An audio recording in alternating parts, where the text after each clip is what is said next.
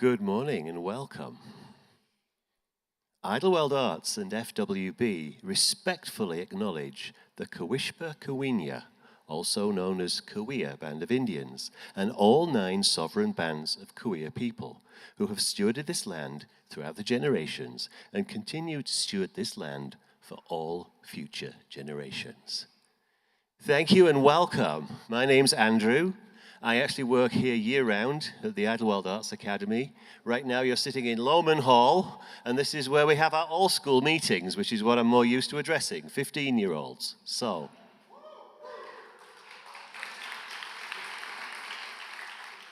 this is our 3rd year of hosting this absolutely, completely spectacular and fantastic conference and arts and music festival. So thank you everyone for coming. I won't take up much time here on this mic. Just to let you know, we are an educational nonprofit. We have a 200-acre campus here, and we're very, very honored to welcome you to it. So thank you.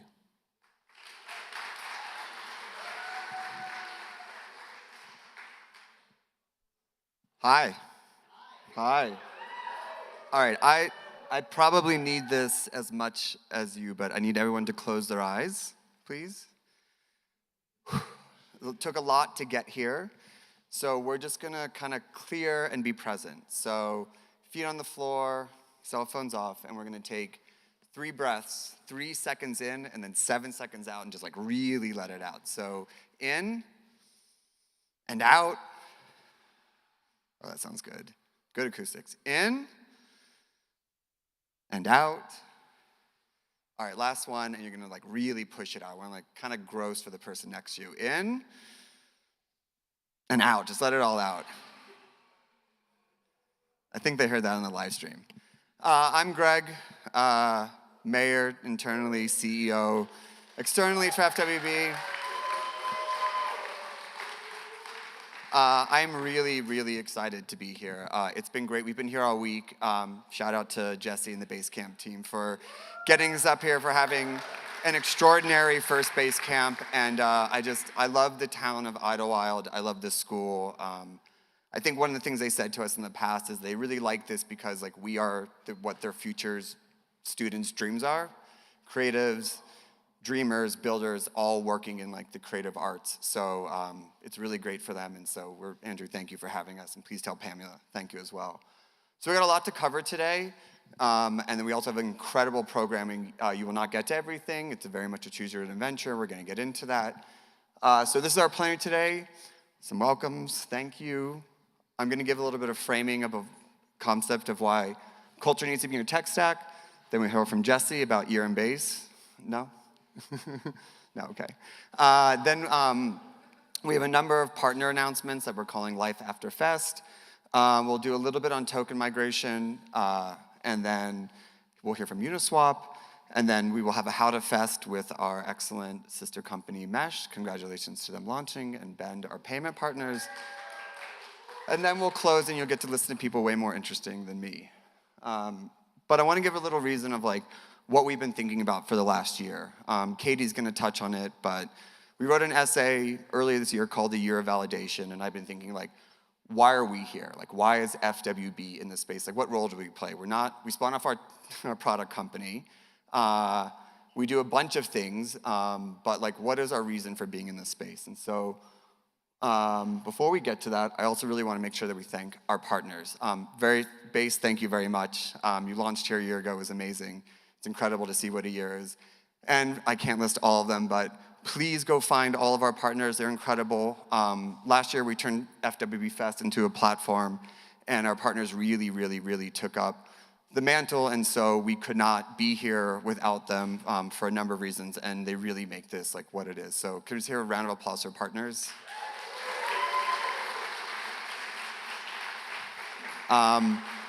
And then most importantly, I want to thank my team. I think that's very important. Team, can you like put your hands up? Steph, Paul, Izzy, Zhang. Like we work very hard on this. We have 3 full-time and 2 part-time people making Fest happen, and an incredible support staff as well. So if you see someone looking, maybe give them a hug or a sandwich because they probably haven't eaten. But I'm very, very, very grateful. Thank you to the school. And then finally, thank you to everyone here. We know this is not easy to get here, and we know that we get messages from people, but we really, really appreciate that. Some of it's your third fest, second fest, first fest, and it is really not lost on us that you make time to come here and be here, and so we are so grateful. So thank you so much for coming and being part of this. So I'm going to talk about today of like what we think is important and why culture needs to be in your tech stack. I've thought about the role that FWB has played and continues to play, and we think that like what we do probably as good, if not best than anyone, is adding culture to technology. That's really the thing that like we focus in about. This is one of my favorite quotes. Culture eats strategy for breakfast. You can have a great strategy, great rollout plan, you can do all this stuff, and then someone can go viral and totally ruin your entire marketing plan for the week. Sometimes those things are planned, sometimes they're not, but those things are all culture and tapping into like a huge zeitgeist. Who are we? We're a group of culturalists attuned to technological solutions to foster a more equitable world for creatives and creators, but we're also a new type of cultural institution. I think that maybe we didn't know exactly what we were before, but I think we are just in a long line of cultural institutions that are like playing in the world of technology and advancing both those ideas and culture. And we also think that we are people who really use culture to help drive forward a lot of these more complicated ideas to the larger world. How do we do it? FEST. Events, partnerships, City Keys. City Keys, for those who don't know, is our global event series. We've done 200 plus events with all of our members in 40 cities all over the world, 4 continents, and they're all incredible, and any member can spin one up. We do editorial, thought leadership, and we ship post as well. Thanks, shout out to Steph. All the memes are from Steph. This is a quote from David Marks, wonderful book, and also speaking later. So to talk about culture is to assess the current state of our behaviors, meanings, norms, and values, how they're changing and why, and which individuals and groups wield the most influence on these changes. Culture means many things to many people. For us, it's most about cultural norms and being attuned of like what's going on, and really being able to tap into that, not just for ourselves, but for also the audiences that you're looking to cultivate and grow. We really think that like in our bones, Web3 is the best solution to kind of build these new type of economies, and we think that the way to do it is, besides a beautiful tech stack, is to make sure that you're talking to people in a way that they want to be listened to and heard. Some funny things, how culture has impacted industries. Everyone thinks it's gonna be iPod next. It's the Walkman. This was the first one, never gets shouted out. These are original basketball shoes. Air Jordans came and changed the game. This is a Hilton. This is an Ace Hotel. This is an old political campaign. This is a new one. So most Web3 companies are deeply in search of vibes. It cannot be added later in. It has to be from the jump. Most people will build something really beautiful, but it has to start with culture from day one, or you're gonna be in a lot of trouble. So back in January, we published an essay called Decentralization Desire. We planted this flag saying that if we were gonna bring the next 100 million people on through the financialization of everything, it would have happened. There's a lot of money. It hasn't. It's going to be culture. You have to give people something that they want. I heard that on stage yesterday. Give people what they want, and they will come and help you grow your business. Why should culture be part of a tech stack, right?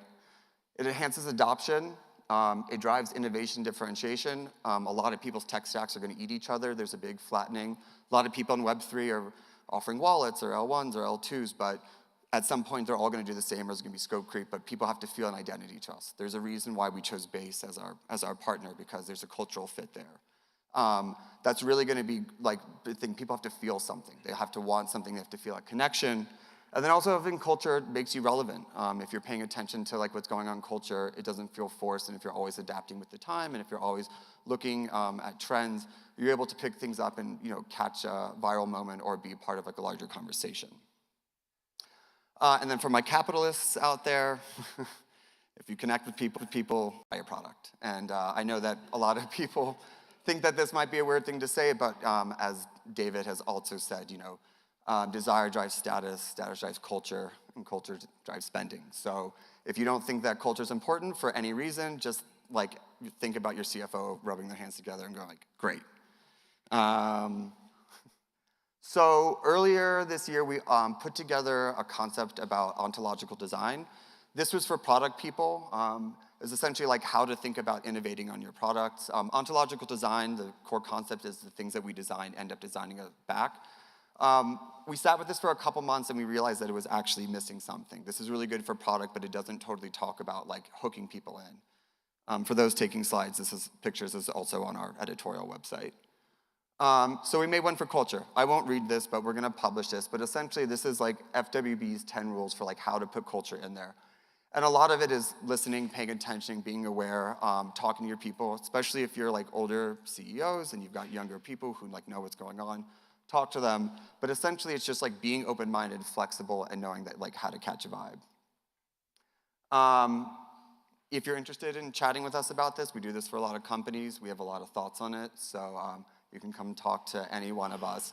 But yeah, that is the framing for this, and so we're really excited to have you here. And up next is Jesse to talk about Year in Base.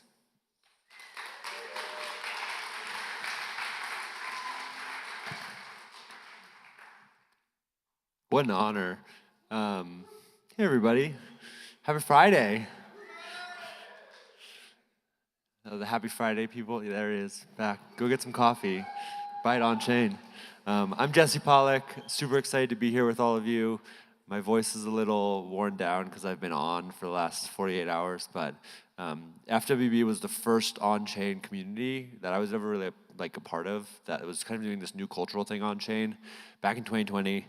And it's always had a really special place in my heart, so it's an honor to be here. And that's what brought us and Base to FEST last year. And I want to actually just take us back 1 year, almost exactly 1 year ago, with a quick montage. Let's see if this plays.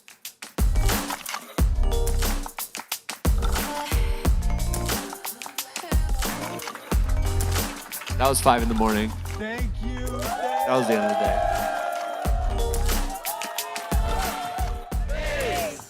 You guys happy to go home?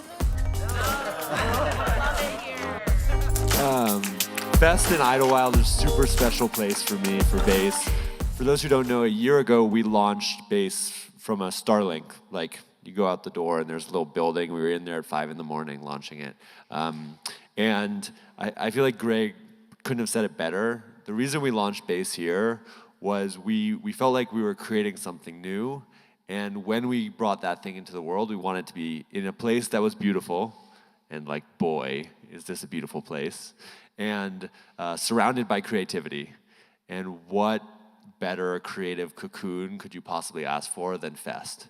And so I think everyone here like knows why we made that call. And I think has like proven true. If you plant seeds in environments like this, like good things are going to grow. And I think they have really grown.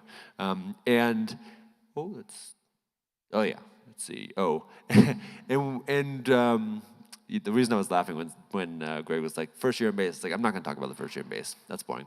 What I want to talk about is that we need good things to grow, because the current system, I don't think it's working for anyone. And so maybe just to quickly do a test, raise your hand if you're an artist or a creator and the internet could work better for you. That's a lot of hands. You're not alone. If you like ask, we've done a bunch of polling and like surveys on this, and the majority of people have a negative view of the internet today. They're like, it's not working for me. And I think a lot of us in this room, obviously for the last decade, but also for the last many decades, we've been trying to build a better internet, one that like actually works for the people. But I think the learning for me, and I think many of us, is that change, it doesn't happen in a straight line. When we first created the internet, it was just to share files. It's like the academics had it between them. And then websites started, everyone was like, there's no way these websites are gonna be a thing.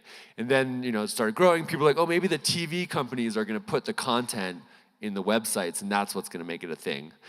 But that's not how it turned out. How it turned out was that all of us made it a thing. We made the content. We put it on the internet. And that's what's made the magic of today. It's all of us in our group chats, in our group DMs, like literally coming together and creating this incredible thing that gives so many of us joy every single day. But the shitty thing and the sad thing is that though we are the ones over the last 20 years who made that internet what it is, it was not designed for us to be the beneficiaries. And I think when we look at where we are right now, oh, wait, did I miss a slide there? Yeah, we did. Let's see. Can we go back one slide? Oh, no. Click. We're missing a slide, but that's okay. There's supposed to be another slide here that says the on-chain internet. So imagine that. And instead of a box that's containing people with like directional centralization, it's like a lot of connections between each other. Yeah, you can imagine it, right? You're all building it. Let's go. But like what we believe is that the on-chain era, the next generation of the internet, is the opportunity for us to rewrite this story and to create a new world where if you're a builder, you can build things and it's not in a gate-kept platform, it's open, it's for everyone. If you're a creator, you can put your work on chain and it is yours still and you can earn directly for it. And if you're just a person, like an everyday person, like regardless of where you live, regardless of where you're born, you're gonna get access to the same incredible creativity. That's what the future of the internet should look like. And that's what all of us are building. And I think the thing that's really exciting for me is that this, let's see if this plays, or maybe I have to hit play again. Nope, doesn't want to do that. It's not gonna play, it's supposed to spin. It's a little play spinny thing. It's a globe. Woo! Let's go. It's a globe. You know, the thing that's exciting about it is that like this era is becoming more and more real every day. This is a little map of different base communities. So we actually have like 40, 50 different language communities. So every single one of these that you have is people talking about the on-chain internet in a different language, in their language, helping their communities come on chain. And I think in this room, you know, I'm like looking around and I know there's so many incredible artists and creators who are doing their best work on chain. You know, we have, I see the park back there. Yeah, let's hear that. I thought I saw Toady Hawk somewhere in the room. Yeah, Toady's there too, incredible work. We have Chris Corella in the front doing incredible work. Latasha, I don't think is here, but she was here last night. She'll be here today. Priyanka Patel, I think was here last night, is here today. You know, the list goes on and on and on. You have people who are bringing their creativity on chain. They're showing us the way, and they're building a better future. And not only that, like it's good for their businesses. You know, Greg talked about this later. We've been, you know, working with On-Chain Summer. It's this whole movement that we're trying to create to help people come on chain, and it's been like two months, and these creatives have earned $2.5 million, like by putting their work on chain. They still control it, but now they're earning millions of dollars. And I think the thing that is really incredible is when you think about this future, in the current world, if you look at the numbers, 99% of the value that artists and creators create when they bring that content into social platforms goes to those corporations, 99% of the value. And we have the upstarts, the early folks who are making that change, who are bringing their content on chain and who are seeing awesome successes, but it's still day one. And so the work for all of us is making that commitment, is taking the next step, is bringing our work on chain, bringing our creativity on chain, because it's better for us, because it's better for the world, and because it's going to lead to a better future. So I guess I'll just close by saying, keep creating, keep making incredible art, start doing it on chain, or keep doing it on chain. And I'm so excited to build a better future with all of you. And I'm around all day today, and I'd love to say hi to everyone and see how I can help you all build and create this incredible next generation of the internet. Thanks, everyone.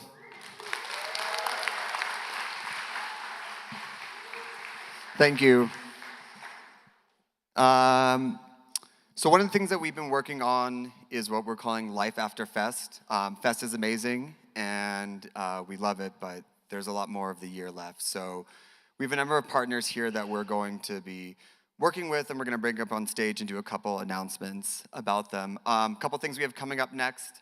We're going to be going down to Argentina with Crecimientos. I don't know if anyone knows it, but it's in like the Zazzaloo Edge City world. They're doing a month-long pop-up city. So we're going to be bringing the WorldCoin gallery that we have over in the mall today, and then we're going to do a day of like how to build culture in your tech stack. We're also going to go to Singapore for Token 2049 with our partners Refraction, who are here as well. We'll be working with Luxo. If you're going out there, please let us know. So first up, we have Fred from D3 to make a special announcement. All right. Thanks, Greg. Hello, everybody. It's just a quick intro. My name is Fred Shu from a company called D3.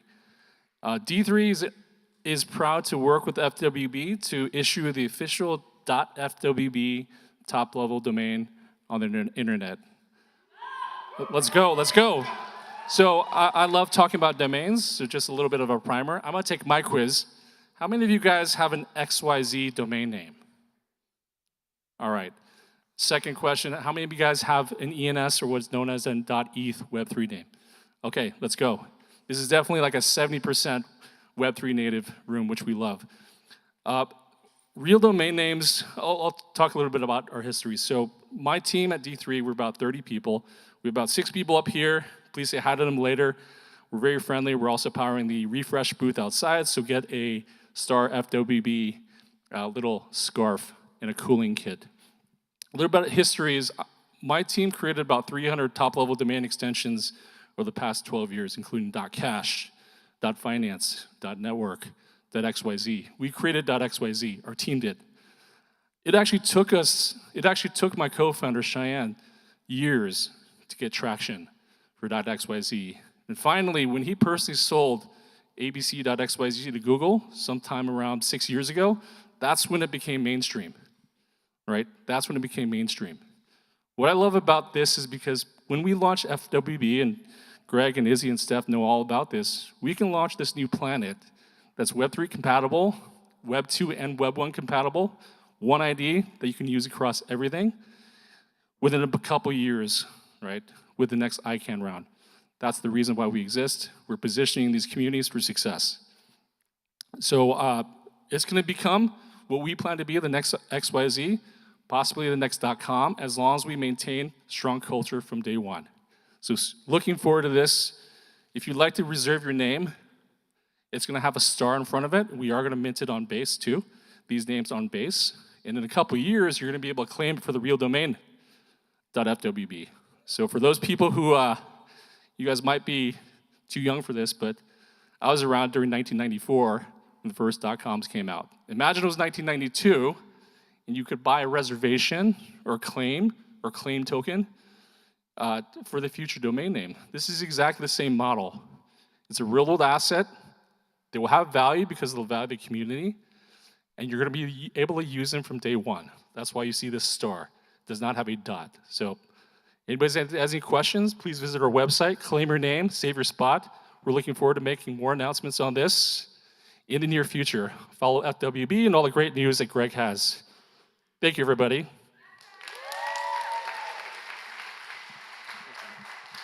Thank you, Fred. Next up, hey Ed, so come on up. I showed you a photo of Ace Hotel previously. We are about to enter into a year-long partnership with Ace Hotel. I don't know if any of you are staying there. Yes, Paul? Oh, okay. Guide me. This past year, they launched their Ace Hotel Artist in Residence. They reached out to us. They have been quietly exploring Web3, and so we are going to be their first Web3 partner. Ed from Super Chief is our curatorial partner. An artist is going to go on site, live there for a month, create work, and then we're going to do a gallery show. We will be minting everything on base and partnering with them. We're super excited about that. Ed's going to talk about the artist, and then I'm going to talk about the open call that we have. Sure thing. All right. Hey, everybody. My name is Edward Zipko. I'm the director and co-founder of Super Chief Gallery NFT. We're the first NFT gallery in the world. We opened up a few years ago, and we're excited and honored to be doing this with FWB and with Greg, whomst I love. So yeah, I'm really excited that we're getting to do this with ACE. I'm a big fan of the hotel and also residency programs in general. Giving an artist time to actually work and focus without the real world existing is kind of beautiful. So for this, we're excited to bring 3 LA locals who are all bringing a different view on the current existence in LA and also the vibe of Palm Springs. So we're starting with Erica Weitz, then we're doing an open call with FWB and their members there. Then we're moving on to Terrell Jones, who is going to join in February, and then Anta52, who is also joining us in May. Eric is a photographer who does a lot of black and white, really gritty, intense portraiture. She does a lot of, what is it called, black plate? Well, photographer, say it louder. Wet plate, thank you so much. So she does wet plate and it looks gorgeous. We're gonna see exactly what she's able to do on site with wet plate, but we're gonna give it a shot. Then we have Terrell Jones, who does really, really clean portraiture, but a world where everyone is kind of angels and demons, and it's kind of cool to see this perspective brought to a locale.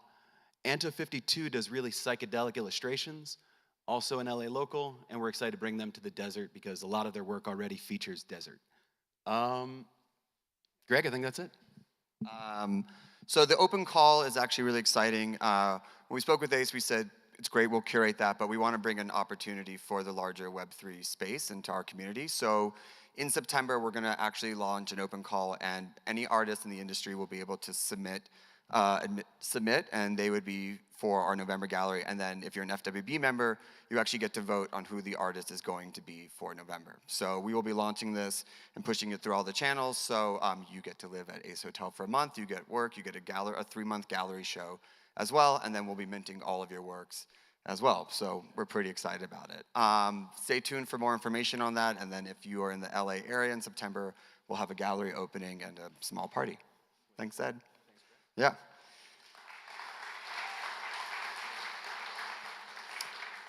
I am very excited about this one. I'm going to introduce Angela from Publicis Group to talk about an exciting joint venture that we will be doing with them. Hey everybody, I'm Angela. I am head of product for Lion Vault. We are the Web3 agency within Publicis Media, and I am so thrilled to announce that we are definitely more than just friends with FWB. This button, right? Okay. I've been known to shut these off entirely, so, okay, cool. Awesome. So for those of you who don't know, you're probably like, oh my God, Publicis, media agencies, what are you doing here? So we are old, but young at heart. We've been around for almost 100 years, and truly within the past decade, we've made the realization that we absolutely have to reinvent ourselves. We knew that the way our business would look today would be completely different than what we were building. And to really give you some context, Mad Men was based after Leo Burnett. Leo Burnett is a Publicis agency. So what we've done over the past 10 years is really make some strategic investments into technical partners, tech stacks, within our own products and agencies in themselves. So these are really where we focused the past 10 years, everything from AI, emerging technology, and like I said, we've invested in our own products and agencies, and Lion Vault is actually spun out of that.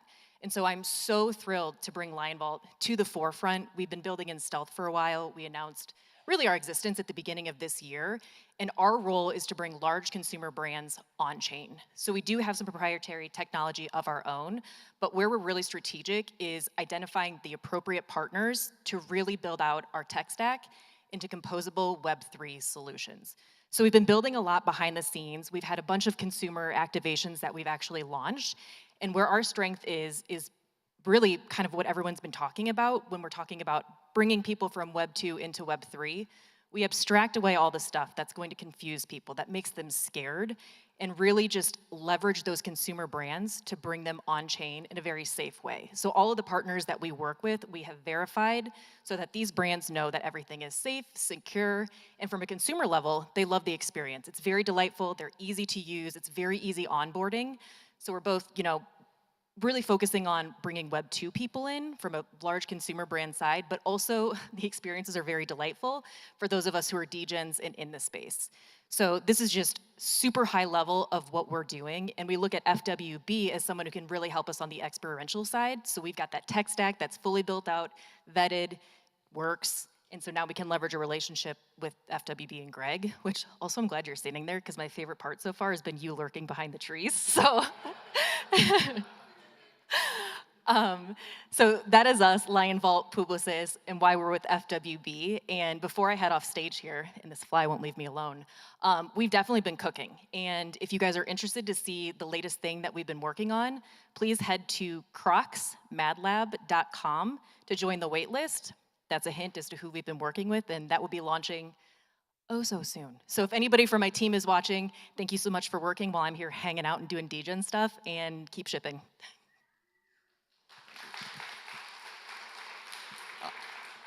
One more thing, like why this is relevant for us is that we really want to escape just out of like the Web3 bubble. These are a lot of very well-known brands. What's great about this tech stack is that we can also integrate other companies. So if you're building stuff where you think that would be great for a full tech stack, come find me or come find Angela, and it'd be great to chat about it. So yeah, we're very excited about this, and we're just getting started on this. Thank you. Next up, my favorite, Benji. Come on. Benji's from Optimism to share a special announcement. Hey everybody, we're gonna, okay. Hey all, so we're gonna talk a little bit about like the superchain. What is a superchain? We're gonna talk about what the superchain is doing for culture. And then we're gonna announce something new that has never really been done before, but we're really excited to do it with everyone here and try something new for the space. So to begin with, layer 2s are cultural extensions of Ethereum. And now the question is like, we have a lot of layer 2s, how do we extend Ethereum's culture together? And that is through the superchain. So the superchain is a collective of networks and chains such as Base, WorldChain, OP Mainnet, Zora Network, and many, many, many more that are all working together to scale Ethereum. The superchain scales Ethereum's tech, so we all work on the OP stack and contribute to it. So imagine instead of like everyone trying their own thing, we're all working together and expanding the pie on this one. The superchain scales Ethereum's values. We are, as the OP stack is completely open source, the OP collective effectively gives back all sequencer profits to retroactively funding public goods and people who, to create a world where there's like not financial martyrdom for doing the right thing. So to usher in a better economic system. And finally, the superchain also scales Ethereum's culture. And this is, so far, we have rewarded 12 million OP to creators. One was a 10 million OP airdrop, airdrop 4. Another was 1.2 million OP towards We Love the Art. This was our first foray into the art world, pretty much, and it ended up being very successful. It actually ended up being one of the largest global art contests ever. And emphasis on global, it just shows the power that crypto is a global force, and we can actually like create something for the entire world together, especially when we work together. And lastly, with On-Chain Summer, the superchain has given 600K OP that's going to be used for a variety of initiatives. Here at FEST as well, we have also created merch with IYK. This was designed by our community of artists. We had an open call for, so you'll see some t-shirts around. We were able to fly artists and creators into FWB Fest for this as well, for this year. And finally, we're also hosting a scavenger hunt. So there's 10K OP up for grabs if you complete the scavenger hunt, so good luck to everybody who's doing it. With all of this as well, we've not done it alone. Like, none of this stuff is alone. The superchain is not something that one team is doing. It's a collective of teams, a collective of communities, a collective of builders and artists alike. And as such, we're very excited to announce this next thing that we are doing called the Sunnies. Hello, FWB. So On-Chain Summer is not over, but when it is over, we're going to celebrate. And we're going to celebrate all of the builders and creators and collectors and curators who have been building throughout the summer. And so now we're introducing the Sunnies. The Sunnies is an on-chain award show in the fashion of the ESPYs or the Grammys. We're going to live stream it on Unlonely, and we're going to reward builders with 540,000 OP across a range of categories that we hope everyone in this room can qualify for. Cool. We're gonna launch in August, where you can sign up for your project and submit to the awards. And we're gonna try to provide value beyond the 540,000 OP. We will provide you your on-chain metrics, data about your social graph. We have content for you to share. So we wanna encourage everyone to participate, hang out in our award show, and hopefully we can deliver extra value back to you. So this was a collaboration between Charmverse and Gitcoin, Open Source Observer, Unlonely, and the Superchain. But we are all the Superchain, and so I'll kick this part back over to Benji to see how you guys can get involved. Yeah, so like I said, we are doing this all together. And as such, a lot of the stuff, example, the Sunnies, is done in a decentralized manner. So we have an open call for partners who want to come in and help us. I mean, you can name an award after your team. You can be a presenter. We can figure out other ways to also work together for it. And as such, if you'd like to be a part of this, again, it's like a Superchain-wide award show, first of its kind. You can scan that QR code or see us throughout the event, and happy to talk about it and explain more. One last part on the general realm of culture, I think it's an honor to be here. This is like the representation of what crypto can be to the rest of the world, and I think it's amazing that we get to tell this story through things like this and through activities where we get to meet each other, share minds, share ideas, and hopefully share the vision for a better world that's fully on-chain. So thank you all so much, and looking forward for the Sunnies. So there's a question? Sorry? Oh, really? Okay, we'll get that sorted. I'll wear a QR code after. I'll be hanging out with it. Thank you. Hold on. Thank you. And also, how many people here participated in We Heart the Art? Amazing. We have a number of We Heart the Art artists here performing, so please check them out and give them congrats.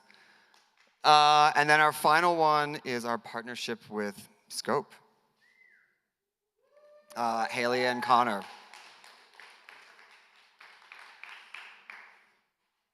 Hi. Hi, I am Haley Smith. I am the director of Scope Art Show. This is Connor. He collaborated on a project with us last year, which he'll speak about in a moment. But if you don't know what Scope is, we are one of the tentpole shows that happened during Miami Art Week in December, with over 90 shows spanning more than 20 years. We have become known for our storytelling and multidisciplinary programming that really integrates creative expression into the whole show in many ways. From our 100 galleries that take over the space to lounges, large-scale installations, hospitality, and wellness talk series, and more. We're really excited to work with FWB to explore really the depth and expansiveness of where art is going. A really big focus for us this year is around collaboration. And we see this in what FWB is doing with FEST, just kind of in its blood. So we're very, very excited for FWB to partner with Scope and bring some Web3 community building to the show this year.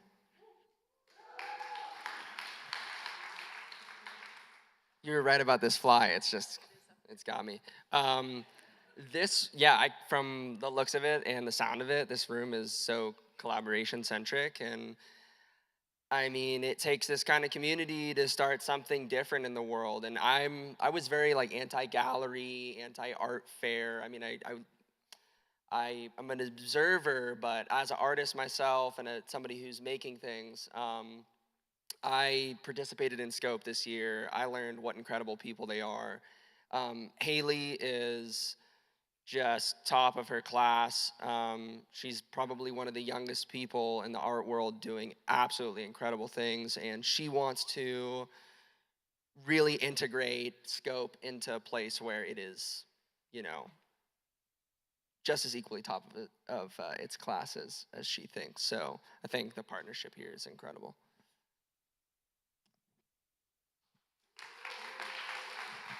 Connor has a piece of work up over in the mall, so go talk about that. Yeah, you don't have to. We're really excited about this. We've already got a few partners signed up, but we want to make this the Web3 hub. I'm sorry the video didn't show, but oh, you want to? Well, there we go.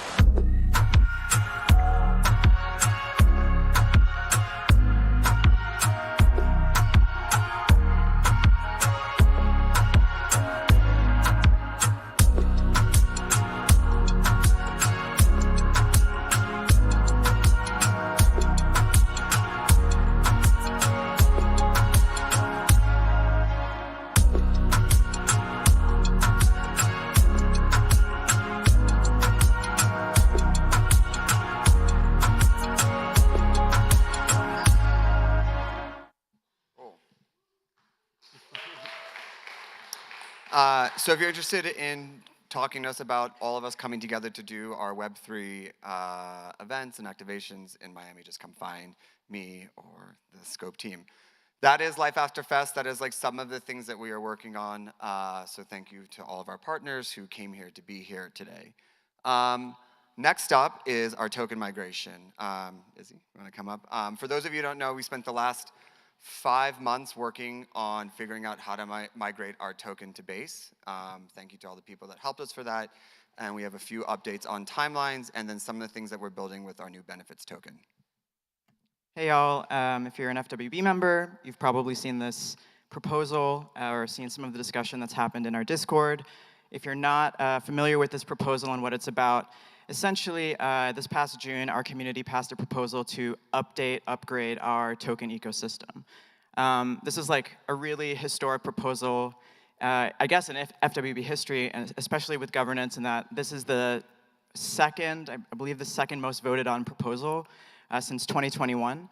The most voted on proposal previous to that was our second diversification of the Treasury. So this was like a really, really huge community effort, and there was so much discussion that went into the strategy and thinking behind it. The importance of this proposal is that it details the strategic migration of the FWB token from Ethereum mainnet to Base L2.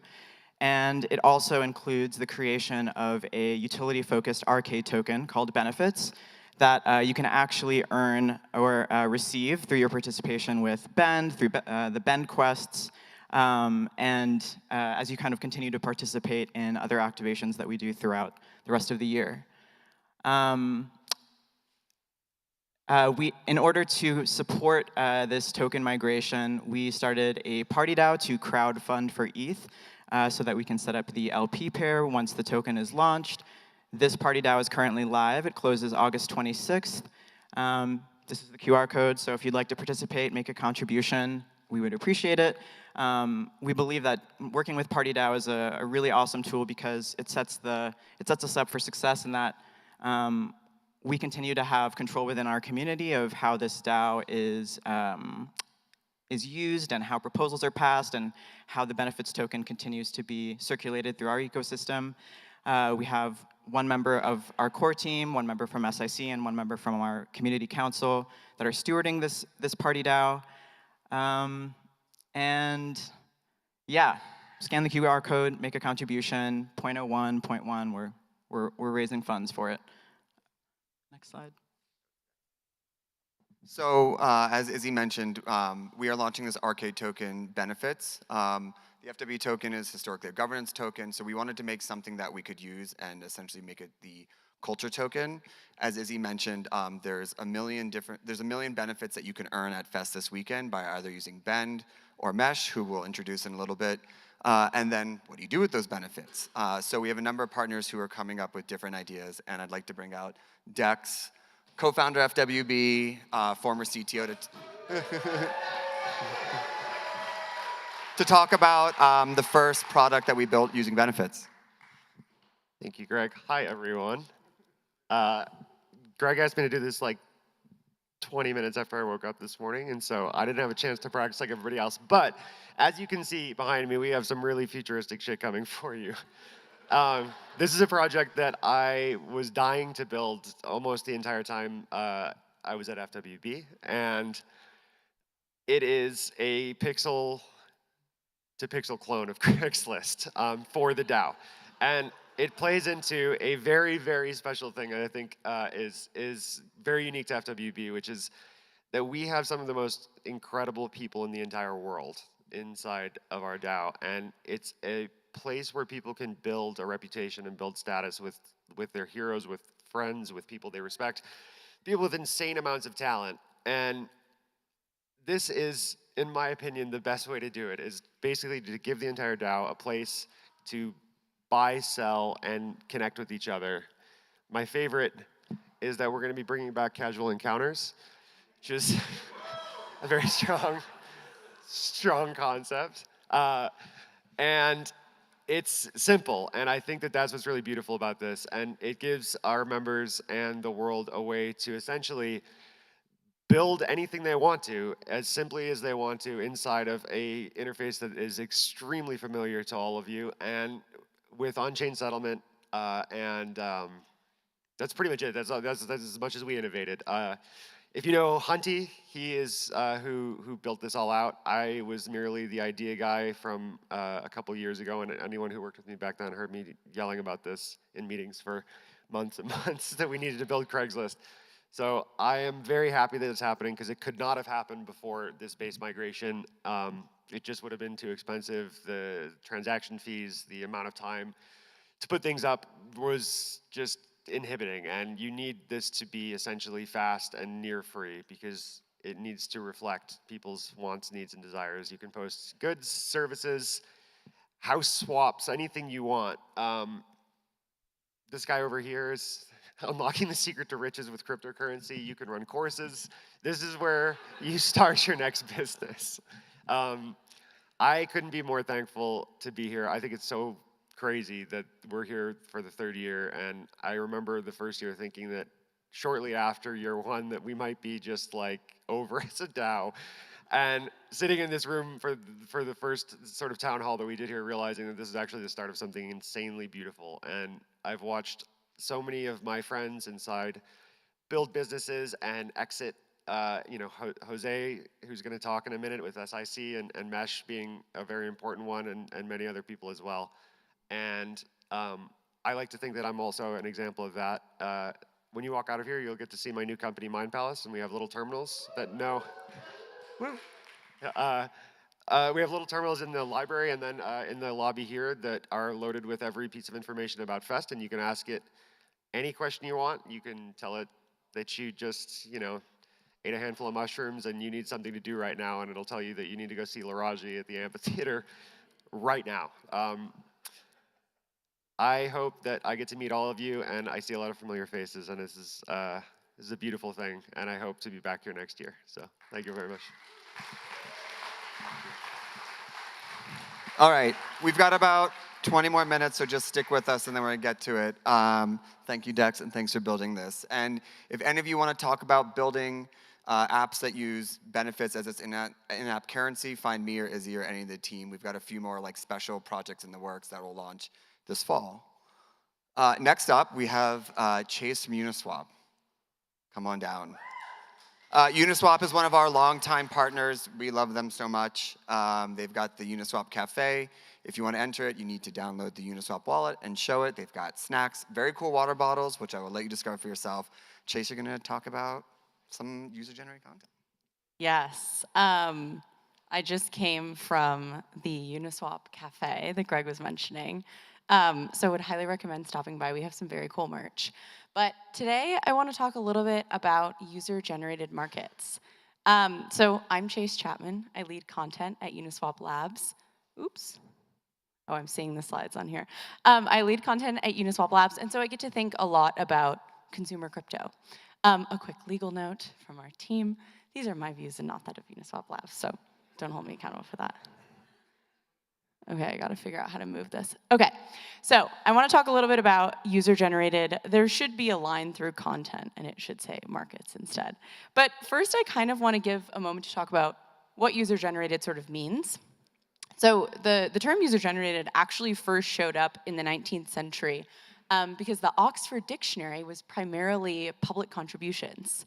And so I think this is sort of something that's rooted in these democratic contributions of people of value.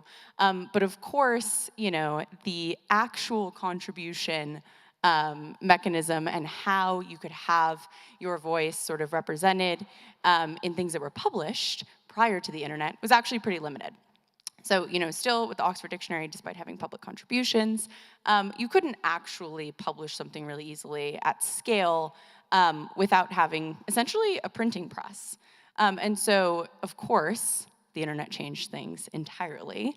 And when I think about what actually changed with the internet and being able to generate just about anything and people being able to do anything, oops, there should be a slide here that's like economic value created.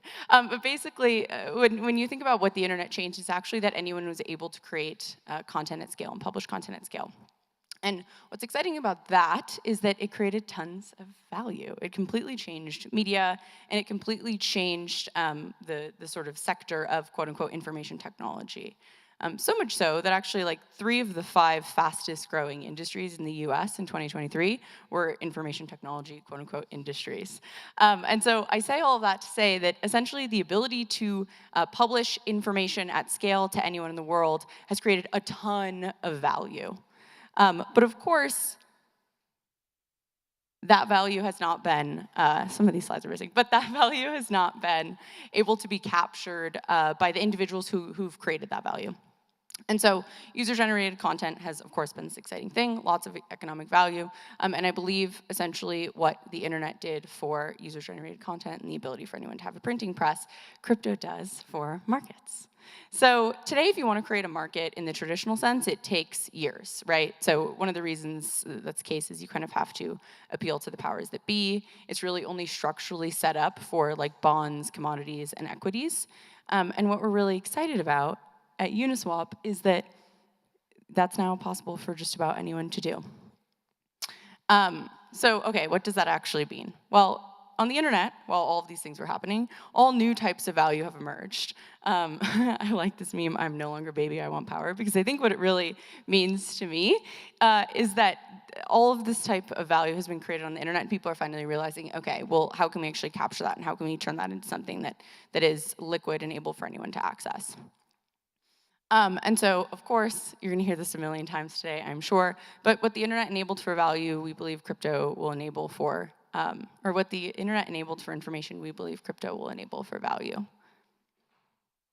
So already today, you see this in meme coins, you see this in DeFi. We've created trillions of dollars actually in user-generated markets to date.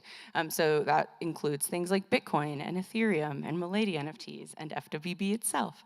And I kind of wanted to touch on this idea of user-generated markets going into FEST because I honestly think that today's crypto culture, and if you go on crypto Twitter, I think it very much feels this way, or Farcaster, wherever you get your information. I think today it feels kind of nihilistic. I think deep down, at least for me, and I've talked with a lot of people about this recently, I think we're all kind of asking ourselves like, okay, whatever, blah, blah, blah, user-generated markets, but like, what does that mean for us as people? And are we kind of just stuck in this meme coin era? Is there something beyond that?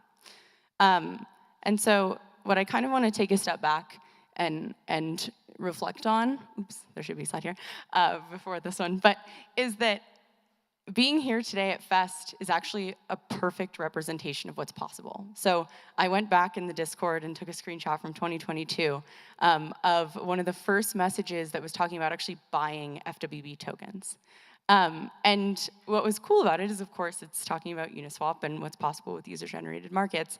But I think what was most interesting to me is that it really, I don't think, was obvious that it would turn into this. Right? People talking about culture on stage, having Publicists and other massive entities come in, but also artists who are now able to create and do really interesting things on chain because of ultimately a token like FWB that made it possible to do just about anything. So I think when we think about what's actually impactful here, I'm reflecting a bit on FWB and all of these components, but I think the best way to think about it is actually what was made possible on the internet today in general. So I will leave you with this image because I think it's hilarious for a couple of reasons. The first is that the origin of it is I was messaging a friend of mine and I was saying, yeah, I'm going to share a little bit on user-generated markets and how I'm thinking about it. And he said, oh, well, I have a perfect meme for you to share. I was actually in Soho the other day at Uniqlo, and I saw this shirt get printed, which is, of course, a brat meme that says lactose intolerant on the shirt. And so there are a couple of reasons I think this is poignant and want to leave you with it. The first is that the fact that Uniqlo enables user-generated markets or user-generated content in their own way, but they're actually financializing it, is hysterical. But the second one is, I think as I reflect on what's made possible, again, by user-generated content and user-generated markets, and being here at FEST today, one of the things that's most clear is that in this context of meme coins and all these things that I think feel very digital, almost all of them ultimately cross over into something physical that we can actually feel in our real lives. And this felt like a perfect example to me because, of course, you're actually seeing this in person. It's one thing to see a Kamala Brat coconut meme on TikTok, and it's a whole nother thing to actually see it in real life, see someone wearing it be an expression of identity. And so as I think about the future and what's possible with user-generated markets, my hope, and I think FWB and FEST is sort of really laying the groundwork for this, is that it becomes so much more than just financialized assets and random new shitcoins, and instead becomes something really incredible and a cultural moment. So that's all.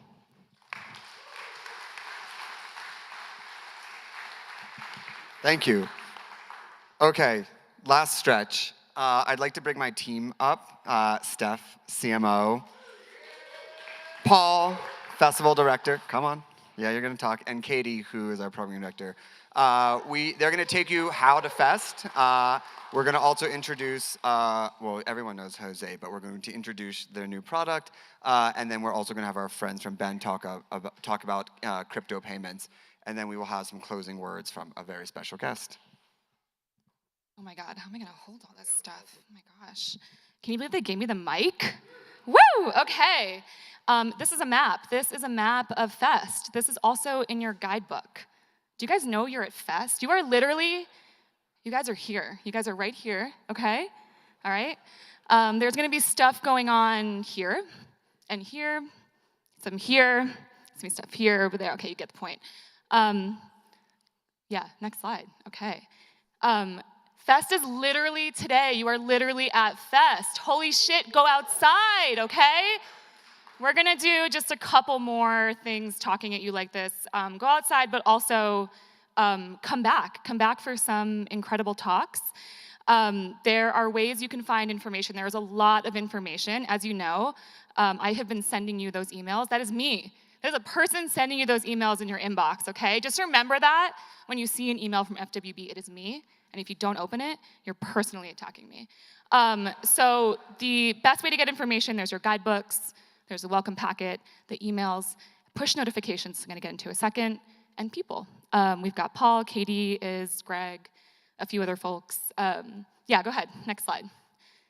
Okay, so there is something happening on campus today and tomorrow. It's called the hunt, the scavenger hunt. I'm gonna put this down for a second. These plaques are hidden, see, there's a real one. They're hidden all around campus, 16 mysterious locations, the most mysterious locations you can think of, all for a 10,000 OP pool. 10,000 OP, folks, okay? For minting and tapping all 16 locations. We can, next slide, please. Okay. The locations are an iambic pentameter. Guys, we brought poetry to campus, okay? I didn't finish my journalism degree, so this is what I'm doing. You can go find the locations at this link right here. This link right here, you can find the locations. And watch this. Next slide. Okay.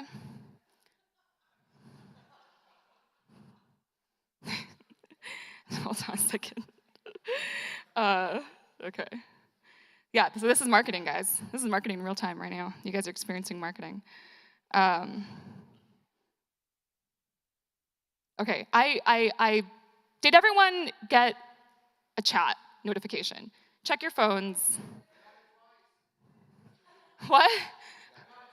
You got it twice. Okay, we got it twice, everybody. That is the link to the scavenger hunt. Notifications, that right there, that 69%, that is the amount of you that opened up the email that I sent last. All right? So the rest of you, shame on you for not opening. So now you know, open the emails. If you don't open the emails, turn on your notifications. I did a Google search in case you don't know how to do that. That's as far as I got. So yeah, download our shit, get push notifications, excellent things will come your way, amazing benefits for your community. This is marketing. I promise that we are not going to send you too many and that they are all for your benefit. And with that, I would like to introduce a certain CEO from Scene Infrastructure Company. Where is he? Where is he? Oh, where is Jose? Let's go. Woo! Yes. This is where I hand you a trophy. Right now? Okay, cool. What's up? My name is Jose Mejia. I'm the CEO and co-founder of one of the 15 apps that you've had to use just to go to this event.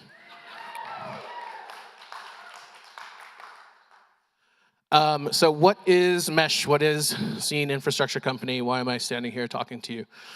So this is actually the third time I've been on this stage. I used to be a part of that amazing team over there. I'm actually kind of sad because putting together FEST is one of the most amazing things I've ever had the opportunity to do in my life. And I'm here in a very different capacity, which is launching a ticketing and check-in platform to 1,000 people as the very first event that we've ever done on our platform, because clearly that's what you do, and we're very, very smart about what we're doing. So the whole point of Mesh really came from what we built at the FWB product team, which I used to help run. We built Gatekeeper, which was the first token-gated events platform. Shout out to Dexter in the back, who was actually pivotal in making that happen. He wasn't lying about being a premier idea guy. And then we built the FWB app, which was kind of like a token-gated like social feed, basically, that people really loved, that I had lots of problems with, but again, it's for you guys. So we had this opportunity to spin the product team off into its own company, raise its own capital. We did that last year, and so the team has been hard at work for the past 8 months building Mesh, which is really taking everything that we learned from what we had built before and rolling it into something that is seamless and easy to use and takes everything that we learned from building products for communities. So if you're here, you should have the app because you needed it to scan your ticket to check in. So if you snuck in, number one, screw you. Number two, you can still download the app. I will check you in personally. It's fine. But what you'll notice in that app is that it doesn't look quite like every other events platform. There's, I'll get you, Jesse. Don't worry about that. In the emails that Steph has been sending. So there's a chat in the event platform, which is strange. We're trying to build something that's sort of like jamming a social network inside of a ticketing and events platform. So there's a place to troll, a place to ask about where the shuttles are going, where there's food, etc. The chat actually self-destructs after the event is over, so you don't have to feel weird about that sitting there forever with all of your weird questions.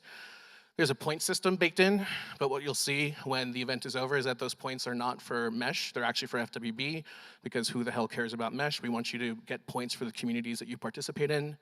And there's also going to be this really weird feature called meshing, which is why we named the app what it is. And what meshing actually is sort of a bidirectional friending mechanism where you and that person are part of a social graph on Mesh that will actually inform the events that we show you later on. And every time you mesh with someone, you get points from FWB that I believe, if I'm not mistaken, is going to be how folks earn benefits tokens, airdrops in the future. So as you're out there, start meshing. You'll notice that I haven't said anything about blockchains. I haven't used the dirty W3 word that Jesse hates. But the fact is that there are on-chain components. We just abstracted them all away. So your ticket to FEST that we scanned is actually inside of a Privy wallet that we instantiated for you when you signed up. When you scan that ticket, we actually wrote a transaction to that NFT to update the fact that it has been used, so you can't be a scammer and send it to someone else. And our vision for the future is one in which on-chain events, on-chain ticketing, and these kinds of things aren't something that people have to read a ton to learn how to use. Want to make it as easy as possible. So this product was built with joy by a really phenomenal team. I want to take a second to say thank you to Nish and Ethan and Kimmy and Skylar. Also want to shout out some of the folks who've been helping us along. So Marissa, In Dreams, and Malone, who've been crushing it for us. And yeah, get out there, Mesh, earn points. If you are interested in hosting events on Mesh, there is actually a quiz in the app that you can take to get in touch with us. This thing works for 1,000-person festivals. It works for dinner parties. If you're an artist and you want to own your ticketing and pretty soon actually own your secondary sales, get at us. We're here to change the game, but we want to change it with you. Thank you.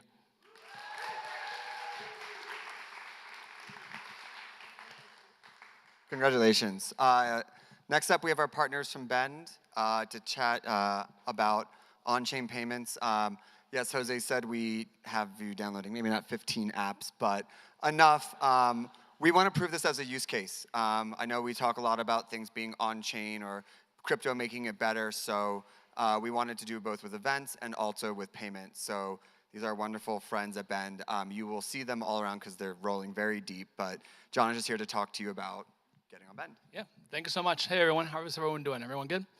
Great. I'm going to take 3 minutes. That's all I'm going to take. First of all, we are Bend. We are a payments platform that's free to use, free to send. It's purpose-built for products or for communities like FWB Fest, where you can send money between users, between each other, and also to be able to buy food and drinks and beverages. So currently we're running an activation this trip during FWB Fest where drinks and food are $2 less if you pay with Bend. You're wondering, what is Bend? Is it another 15 apps that I have to download? No, it's in your browser. It's a browser-based web app that works exactly like Venmo, but is on-chain.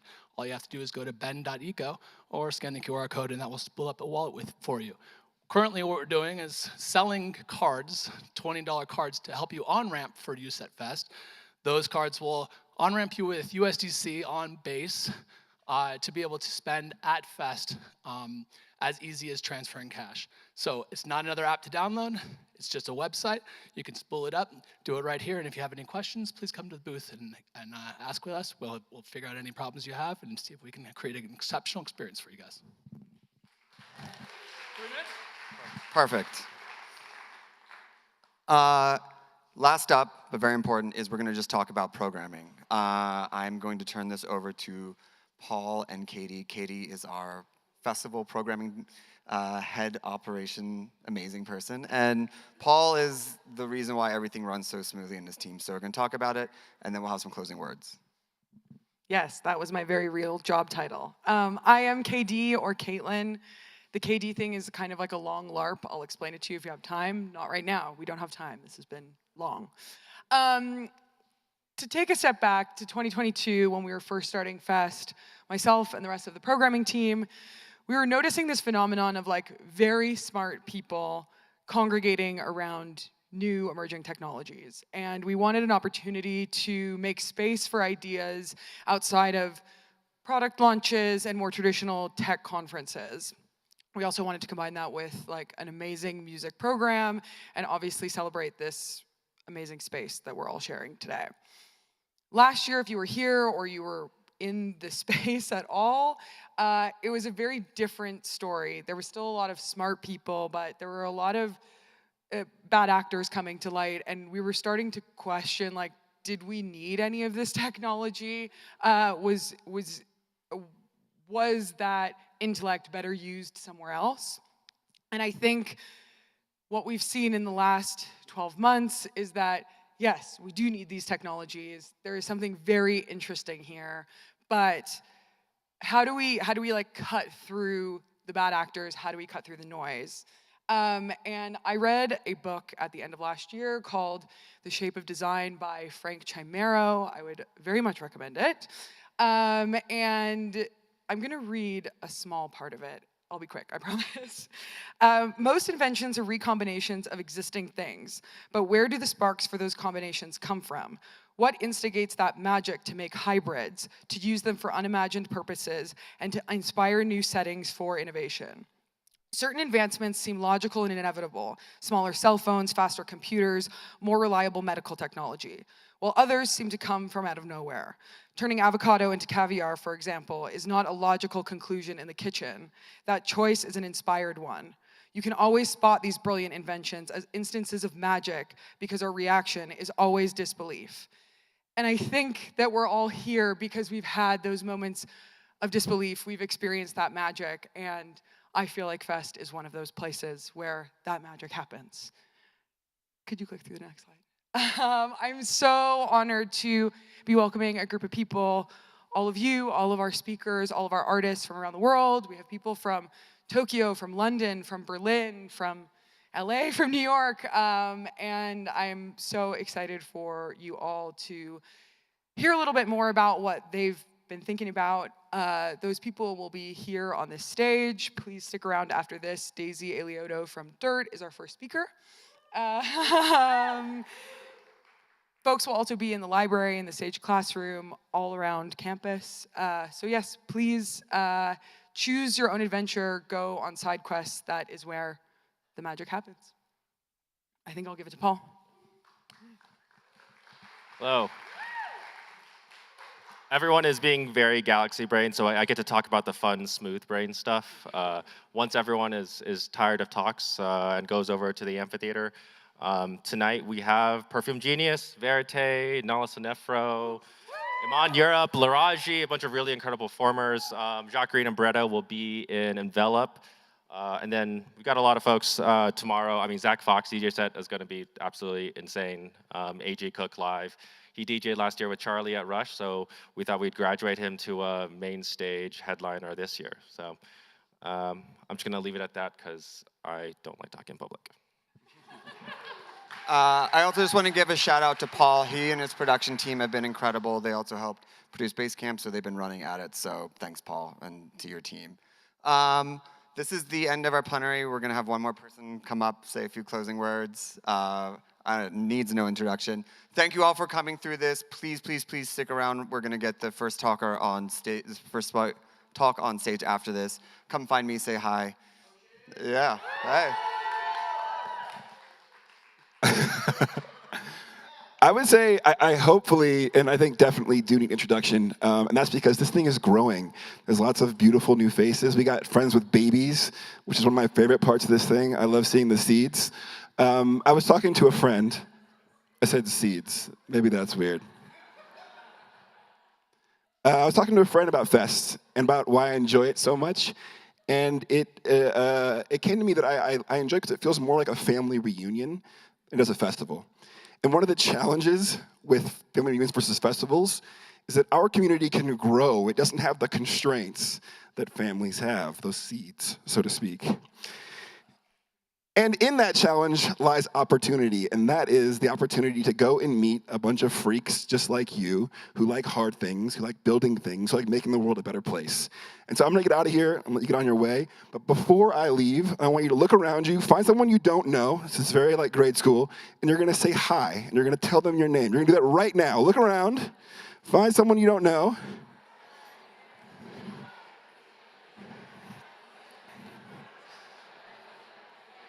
And that, my friends, is community. I'm Trevor. Nice to meet you. Please keep talking. Enjoy yourselves. Enjoy your fest. Thank you so much.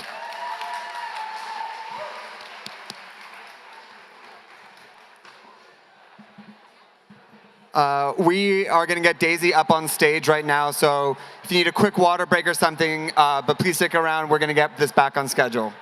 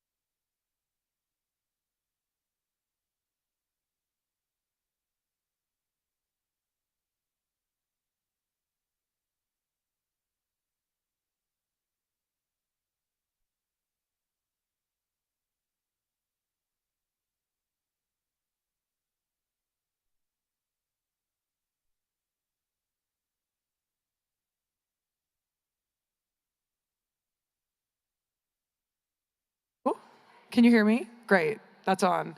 Hi, everyone. Thank you for sticking around. I am so excited and honored to introduce our first speaker of FEST 2024. Please give it up for Daisy Alioto, founder of Dirt Media. Thank you so much. Happy to be here. I have my emotional support water bottle, which always makes me think of that Kanye West tweet about when somebody leaves their water bottle next to you on a plane and then you have to babysit it. So if anyone wants to babysit this for me, that would be wonderful. My name is Daisy Alioto. I'm the CEO of Dirt Media, which is the last digital media company in America. And today I'm going to be talking to you about the taste economy, which is what we're in right now, and I argue is the rightful successor to the creator economy. The subtitle of my talk is How Not to Roll Over and Die, because if you're coming at taste from a creator or artist perspective, things can feel very tough and demoralizing. So I'm going to talk about taste from the perspective of brands, companies, and capitalism, but I'm also going to talk about it from the perspective of empowering artists and creatives. Did anyone read this book when you were younger? Raise your hand. Wow, okay, so this is a bit of a grail then. This is a rare one. So this book, The Search for Delicious, is basically about a king who wants to write a dictionary that will be used by his entire kingdom and be a single source of truth. But he cannot come up with a definition for delicious. So he sends this 12-year-old boy out into the kingdom to ask everyone what their definition of delicious is, and most people have a different food item. And it almost leads to a civil war because nobody can agree, it's so subjective. So that's a bit of how I feel about taste, and so I'm deliberately choosing not to define taste as part of this presentation, but hopefully you will sort of circle around it and maybe come back on a definition, or you can come away with your own definition for taste. Here are a couple tweets about taste that I really like. I don't know if Michael's here. He's definitely at this. Okay, yeah, let's fucking go. All right, so I mean, I love this tweet because, I mean, this is really getting at where we're suffering for a lack of taste at an institutional level, right? We had, the burgeoning social media platforms, sort of this illusion of democratized taste, but the problem with taste is by nature of taste, it can't truly be democratized and retain its curatorial abilities, but we don't like to gatekeep because that feels mean. So how do we strike a balance? I think that's the tension, one of the tensions at the heart of taste and having a tasteful cultural ecosystem. This other tweet I love because this is just very much about how we employ taste in our regular lives, our social lives, which is to judge our friends and frenemies. And, I don't know Shay, but I think she's talking about chicken tenders here. So no offense to the chicken tendies population, but, don't order that off the adult menu. So Ruby, also at this conference, maybe not in the room, has a wonderful overview of the history of taste in sort of current Western society, going back to the 18th century. And with the rise of industrialization, obviously we see a bourgeoisie class emerge, having access to things that were typically only accessible to the quite wealthy. And through that, people start to use taste as a signal of their refinement, and they start to, for the first time, form these divisions in consumer behavior where we have the virgin, wretched commercial spending, and the Chad, virtuous consumption. And these things really look exactly the same, right? But the difference is, if you're consuming with taste, then you're virtuous. And the lack of taste, you're a wretched virgin. And this isn't only in Europe. We actually see this reflected in the early American project as well. We might be in the late American project, depending on what your point of view is. But as the founders of America are having these arguments about democracy and what makes a good citizen and whether it's innate, we see these parallels between those socio-political conversations and this question of taste and whether taste is innate. So this question of taste and consumption really gets wrapped up in this idea of like, what does it mean to be a good democratic citizen? We don't have a constitution for taste. Maybe we can write one, but it's important to highlight that those conversations weren't really separate and talking about, hello, what this country is gonna be. And part of that was, there's this explosion of stuff, right? We're in this industrial period where all of a sudden, there's more chairs, there's more vases, there's more stuff to look at. There's even more oil paintings. This is actually from the 1600s, but if you're a fan of John Berger, which I am, and his series, but also book, Waves of Seeing, we know that the oil painting was really one of the first mediums to really externalize people's taste. And it was sort of that era's version of taking an Instagram flat lay photo of like everything that's in your purse or your bag or your everyday carry. So this person was carrying around oysters. But yeah, we can really read this not just as art, but as a portrait of this person's consumption habits, whether virtuous or wretched. And taste, to me, is really wrapped up in this idea of lifestyle. When we talk about social media, we talk about those types of Instagram posts, what we're really doing is externalizing and performing our lifestyle. And that lifestyle really comes down to our relationship with objects. So a lifestyle, as a compendium of the stuff that we own and that we show that we own, is created when we ascribe meaning to objects. It's consumed when we ascribe value to objects. And it's curated when we start to tell a story about those objects. And this is a flywheel that just keeps going, because once we start telling those stories, we start to see our taste in aggregate, and we think of other things that we should own or buy or consume or signal that we like in order to keep this story of our taste consistent. Taste is also influence. So taste is soft power. If you are a country and you are surrounded by superpowers, or you can't necessarily be a superpower, militarily, what do? You export your culture to the world. So South Korea is the best at this. We all know it.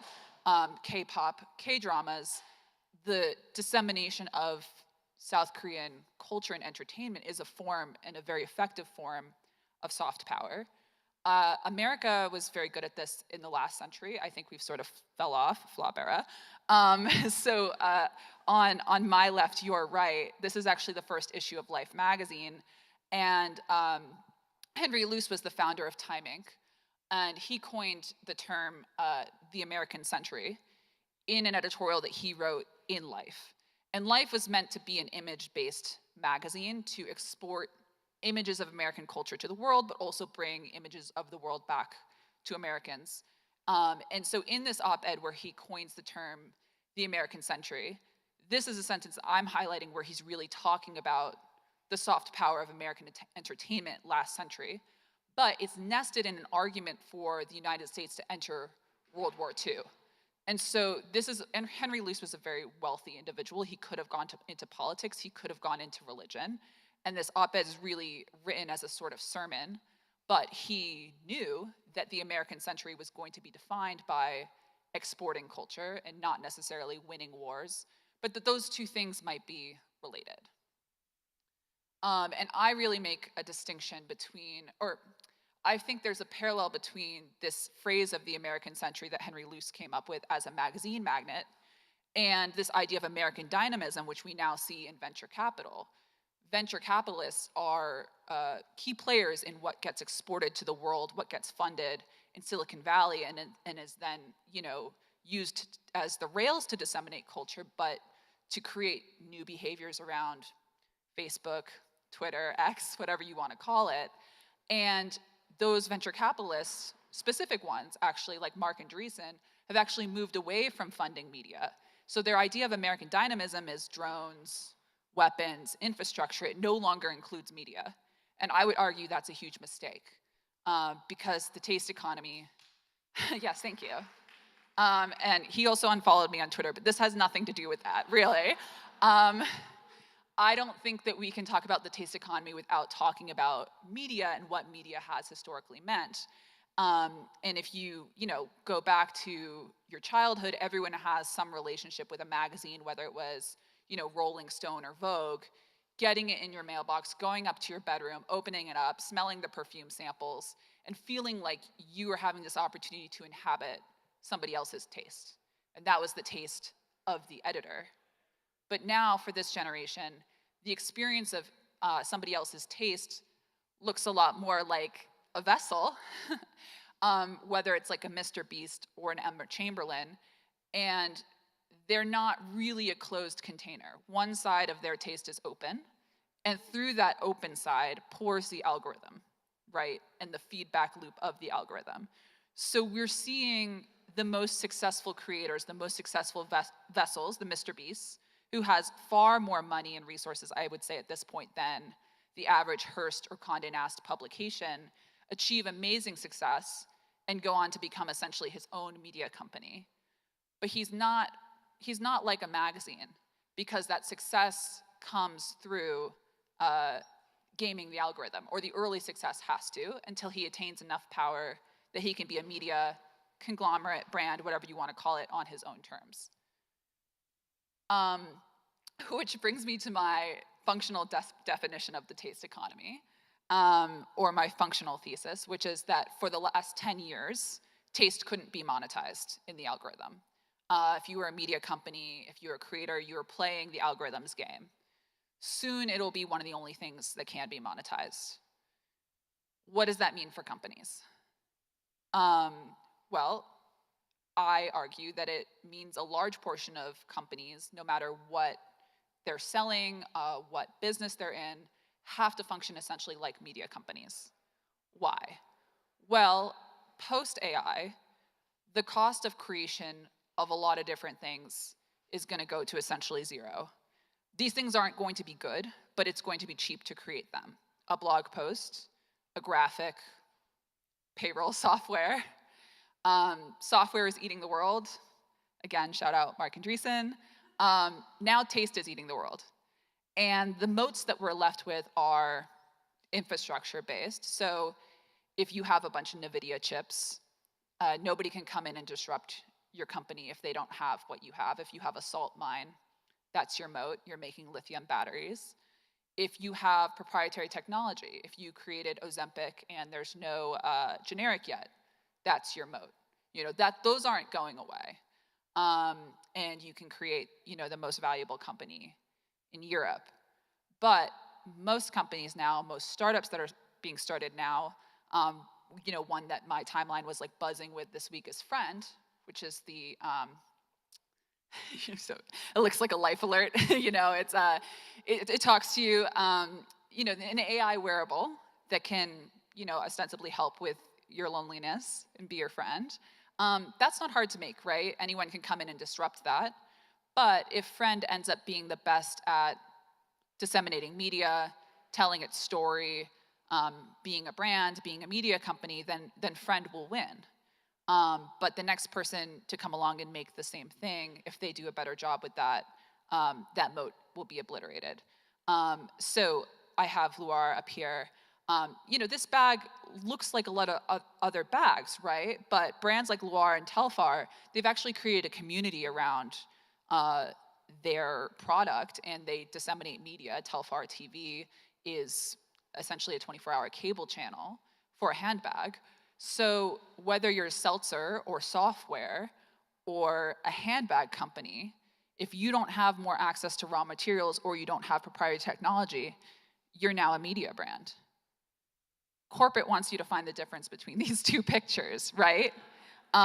This is the same product. Whoever's creating the best storytelling or media or has the more celebrity power, that's who's gonna win. There's no other moat for this business, for these businesses. So here's a little bit more of a breakdown of what the taste economy entails and how it's different from the creator economy and the sort of age of the algorithm that we're now exiting.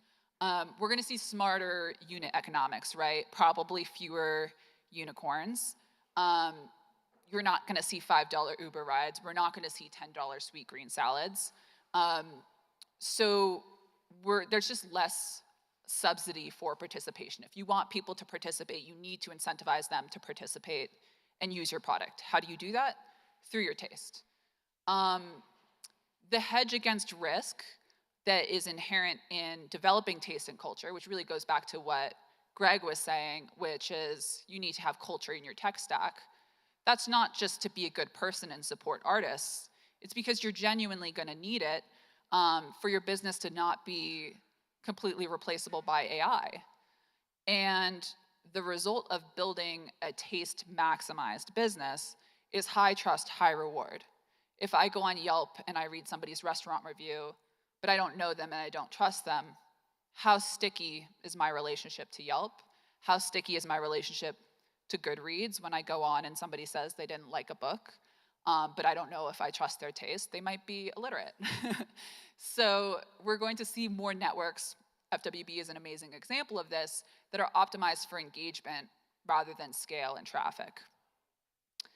What does this mean if you're a creator?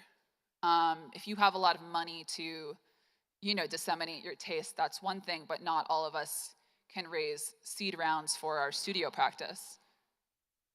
I think the first step is just acknowledging that the zeitgeist has turned in favor of taste, and that should be a good thing for tasteful people.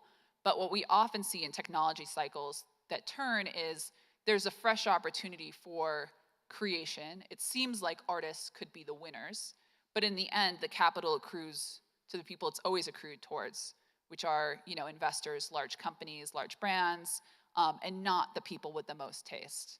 This is a fresh opportunity for the people with the most taste, for the tastemakers to be the winners economically, but we have to behave aggressively and with intention. I don't know if you're familiar with the artist Maya Mann. I'm not sure if she's here. We know her, we love her. This is from a project that she did that went out and basically scraped all the live, laugh, love adjacent content and Canvified it into images that were minted on the blockchain. So the accounts won't consume you. Maybe we're free from the algorithm now. But there's a few different aspects of this.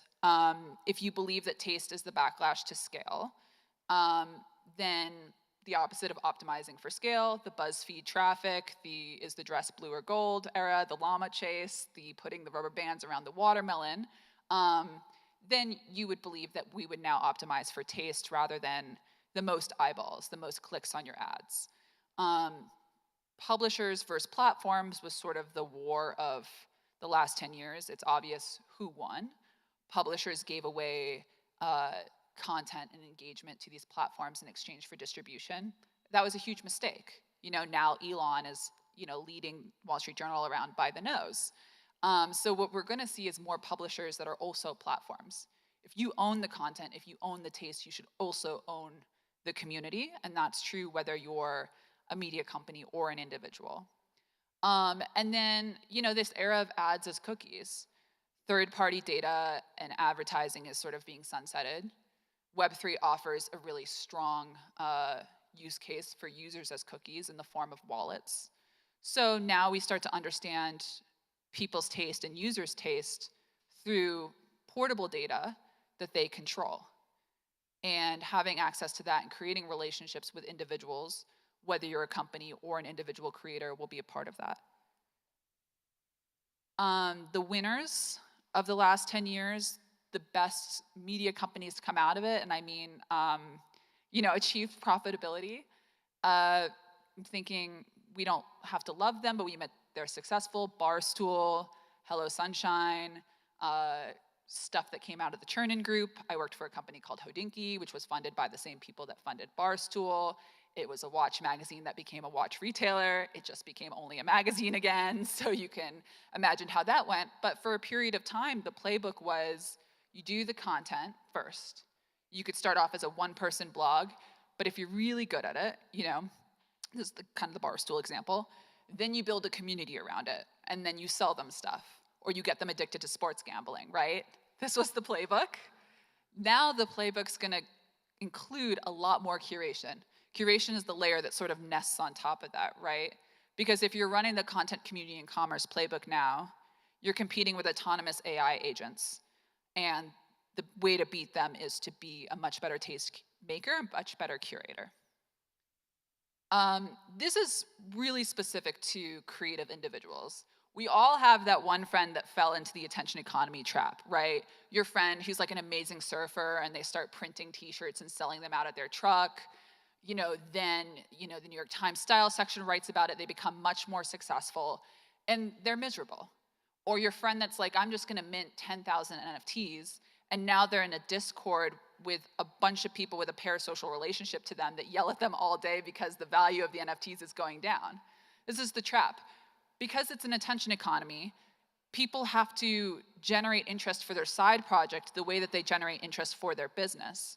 But once you cross a certain clout threshold, there's an expectation of power and an expectation of resources that if you can't meet, you're gonna fall flat on your face, right? So part of being smart about existing in the taste economy is knowing what you wanna be off the bat. And I have a lot of friends that are writers. I have a lot of friends in the literary community who start zines, who start literary magazines, and they're so good at marketing them that within a year, people have gone from championing them and sharing their work to yelling at them on Twitter because they don't pay their writers enough, as if they had the same resources as Paris Review. And it's because it isn't really possible to have the prestige of a publishing company or brand, whatever you want to call it. If you don't work in publishing, you can insert something else here, a streetwear brand like Supreme, without, with just the obligations of a zine.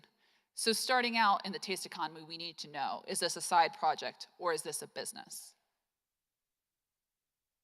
So what do? Do we just roll over and die? Are we all gonna have DIY zines where no money's exchanged? We just give them away for free on a street corner and we watch other people get rich off copying us? No. This is my only service slide in this presentation. This is my only direct advice that I would give about navigating this world of the taste economy. And it relies on some of the slides in history that I have highlighted up until this point. If taste is influence, then we can use our taste to accumulate influence. And we can exchange that influence for the acquisition and retention of a community that can then be monetized. Again, FWB is a really good example of this. It starts off with offline value, especially for art and media. So the things that you create in your studio, the clothes that you sew in your home, and the community arises around people who genuinely like those things and have been exposed to them, maybe on the internet through your Instagram page, but also through meeting you directly, that person-to-person interaction. Then that monetization and more of that retention and community becomes digital. You get friends in Lisbon, you get fans in Tokyo, you're shipping your shirts across the world, you're starting your Shopify page. And that community signals outward. So they start to generate business for you through evangelization. And that in turn creates additional offline value. If you want to be a taste-driven business, but you're starting off as an individual, I think that this is the only way to do it. This is the slide to understand. But I don't know everything. I'm just one lady with a water bottle. So, that's my advice to you, but you don't have to take it. Why should you do this? Well, you're probably already doing it for free for Elon Musk. It is a lot of work. It sounds like a lot of work, right? But if you're sharing your taste online, if you've been posting online for the last 10 years, again, Greg also highlighted this, you've been sharing your taste for free. If taste is our most valuable asset, then giving away for free to people and technologists who are already wealthy is a huge mistake. And part of being empowered within the taste economy is figuring out essentially how to gatekeep yourself. And I love this quote about presence. This is about the fine art world specifically. But if you're an artist and you're showing up to gallery shows and events, you are the most valuable part of the art world. You're showing up for free. And you being there for free is lending credibility to much wealthier individuals, right? Who need you to maintain their wealth, to buy your painting and flip it for $1 million more in 3 years at auction. So this comes out of the art world, but it could really be applied across music, I haven't mentioned music yet, I'm sorry, I love music. Across music, across art, across graphic design, a lot of different genres. So we're back to the search for delicious, the search for taste, what is it? Like I said, I'm not gonna answer that question, spoiler alert. But I have in thinking about how to end this presentation, I have sort of answered it for myself. And the way that I answered it for myself was through this quote by Joseph Brodsky about how to develop taste as a reader. And he says that you can only develop taste as a reader if you read a lot of poetry.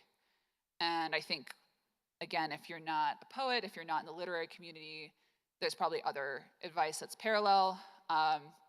Rick Rubin, not sure where we stand with him these days. He's gonna have different advice, right?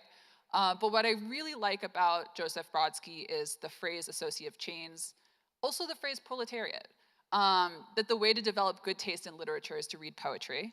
And like the proverbial proletariat, you stand to lose nothing. What you may gain are new associative chains. That's a really empowering statement, right? Because if we've been given our taste away for free for the last 10 years to enrich other people, what do we have to lose now by monetizing it and treating it like it's our most valuable asset, because it is. So I'm going to end with some of my associative chains. I run a media company. I also write for the media company, and some chains that I have drawn in the past that for me are poetic and meaningful, to go back to telling stories about objects. You know, last year I went from periwinkles, which are fascinating creatures. My favorite periwinkle fact is that if they're exposed to extreme heat or cold, they'll actually go into their shell and they roll until they land back in the water, which is really helpful metaphor for people with avoidant attachment, but also artists that are just having a really hard time. And that periwinkle fact reminded me and led me to this idea of yearning. I was seeing a lot of memes about yearning at the time, and I started to feel like yearning was sort of like the post-authenticity quality that we're looking for. Because I don't think we believe that AI can yearn, and I think yearning is part of how our taste is developed, wanting something that we can't have immediately, which is a bit of the opposite of the algorithm. And that led me to an artist and technologist named Harold Cohen, who, I'm not sure if it's up, but at the Whitney Museum in New York, there was an amazing Harold Cohen retrospective that was highlighting and demoing his use of this program called Aaron that he created as one of the first AI-generated art programs. And the way that Harold Cohen talked about Aaron was almost like Aaron was his son, or his child, but he was a computer program. And this is work that was done by Aaron and Harold Cohen together. And that associative chain led me to the experience of watching the eclipse with my mom. Because when the sun went behind the moon, I was not watching it. I was watching my mom's face. And it led me to think deeply about what it means to be a parent and what it means to be a child. And that's just one associative chain, but we all have our own. And I think together that forms the fabric of our taste. So I wanted to end on that note. Thank you so much for having me, and come find me if you want to debate any of these ideas, or you know Mark Andreessen and you can tell him that I would like him to refollow me. I'm going to be very well behaved. Thank you.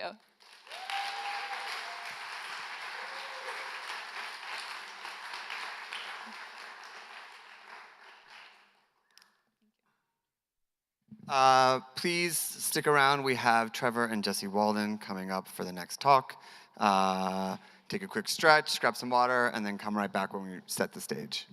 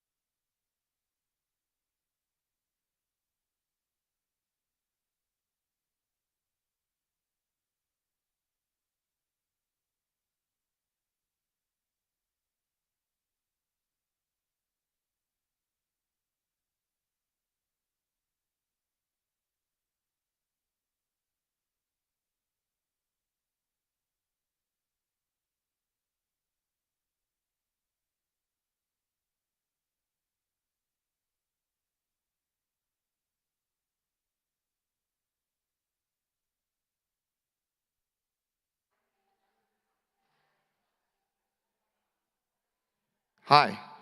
I am supposed to read a short intro about two very old friends. This is he's backstage. You're out here. Yeah, you can come up here. Jesse's a this is Jesse Walden and Trevor McFredries. Jesse's a co-founder and general partner at Variant. Previously, Jesse was an investment partner on the first crypto fund at Andreessen Horowitz and later led a A16Z crypto startup school. Prior to that, he founded 2 startups aimed at helping creators capture more value directly, Cool Managers, which is very great, and Media Chain Labs. Media Chain Labs, founded in 2014, was an early blockchain startup that built the Media Chain protocol for tracking ownership of digital media assets on public blockchains. Media Chain Labs was acquired by Spotify in 2017, where Jesse led blockchain R&D as product. Trevor McFredries, who we all know and love, is founder of Friends with Benefits, as well as creator of virtual pop star Little Michaela and founder of technology startup Brud, which Dapper Labs acquired in 2021. Since its inception in 2017, Brud has raised funds from Sequoia Capital, Spark Capital, SV Angel, amongst others. Friends with Benefits also pioneered social tokens and counts A16Z, Spark, Pace, and Kindred as investors.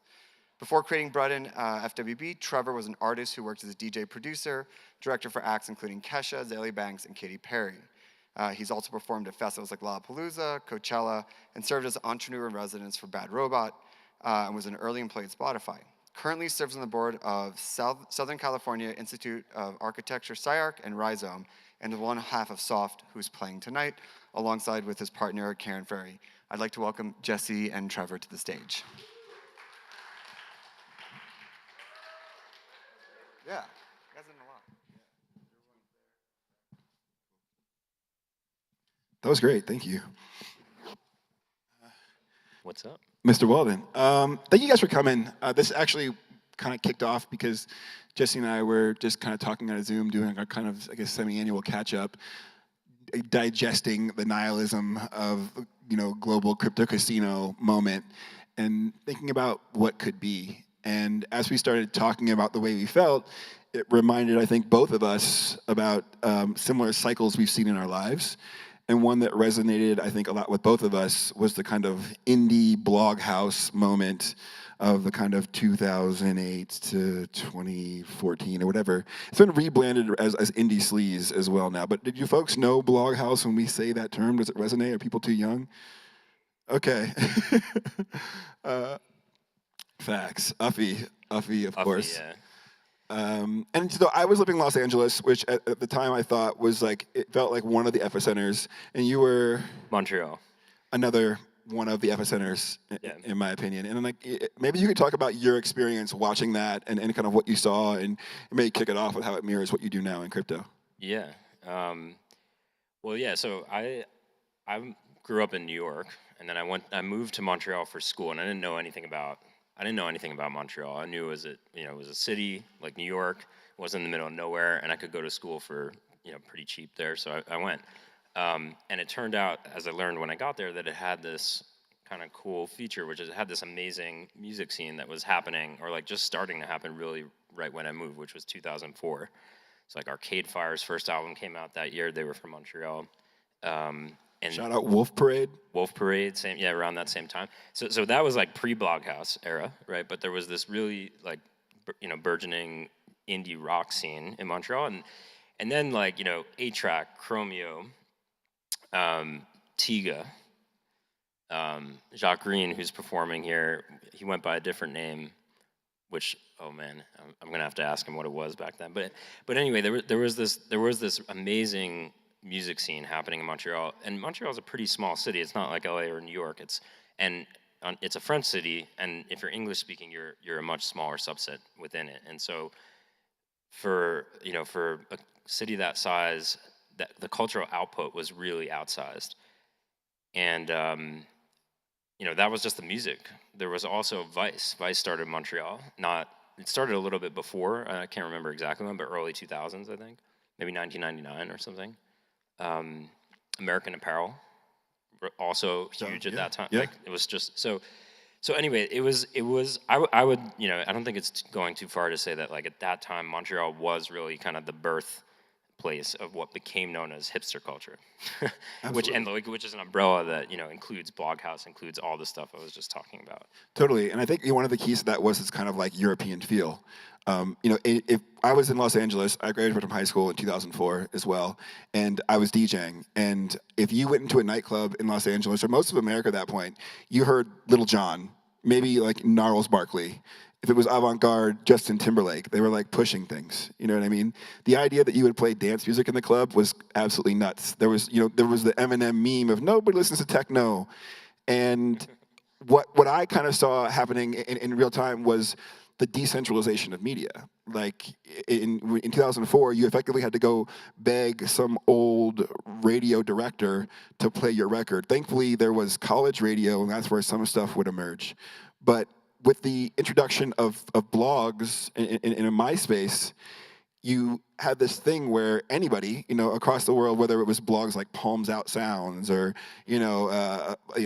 Acid Girls, which was down in Orange County, they could highlight artists and effectively really just pirate music, post their MP3s for free, and this community started forming around it. And that kind of decentralization kicked off this idea of what could be, what could the music industry be without gatekeepers? And I don't want to skip ahead, but we're kind of living in that moment now where Spotify and other tools have allowed everyone to vote with their streams. And you look at the USA Top 50, and it looks a lot different than what I imagine a bunch of radio programmers would want it to look like. But what did that decentralization moment mean for you as a young kid in Montreal, and how did you see it kind of kicking off? Yeah, well, actually, I'm gonna go back even further. But this is pre-Montreal. This is when I was still in New York in high school as a teenager. So this again, 2000, 2004. It was high school for me. And during that time, I was very involved with piracy. Most teenagers were very involved with piracy, but everyone was downloading MP3s.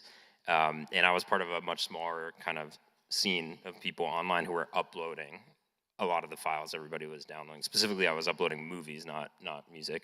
And this is... I'm going to say, I always wondered when you go on torrent sites, and there'd be crews that pirated this thing and upload. I'm like, what kind of fucking loser has time to just rip movies and upload it? But now we know. But it was literally called The Scene. The Where's I remember the Where's Scene, absolutely. Yeah, and what.cd, at what.cd, right? Yeah, Oink with .cd. I was on IRC and a bunch of Where's channels, absolutely. Yeah, so I think your question about the decentralization of music, for me, it goes way back even before the blog era. This was the pre-streaming era, and really it was the dawn of high bandwidth internet era. And so the decentralization of media really started with just people ripping stuff and just distributing whatever they wanted. And it was piracy in that we were just ripping the major label stuff. There wasn't yet artists weren't breaking that way. So I mentioned all that just to say what the blog era introduced was a way, it kind of took the piracy thing to the next level. It added curation to it and gave it a face, gave it there were bloggers, there was people in the mix. The artists had a presence on those blogs too, and that's when you start to see artists break through those new channels. Absolutely, and I kind of live this in a kind of this duality in that I was in a rap group called Swayze that was signed to Interscope in 2007. And we got to kind of see the last gasping breath of that machine. And in parallel, I was doing my kind of DJ Skeet stuff and watching this little bizarre MySpace Bloghouse scene emerge. And at the time, I remember Lily Allen getting signed off of MySpace friends. And that was this big story. Lily Allen got signed because she had so many MySpace friends. And I was walking into rooms in Interscope, and they were talking about us doing CD signings at Tower Records, going on TRL, and doing all of these things that felt totally freaking antiquated to me. But I think at the same time, were the only ways for us to kind of get to the kind of scale that a major label needed. Yep. Yeah, so then I guess fast forward a little bit,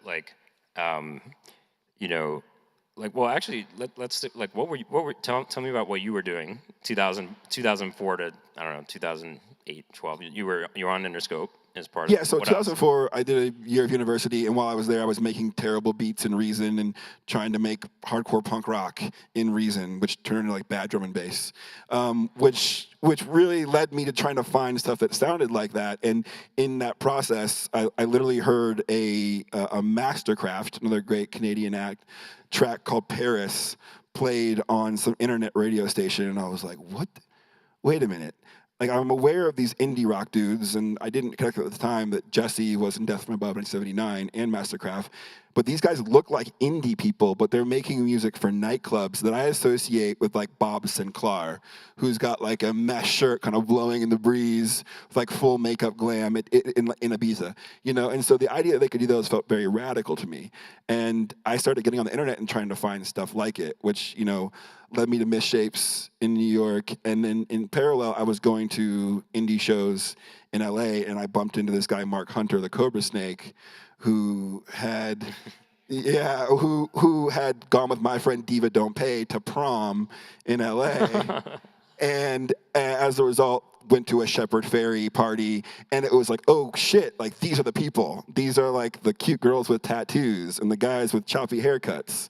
Like, I found it, you know what I mean? And so I think for me, having that access, and then watching those people's lives kind of twist and turn through the evolution of this thing, watching decentralization, the internet, these blogs elevate some to superstardom, people like Corey Kennedy on the fashion side, but also friends who were in indie bands. Like, you know, I knew all of the folks in Edward Sharp 3 bands ago, and when Home was massive, I could kind of see that whole trajectory. And so really what I was doing was hanging out with friends who had interesting haircuts and watching the internet take them to the masses. Yeah, and you were also touring, right? With Sorry, I was also making music. I was making music as a DJ. I was touring. I played a show in Montreal with my friend Kyle Kalma, who met a girl and stayed, and it's like 20 years later, and he's still in Montreal. Shout out, Kyle, wherever you are. The power of Montreal. But I also basically had this solo DJ career, producing music, making rave records, and then touring with this rap group, Swayze. So, okay, so I think, like, so the conversation we were having that spawned this idea that we were going to talk was that, you know, so we talked about already that, you know, this new distribution, this new channel for people to blow up. I think, and I was talking about the scene in Montreal as well. And, you know, I think one thing that happened, this is now maybe, you know, the scene that we were just talking about was really happening circa 2008, maybe to 2012. What started to happen is, like, you know, the scene started to grow. The community of people that were into this kind of music started to grow. And with that, like, things started to change, right? And I think so. And I think that's a feature of any scene. You know, scenes cross over the chasm.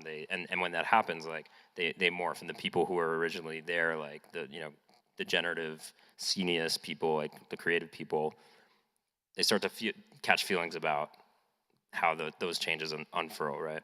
Yeah, and I think, you know, what kind of we both recognize, I think, is that, like, you have these moments that feel like lightning in a bottle. A bunch of people who have an ideological belief of what something can be go and bring it into existence. And for us, it was, you know, in the nightclub.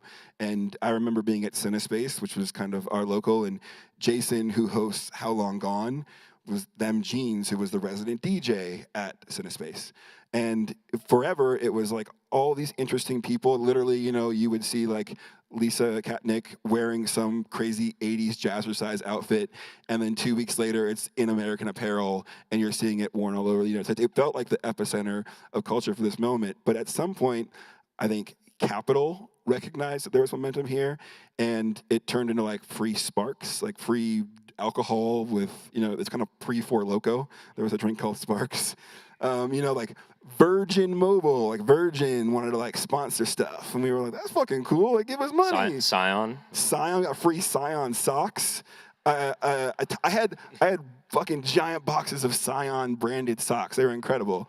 It's luxurious to put on a fresh pair of socks every day. But, you know, and I remember at one point T-Mobile paying the Cobra Snake to use our photos in nationwide T-Mobile ads, and him asking us if it was cool, and we were like, fuck, that'd be awesome. He's like, also you get $300. We're like, $300? You know, like, to be used in these global campaigns. We were totally oblivious to what was happening. We were just in this center. Right. Yeah, and so, okay, so why does this matter for? So I think that matters to me because then it was like Kanye showed up. We were like, what? Kanye's here? That's crazy. And then it was like, wait a minute, Will.i.am is here. What? Yeah. Why is Will.i.am here? And 6 months later, like Boom Boom Pow was on the radio, and you're like, wait a minute, this kind of sounds like the music we're playing. And I think a lot of us at that moment had to kind of like pick a side. We could actively like push back and be like, hey, fuck you. This is our scene, our aesthetic, our sound. You can't take it. Or you could kind of play along and capitulate. And I think, you know, what we recognize is it felt like crypto was in that moment right now. That there were people who had ideologies and beliefs about what this thing could be. We came together, we started things, and dollars got introduced, capital started to flow to this space, and more mercenary characters came in looking to turn this thing into something that they believed it could be, rather than what the people that, you know, birthed it wanted it to be. Right. So the pick a side thing, I think, is interesting because, yeah, I think like for people who are, you know, around and participate, like who are at the club with them jeans, when this started to happen, I think it started to feel for a lot of people like, damn, it's kind of over. Like the magic is over because Will.i.am, like, yeah, it sounds kind of like this, but it's like some watered down, like super watered down version of it. Yeah, and I think, you know, one of the things we had talked about in kind of the last bull cycle is community, and it was this inclusivity moment. And I think one of the traumas I lived from that is that like communities are defined by boundaries, and boundaries imply exclusivity, right? And allowing everyone to come in to, you know, the Bloghouse world created a thing where our room sounded a lot like the mainstream nightclubs that wouldn't let us in when they were playing Boom Boom Pow and LMFAO and like remixes of you know, radio rap. And I think it as a result, you know, our world lost its identity and effectively, you know, dissipated. Right. Yeah. So I failed to mention this, but you know, while I was in Montreal, I was throwing parties, and like I was a promoter. I was throwing parties. I was putting on concerts. I was booking a lot of these artists that we're talking about, and so as things start to get bigger, like what you're talking about, the people coming to the club changed, and then the venues changed, and then the promoters changed, and you know, and so it just was this very palpable feeling of, oh, this is something different. And for me personally, it was a moment where I felt like, I don't know, like I got to get out of this. This is over.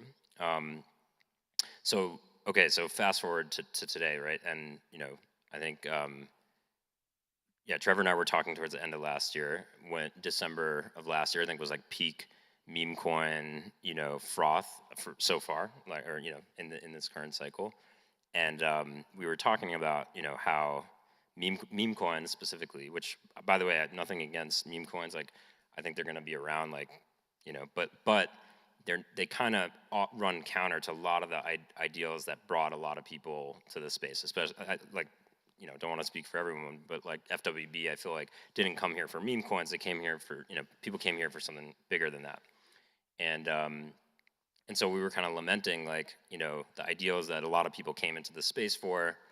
You know, where are they now as the space has grown and it's become like the mainstreaming of it is this really watered down kind of version of it, which is just like meme coins. It's like the, you know, they took the raw thing that was kind of interesting and made it, just packaged it up, made it into something super consumable, super fast. And we were, yeah, so we were kind of like lamenting this, but to, you know, so the connection to all this music stuff that we're talking about is, to me, like, it's back to this thing of you have to pick a side, right? It's like, what do you do when you're faced with this conundrum of like, man, it feels like all these ideals we came here for, the community feels like it's kind of over. And I guess like the lesson for me from the music stuff, where I did switch gears and get out of music in about 2013 2012. I left Montreal. I started a management company. I was still working with artists. I was helping them, you know, use technology platforms to reach their fans directly. And then I got into crypto about 2015 or so. And so, yeah, I felt like I had to, you know, pick a side. And then for me, it was like, go try something else. In crypto today, I think, you know, the lesson for me is, this is, you know, when it starts to feel like it's over, it's actually just beginning, right? Because like will.i.am made that sound like Totally. 1,000 times bigger than it had been before. Yeah, I mean, I think I couldn't agree more. And I think the thing I would pair with that is oftentimes in these moments, the people that enter the spaces that were usually defined by people that were kind of marginalized, probably because they were quieter, start being loud. And folks like me and you said, I don't want to be in these fucking loud rooms with the guys that used to sell like CBD oil and now they're in crypto or whatever. Like, I don't want to be around these people. You know what I mean? If I could kind of do this music thing again, I think there were I would kind of like and this is not exactly correct, but like in dance music, I remember there were artists, and maybe I shouldn't name names, that kind of really leaned into what the EDM explosion became, and started playing these giant festivals, and throwing cakes into the crowd, or like throwing, like riding around in rafts or whatever it was. And not to disparage them at all, because like that's a point of entry for a lot of people into what dance music can be. But there were other artists who said fuck it and just retreated as an act of protest. But they're lost to the annals of history. You know what I mean? I think in indie rock, one thing I appreciated is that like there were bands like Arcade Fire that more or less did the same thing, but ended up winning Grammys and being played on the radio and left, and I think helped dictate what that thing could be. And so this, and I think what we're kind of recognizing is this is a moment where a lot of us may want to retreat and let the CBD grifters do their thing. But we have to take this moment to kind of step up, come together, and make sure we articulate clearly what this thing can be, what it should be, and how we're going to get it there. And hopefully this space can be that space where these ideas come to life, these teams get formed, and these products get presented on nice screens next year. Right. Yeah, exactly. So that's what keeps me going in crypto today is I look back on the history of all this music stuff. I look at, there's artists, Arcade Fire is a good example. I think maybe Grimes is another good example from the Montreal scene. I forgot to mention her earlier, but yeah, like they were able to take it all the way and make a dent. They actually, without compromise. And then there are artists that compromise. They're the ones throwing cakes and whatever. And they were also like, just on the numbers, they had an impact, right? They made it, they reached more people. And so yeah, in the current moment in crypto where it feels like a lot of the ideology is getting buried, two options. Like one is, unearth it, like keep pushing it forward and try to bring it uncompromised to masses. And the other is like, if it has to get simplified a little bit to make its mark, that's okay too, but I think both paths are viable. But the path that I think is like, that I think is, the least deserving of merit is just like running away from it. And I know what you said, like, the smart component. I think that's one of the challenges a lot of the folks have here, I mean, myself at least included, is that like I get really excited about like governance talk, and I think like, trying to figure out ways to develop new ways of organizing people. And I don't know that that's super sexy. I don't know that it's super easy. That tension there between like what is easy, and I've maybe lived in two different camps. I always, people are like, MetaMask is so hard. How are people going to onboard? I kind of lived in this camp was like, Snapchat was really hard, and it actually kept parents out of there, and it created the situation where you needed to have these one-to-one interactions to be like, no, you tap here and do this. And the MetaMask kind of each one teach one phenomenon, I think created really sticky bonds. But the flip side of that is like, it may, in lieu of the people that kind of created this thing, innovating and creating solutions for the masses, someone will insert themselves. So I guess in short, how do you see solving for that tension between smart, ideologically aligned, and easy but potentially compromised? Yeah, it's a good question. I guess like what I've always been interested in, like this is in the original Variant Fund thesis, is like I think that going back to the piracy days. A lot of the early piracy stuff was spawned around open protocols. Like, it was all FTP top sites, FTP servers, and then it was BitTorrent and IRC and all this stuff. And these are all these like raw protocols that were pretty like, janky to navigate around. But what those protocols sort of surfaced was this kind of latent demand. For BitTorrent was the first moment where you could really stream things. Like you press click and then you stream the song pretty much immediately, and people really want to do that. like Daniel Ek, the founder of Spotify, before Spotify, he was the founder of a BitTorrent client, and he saw that. He saw people really want to just have all the world's music at their fingertips, and he's like, I'm gonna give them that. I'm gonna productize. I'm gonna like, sand the edges of this thing and make it smooth for people to get access. So I think that very often, these like disruptive technological innovations, protocol innovations, what they do is they surface some like latent demand that's there. And for crypto, what I believe it is like, crypto enabled you to own shit on the internet for the first time. You can now own, identity, own money, own data, own a piece of the products you use every day. And you got to jump through hoops to do it with MetaMask and so on. And people are doing it. And so there's demand for that. So I think like the opportunity is, to be like Daniel Ek and figure out how do we sand the edges of this and make, deliver the core thing people want, but productize it in a way that makes it more accessible to more people. It's not unlike music stuff. Like, how do you take this sound and make it more accessible to more people? And I guess, one interesting challenge, how much so the ownership piece was always super compelling to myself, and I think a lot of folks in FWB were drawn to this idea that you could create work that you could own and participate, in the upside of royalties and kind of like the downstream monetization of stuff you've put onto the internet. Obviously, I think like the regulatory environment has limited that. How do you think about where meme coins are versus what could have been in a different regulatory environment? Yeah, I mean, I think.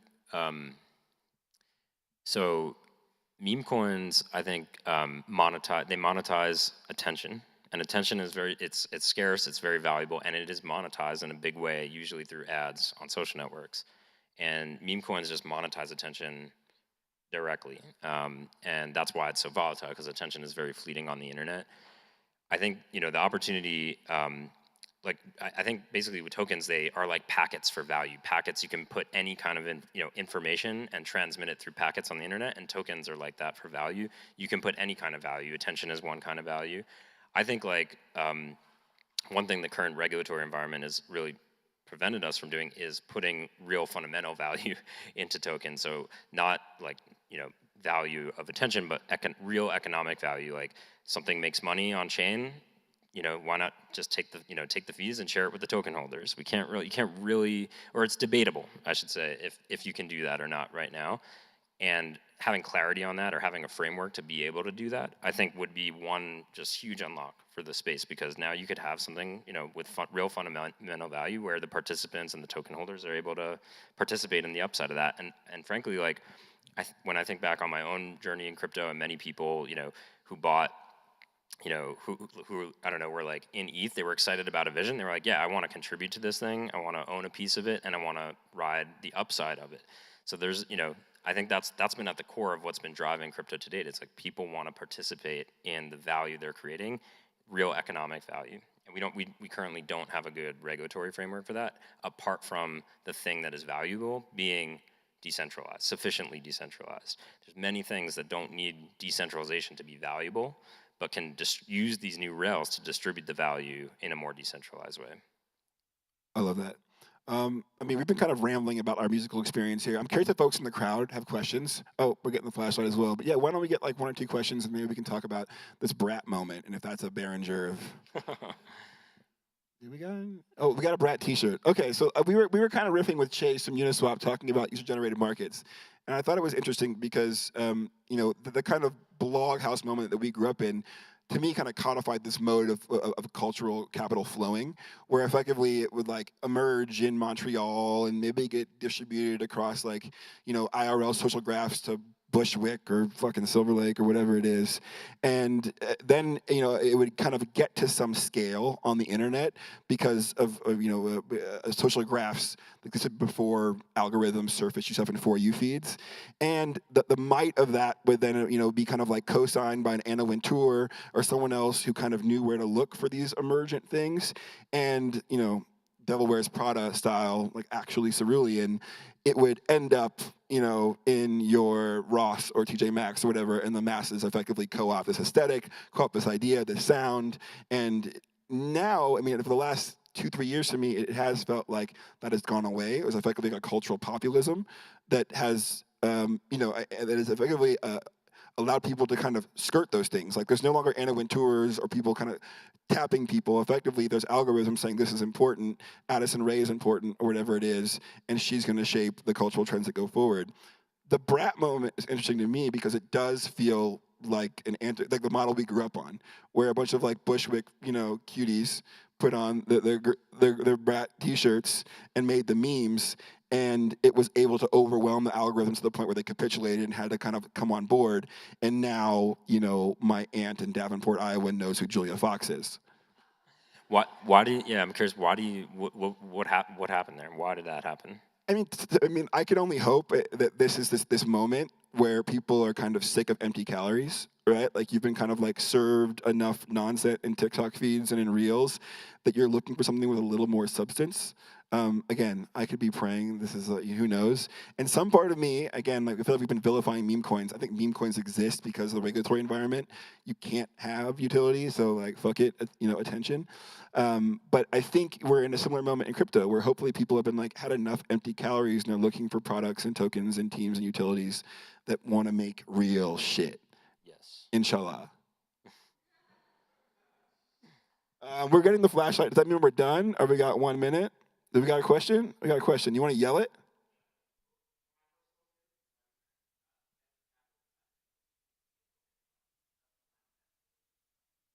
Interesting. And why doesn't venture allow for this to kind of bubble up organically?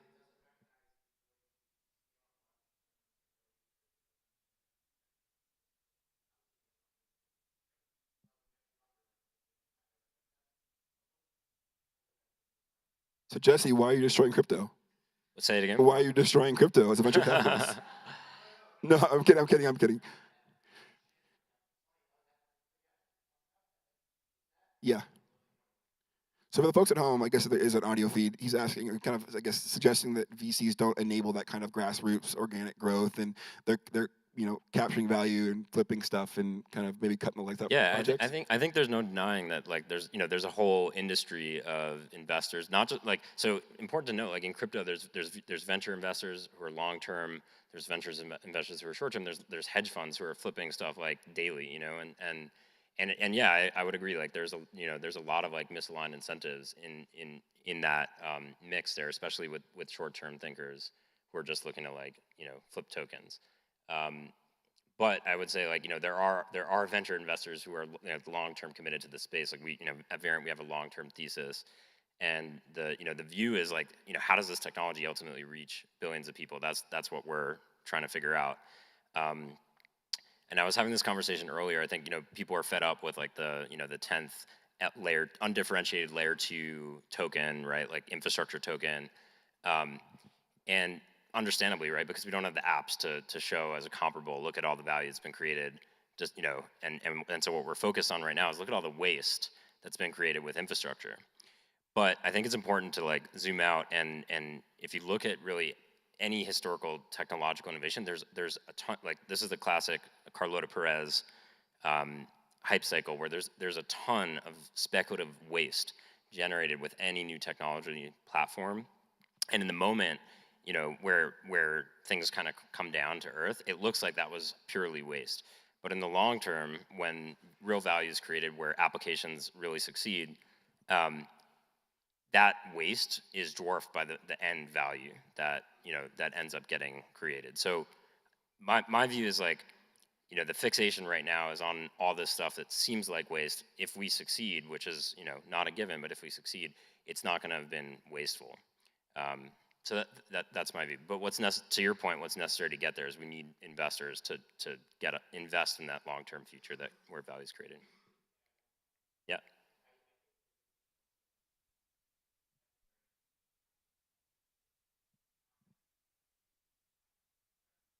Mm-hmm.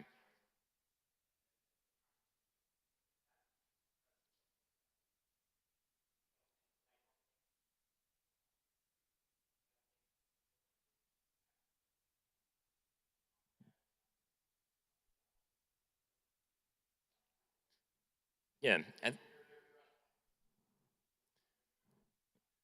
He's arguing that tokenization won't get you there. Like, it can get pretty PvP.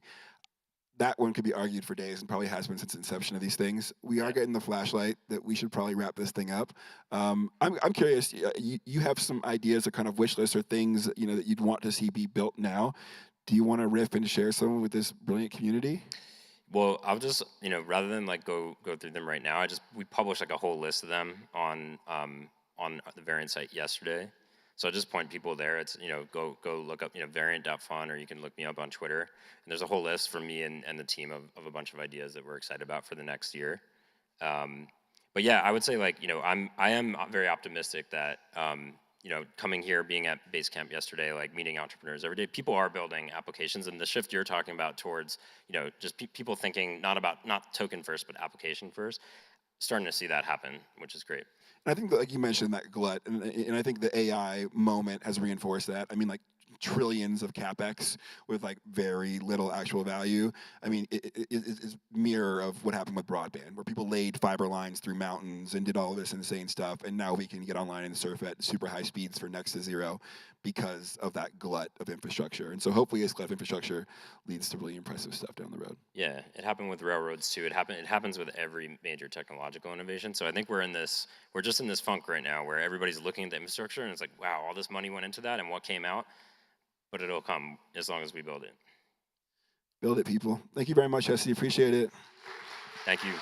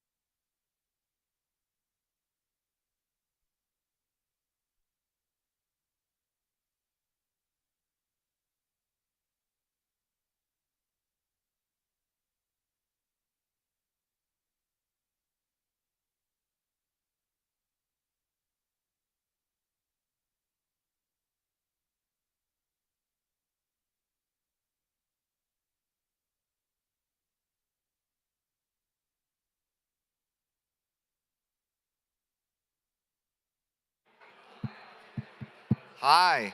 Okay, we're going to keep moving. So I know everyone wants to sit and talk, but we've got our first panel. I'm going to let our wonderful CMO, Steph, come and introduce it.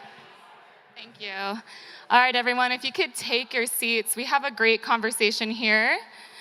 Let's see if we can get these mics for everybody.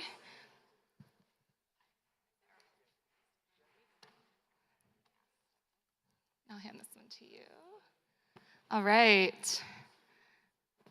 Yeah, squeeze in. Let's get cozy. Oh, there you go. Thank you. Woo! All right. How are we feeling? Yeah. We love to hear it. Okay, so this is a pretty stacked panel. This crew of people here. And the name of this conversation is a superchain technography, which was a title that I came up with. And technography is a new word to me, but it feels really relevant to the conversation that we're going to have. So, a technography, as defined by Merriam-Webster, I don't know if you guys know him. It studies the applied use of arts and technology on society, especially within specific cultural and historical groups. So it felt really relevant to this group of people that we have on stage right now, who are basically building the most important cultural cabals that we have in crypto. And I'm gonna introduce them, and then we can get into it. So sitting right immediately to my right is Sarah Wolf, the head of marketing at Base. Yeah, let's hear it. We got some Base people in the crowd. So Sarah is the head of marketing at Base, the Ethereum L2 incubating at Coinbase. Sarah joined Coinbase in 2021 and is focused on building a developer community and making it easier for ecosystem partners to build on Base. Prior to Base, Sarah worked as a product marketing leader for developers and technology products at Atlassian and Lyft, stacked. She is a natural entrepreneur and sees on-chain technology as an innovative way to bring new products and businesses to life. And then next to her is Benji, our friend Benji from Optimism. Let's hear it for Benji. Got some OP people in the crowd. And so Benji works on partnerships and growth at Optimism Unlimited and is a contributor to the Optimism Collective. Benji started his career as an associate product manager at Coinbase, okay, so we keep it in the fam, where he focused on international homepages and expansion before moving to OP Labs, where he held roles in BD and DevRel to grow the ecosystem on OP Mainnet from 10 to 100 plus apps and businesses. 100 plus apps, that's more apps than we're asking you to download today at FEST.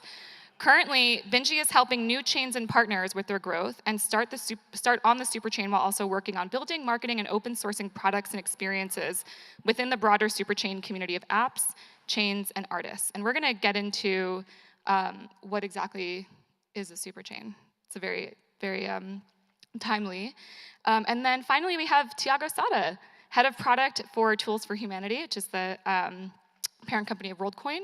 Tiago Sada is the head of product engineering and design at Tools for Humanity, and in this role, he builds tools for the WorldCoin project, which aims to provide the world's largest, most inclusive identity and financial public utility, and to be owned by everyone regardless of their country, background, or economic status.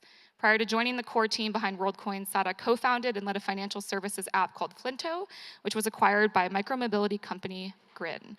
Okay, so we have some heavy hitters here. Let's give them all a round of applause, yeah. Everyone here has been working. So the thing I wanted to start with is I wanted to arrive at a shared definition of the superchain. It's a very catchy phrase, a very catchy word. I think we kind of have a theoretical understanding of what that is, but wanted to just arrive at that shared definition. So I'm actually going to start with Benji as the arbiter of optimism here. So what do we mean when we say superchain? Yeah, it's interesting because there's like a technical side, there's a social side, and an economical side too. So on generally, I would say the superchain is a horizontal scaling strategy for Ethereum that multiple networks are collaborating on to build for the goal to like spread Ethereum's values, its tech, and its culture to be scalable to the wider world. I'd say like the most concise form of that, it would be what I just. And I guess the question I would have, because this FEST in particular, this is an audience that's mixed of, we've got developers, we have founders, we have executives, investors, and we also have consumers. We have regular old consumers. I consider myself someone who kind of straddles both of those worlds. And so I think the superchain is really, I have an understanding of why that matters for our developer ecosystem, and why should it matter to consumers? I'd actually love to make an analogy here to the United States. So the United States has multiple states which all have their own identities, but it's all part of this like consortium of the United States in itself, what that's led to is a lot of people entering the United States, creating things within the United States. It's like sharing like across all these states, things growing, businesses growing, the largest GDP in the world, et cetera. And I think for consumers, like that's what you'd get. If you have a super chain where teams are able to coordinate and build together, and app builders are able to like build on top of those solutions, then you create a world in which like consumers are spoiled for choice, and just more apps and more things to do on chain. And so does that make optimism the United States government? No, it doesn't. I'm kidding. What is, define, so walk us through like optimism's role on the super chain, right? Because, you're in growth, you're in partnerships, and I feel like there could be a version where you have this kind of duality, where you're both trying to market or grow optimism, but then at the same time bring network value to these incredible builders and developers that are within the ecosystem. So, what is that? How does optimism from a marketing and growth standpoint kind of balance that? Yeah, I'd say focus-wise, it is the super chain. Like in the sense that like I'm not looking at like one thing at all. Like no one's looking at one thing. It's like we're building the super chain generally. So any win on any network on the super chain is like something that we'd celebrate and push for and be like very much focused on doing. So I'd say like personally as well, the day job wise, it's very much like how is the super chain doing? How are we doing all together? And that goes from like a tech perspective, that goes to a development perspective, an ecosystem perspective, and more. So I would say it's pretty inclusive in the way that we think about it. Yeah, it makes sense. Because the more network value that you bring, or that everyone on the super chain brings, ultimately, it's all ships are rising together in that way, right? And actually, I want to turn to Sarah from Base. So one of the things I've been thinking about ahead of this panel, and actually was very relevant when Chase was talking about user-generated markets earlier, Daisy Aliotto just spoke about the taste economy as well. And when I look at the ecosystem of L2s within the super chain, whether you're a developer, whether you're a consumer, I think ideally we have that tech kind of obscured for the consumer, but I think we're still at a state where consumers can make choices. And when I look at Base, I see Base as the consumer crypto, or the builder chain, right? I look at WorldCoin, I think about WorldCoin as the privacy and personhood chain, and then Optimism with We Heart the Art, is really a chain for artists, but now with Sunny Awards, you're kind of coming into the next layer of what Optimism could stand for. So Sarah, I wonder if you could talk about the cultural positioning that Base has taken, through like the Farcaster, support of Hire, and how you see that from where you sit. Yes, and first of all, thanks for giving me the opportunity to speak today on behalf of Base. This is my first Fest. We actually just wrapped Base Camp yesterday. Yes, it was Base incredible. Camp.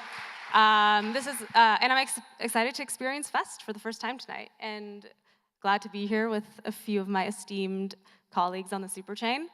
But on the super chain itself, we talk a lot about the technical benefits of it, and those are all there and true. I think what I find most interesting is the unlock for marketing and go-to-market. And so what we've done actually in the past couple of years is banded together to run SuperHack as a super chain ecosystem, which is actually now running in the next 2 weeks again for the second year in a row. With On-Chain Summer, which is a decentralized movement. It's no longer just about Base or Coinbase own and operating this campaign. It's for everyone. It's for the super chain. And so Optimism just debuted a Sunny Awards program, providing more incentives for On-Chain Summer builders. And what this kind of means to me is that when you build on the super chain or create on the super chain, you're getting rewarded in more ways than one. And you have the sort of like superpowers of all of these brands behind you. And we're still early, we're refining it, but I think there's so much we can unlock with it. Yeah, and I actually want to give a shout out to Basecamp. I don't think, now that I'm thinking about our programming, we don't really have an opportunity to talk about that on stage. So just kind of jumping back to what you said, Basecamp just happened for 2 days. And if we think about that within the context of these cultural cabals and all the builders that you had here for 2 days, how does that I'm just curious, like what's sort of the reflection, the takeaway, the things that you're excited about with what you felt over the last 2 days with all those builders here?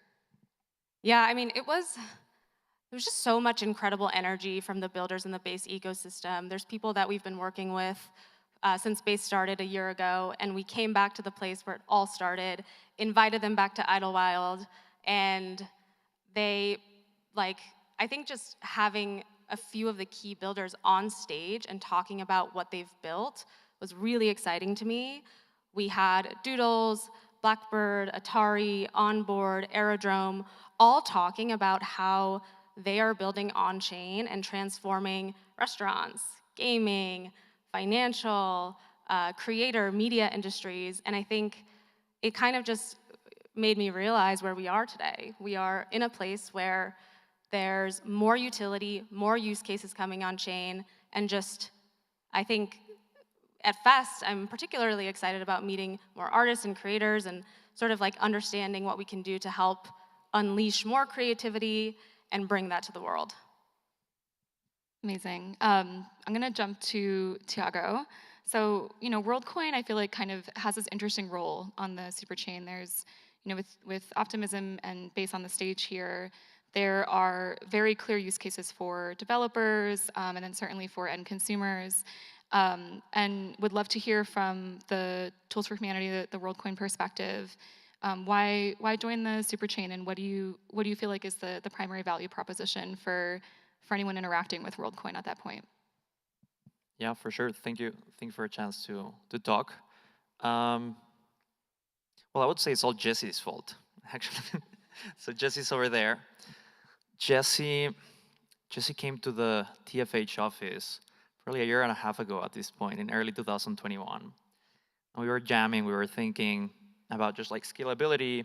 We were at the time already, we were preparing to launch WorldCoin, but we were already hitting some scalability things on Polygon during the beta, and we were talking about what Coinbase was going to do, and he started telling me about like this idea of the super chain, right? How you could scale Ethereum by having all of these L2s, but rather than having them isolated, you could have not just a common set of technologies, but a common set of values that would give you the best of both worlds, right? Recognizing that it's good for projects to be able to be opinionated in some ways, and different projects serve different groups of people. But on the other hand, you can benefit not just from shared infrastructure, but from a common mission to go at this together, right? And so I think back then they were thinking about doing Base, and he was like, yeah, maybe someday you guys should do one for WorldCoin.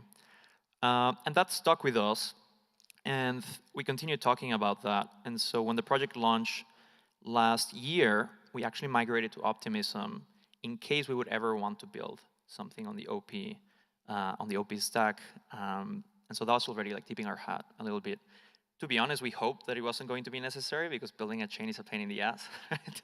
But as the project started growing, and in particular earlier this year, we just got to a point where like we just didn't fit in the OP network anymore. I think today is something close to 60% of all transactions on OP mainnet are from the WorldCoin community. We think there's like a roadmap for scaling that that is very exciting. And so we started thinking about different solutions, and eventually we said, okay, the very natural reason for the super chains to exist is there's apps like us that can graduate to be their own L2s, right? That is compatible with everything else, right? And so that is when we started thinking about, okay, let's build WorldChain as a place for our community, for all of the people that we're onboarding, and for developers to build products for those users. With the caveat of, we don't want it to be the everything chain, right? Like, I think that there's a lot of L2s that launch and they try to just, okay, let's get feature parity with every other network, right? And then the same DeFi protocols and the same this and that. And like, that's just not the case, at least for our users. Like, we are going around the world on the street, onboarding just like normal people in their day-to-day lives. And they care about just like, what problems do you solve for me today? And that is things like payments, right? That's super easy. Maybe swaps, like Uniswap, on and off ramping. There's a very certain limited set of things that you need. And honestly, you're already giving people like 80% of the value of crypto with that, right? And so we worked with, obviously with the team of Optimism, with a bunch of the community, spent some time talking even with like the team at Base. And we said, yeah, we think the best path forward is to build this graduate this community to have its own chain. And so we announced that earlier this year. A couple of weeks ago, we opened up a mainnet preview for all developers, and hopefully within a few weeks we will have it open for all users. Wow, I mean, that's huge. Yeah, and this thing that you said about, there's no use to having an everything chain.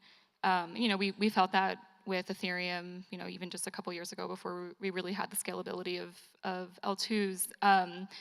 And when I think about WorldCoin and that, the sort of cultural cabal that comes out of that, and we've been, FWB, we've been doing what will turn out to be a year-long collaboration with WorldCoin, talking about this idea of personhood, and focusing on art as a means of discourse. So what we did was went through your white paper. We looked at the various accompanying images that you had, and there were a few that really stuck out to us. And so we ended up printing them as what we thought were full art pieces, and what it really was sort of the algorithmic representation of the technology inside.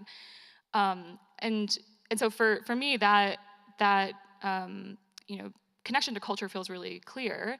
How do you as a product person think about that problem set? And now that you're available to developers, what kind of activity do you expect or do you want on WorldChain?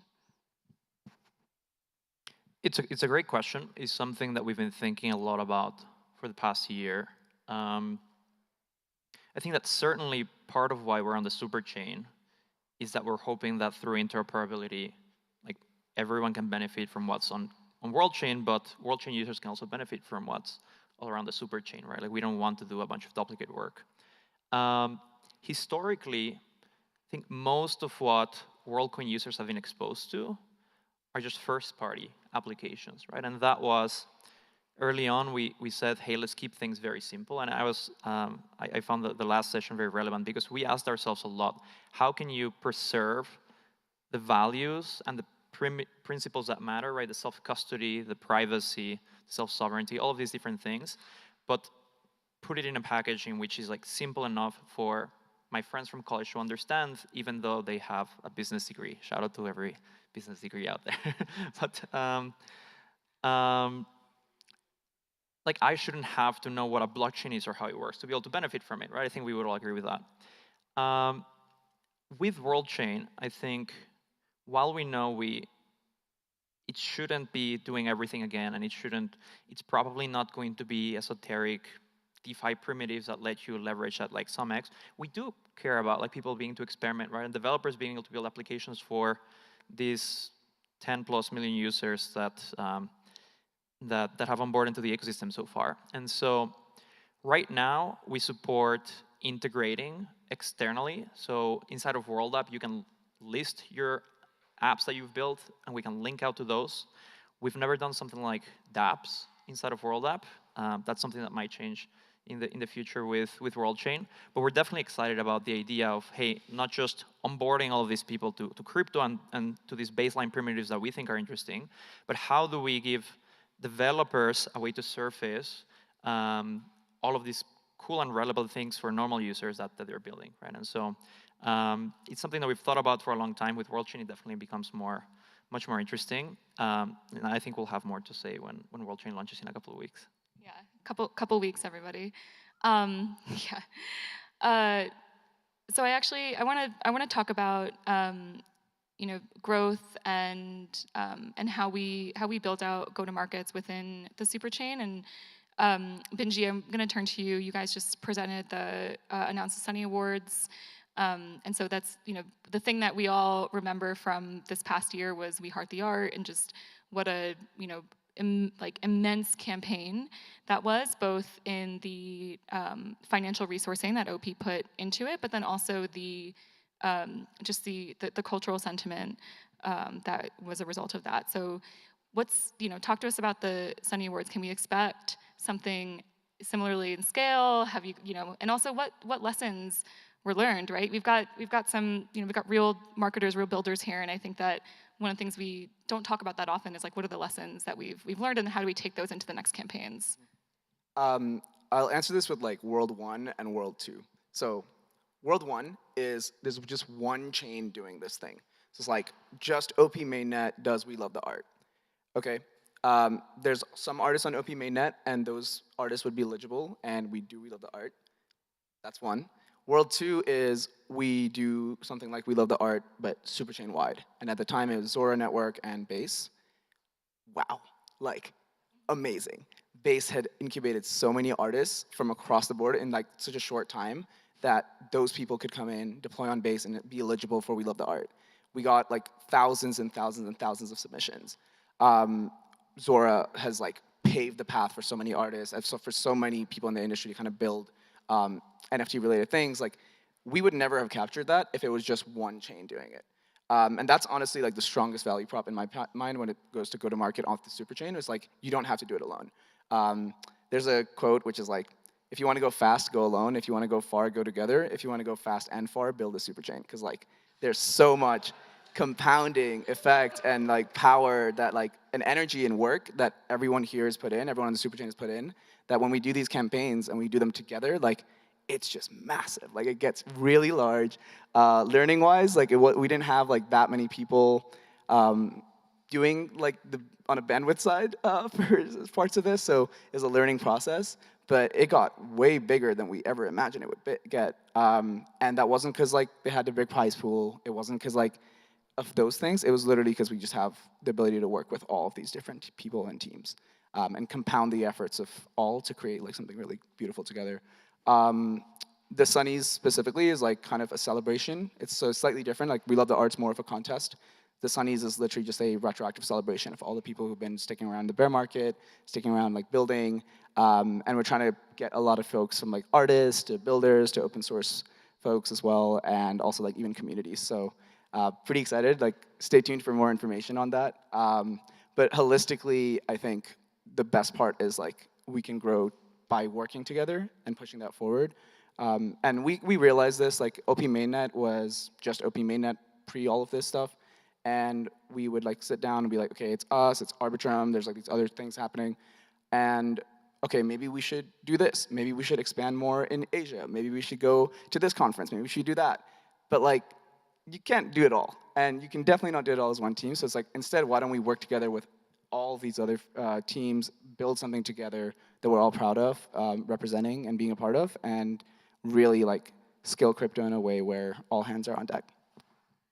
Yeah, I think there's something in there about you know, the level of choice that we have in this industry, and it feels to me a little bit like a paradox, because to your point, it's like we can look globally, we can look at new markets, we can look at Asia, we could look at you know, South America, we could look at Europe, and there's, you know, conferences every other week, and sometimes you go to those conferences and it's all the same people.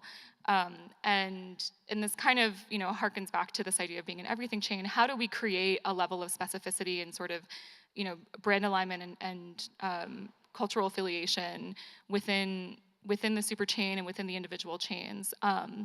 And yeah, Sarah, I think a lot about On-Chain Summer last year. So for folks who don't remember, which feels almost impossible if you were in the space at all, but right after FEST, you guys kicked off On-Chain Summer. And I just remember it being one of the most impactful on-chain media campaigns that I had ever seen. It was like kind of this big groundbreaking thing in the industry. And then you're running it again this year, but slightly differently. It's open this year. And yeah, I mean, that, I guess, just thinking about what are sort of the lessons you've learned from that first On-Chain Summer, how it's going this year, and especially, you know, making that open. How does that fit within a marketing strategy? You know, allowing that permissionlessness. Yeah, it's a good question. And actually, the origination of On-Chain Summer, from its beginning, it was always meant to be open as a decentralized movement. And we launched it after the debut of Base Mainnet. We had a month left in the summer, so the rest of August, and we featured a partner every single day, artists, brands. We worked with a lot of great artists and brands like Coca-Cola, DK, Cosimo de Medici, and one of the learnings from that was that it wasn't just the artists and brands that we curated or brought on. We saw so much organic activity from the ecosystem, so things like Base Paint popped up. And so one of the learnings was, okay, the next year, On-Chain Summer 2, we actually have to put a stake in the ground and make it open. And with more time and more planning, and actually we learned a lot from We Love the Art. And I feel like sometimes the super chain is like an extension of our team, and we talk a lot, and we share learnings, and we build those learnings into the next campaign, which is really awesome. But going back to On-Chain Summer this year, to make it open and decentralized, we created a registry. And so that registry allows anyone to submit a project to On-Chain Summer.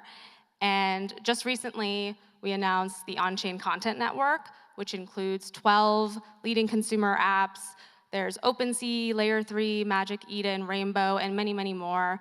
But essentially, if you submit your On-Chain Summer project to one form, you have the chance to be featured across all of these platforms, reaching millions and millions of users all over the world. And that, to me, was the kind of like light bulb moment of how far we can go when we're decentralized and when we're open. And so I'm really excited to take that even further next year. Yeah, I mean, we think about that a lot at FWB, and one of the things we point to, which we think has been one of the most successful things that we've done as a within our decentralization is our event key program, where we have a shared treasury, and members can put forth a proposal to take from that treasury and host an event. One of the challenges of that, of course, is how do you maintain meaningful brand recognition, right? And I think this is I think we're all in this, especially those of us who are in the decentralization part of the space. In thinking, Base Paint's a great example. What are sort of the risks of being permissionless? I mean, there's many, right? And then how do you as a brand, as a head of marketing, mitigate those risks as much as possible? Yeah, I think there's definitely some risks, and I think for me, being very, very clear about your brand's role in the overall decentralized effort. So it's not something, like for example, On-Chain Summer, it's not something that's wholly owned and operated by Base or by Coinbase. It's a decentralized movement that we are all a part of. And I think if we make that very clear, we can allow anything to be created and unleash a lot of creativity, and there might be things that are created that we've never even imagined. And so I think just being very clear about the role that you play and the role that others in the ecosystem play is what I push for. Yeah, and I mean, in just having collaborated on Basecamp, the level of detail that your team brought to the experience for folks who were attending, from a brand and marketing perspective, was really incredible. I mean, I think you saw it. Yes, I think you saw it at every. Yeah, for anyone who attended, you saw it at every touch point. Yeah, there was just a lot of care put into that. A lot of blood, sweat, and tears. Yes. But it was not just us. I mean, it was a collective effort, a full team effort, and yeah, I just have a lot of ideas brimming for next year. Exciting. So I'm not sure how we're doing on time. Can see four as in 4 minutes. 4 hours, 4 days. We're just gonna be up here talking about marketing for 4 days. Yeah, so the thing I did want to make sure we touched on is this idea of an end state.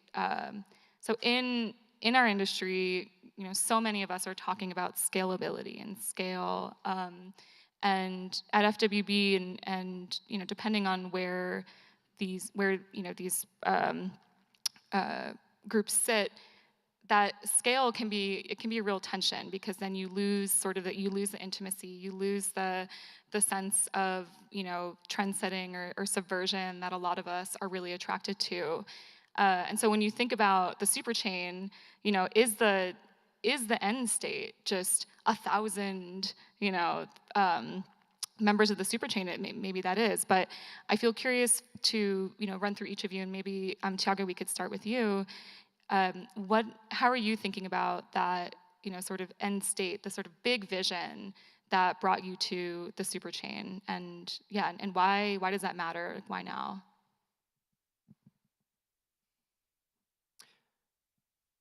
I'll answer it a bit in a tangential way because I'm sure they'll have better answers for it than me. I think that one of the great tensions in crypto is that the best networks and the best protocols are open and decentralized, but the best products are opinionated. And I think that as a crypto space for the past 15 years, we've done a really good job at the former, but why we haven't seen breakout products is in part for a fear of being opinionated. And I think that what something like the superchain enables is it gives you a way to check both boxes, right? It gives you a way of being part of an open network and collaborating with others that have the same end state in mind. And I can talk for hours about what I imagine can happen. But on the flip side, it finally starts unlocking the not everyone has to be everything for everyone, right? You can have a brand, a product, a controversial bet like building an orb, and if that works, great. If it doesn't, it's also great, right? But at the end of the day, we're all pulling towards one mission, and I think that is super important. And I think that for crypto and for this space to transcend and achieve what we want over the next 10 years, it'll take opinions. All right, what's your opinion, Benji? That was awesome. My opinion is that was a great answer. So I think crypto started as a why, right? Like 2008 financial crisis, like what was the why? And Satoshi wrote this white paper. And then it went into a period of the what, like, okay, what is it? Is this a blockchain, et cetera, to fix the why? And then we entered this long period of the how, like how do we actually do this? Ethereum comes here, smart contracts exist, now it's like scaling. And in those points, like there's been like divergence a little bit, right? Like the why of 2008 may be different to the why of 2024. Not saying that anything will replace it, but there's just more people that have their own unique why in crypto. Like everyone in this room is here for their own unique reason. Like whether you're an artist or whether you are like very passionate about stable coins and like that world, there's a lot of that. The hard part in this space is this idea like, how do I combine all of these efforts into one effort and have these opinions represented, but also complementary to one another? So like, WorldCoin is very different from Base in what they do in a daily perspective. Farcaster is a different thing as well, but all of these things can be complementary. And I think like when we have everyone using the same stack and everyone aligned with the same mission, we can actually end up composing on top of each other, which will then lead to more apps, like more interesting things, better like ways to target the whole world. A very specific example is like Farcaster's on OP mainnet. Base has an on-chain developer kit that's like incredible. WorldCoin has a proof of humanity system. Now, like combining all of those, we can create a human bot-free social media, and anyone can build that, and that's pretty cool. It's like an interesting app for crypto. So that's just one example of just having various different ways we can compound each other's efforts in order to like, and developers can use that and use these different types of technology to create like complete novel apps that solve complete different problems, and gets back to giving every single person who learns about crypto their own why, instead of being fragmented. So. Amazing, truly. Yeah, Sarah, how are you thinking about the sort of end state of Base? It's interesting that you say the technology is not opinionated, but products have to be opinionated. And it kind of brings me to this idea of, you know, if we bring 1 billion users on chain, what does that world look like? And I personally think that culture needs to be part of it. I mean, FWB talks about culture should be in the roadmap, and that's very, very important to me because technology is technology. It can be anything, right? And so it's the humans, the people, the artists, the businesses that make key decisions to make that technology work and make that technology like help improve people's lives. And so I think, you know, Base has been around for almost 1 year, and a lot of people in this room, a lot of people in this room have been around for a very, very long time and have created this culture and carried it forward.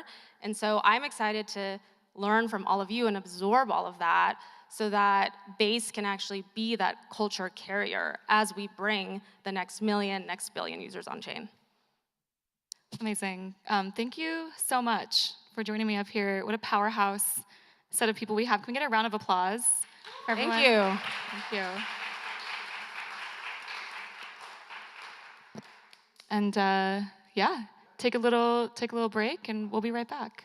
5 minutes. Our CEO is telling us 5 minutes. Thank you, Steph. Thanks, guys. Thank you. Thanks, everyone.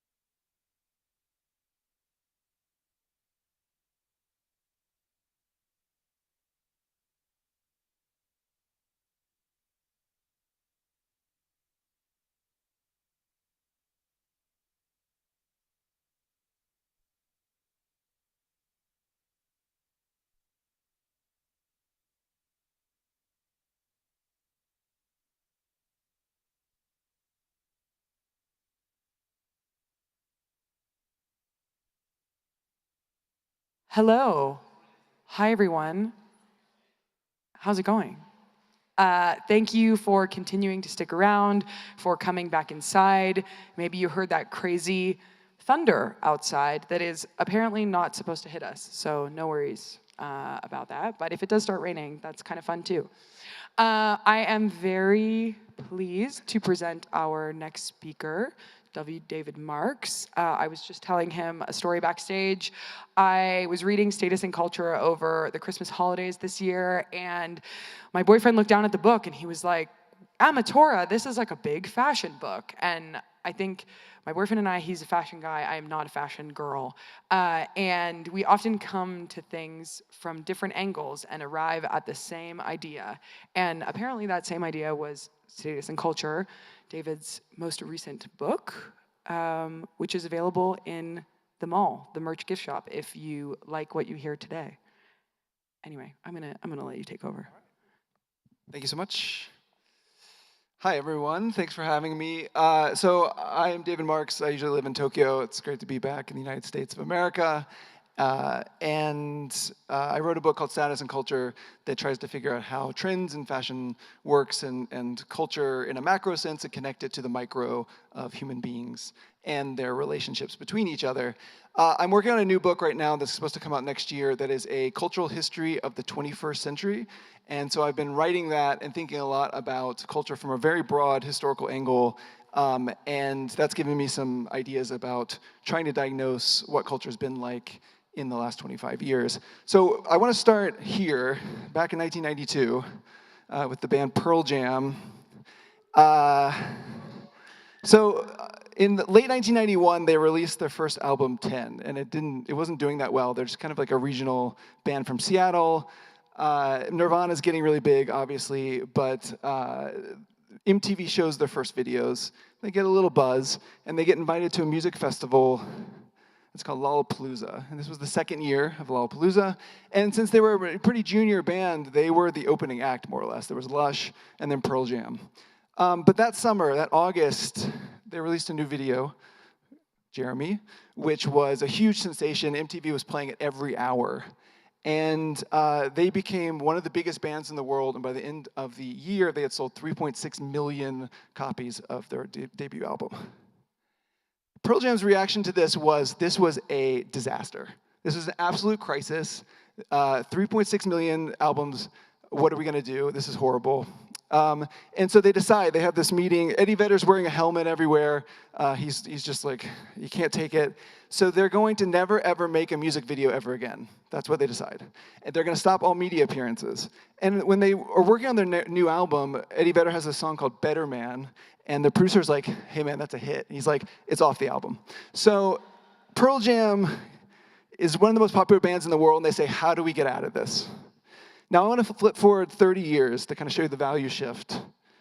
So in 2022, there was a new artist appearing at Lollapalooza. I don't know how many know him. He's an electronic music artist. He really didn't get into music until his 50s, kind of an outsider to the world. And his name is DJ Diesel, like Diesel. This is David Solomon, the CEO of Goldman Sachs. So the CEO of Goldman Sachs is on the bill for Lollapalooza in 2022. The same kind of countercultural music festival that Pearl Jam played at 30 years earlier and freaked out because they sold 3.6 million copies of a record they put their heart and soul into. So what was interesting is at the time, Pearl Jam, again, this band who was so concerned about staying indie, Kurt Cobain, or this terrible AI rendition of Kurt Cobain, says Pearl Jam are obviously just corporate puppets.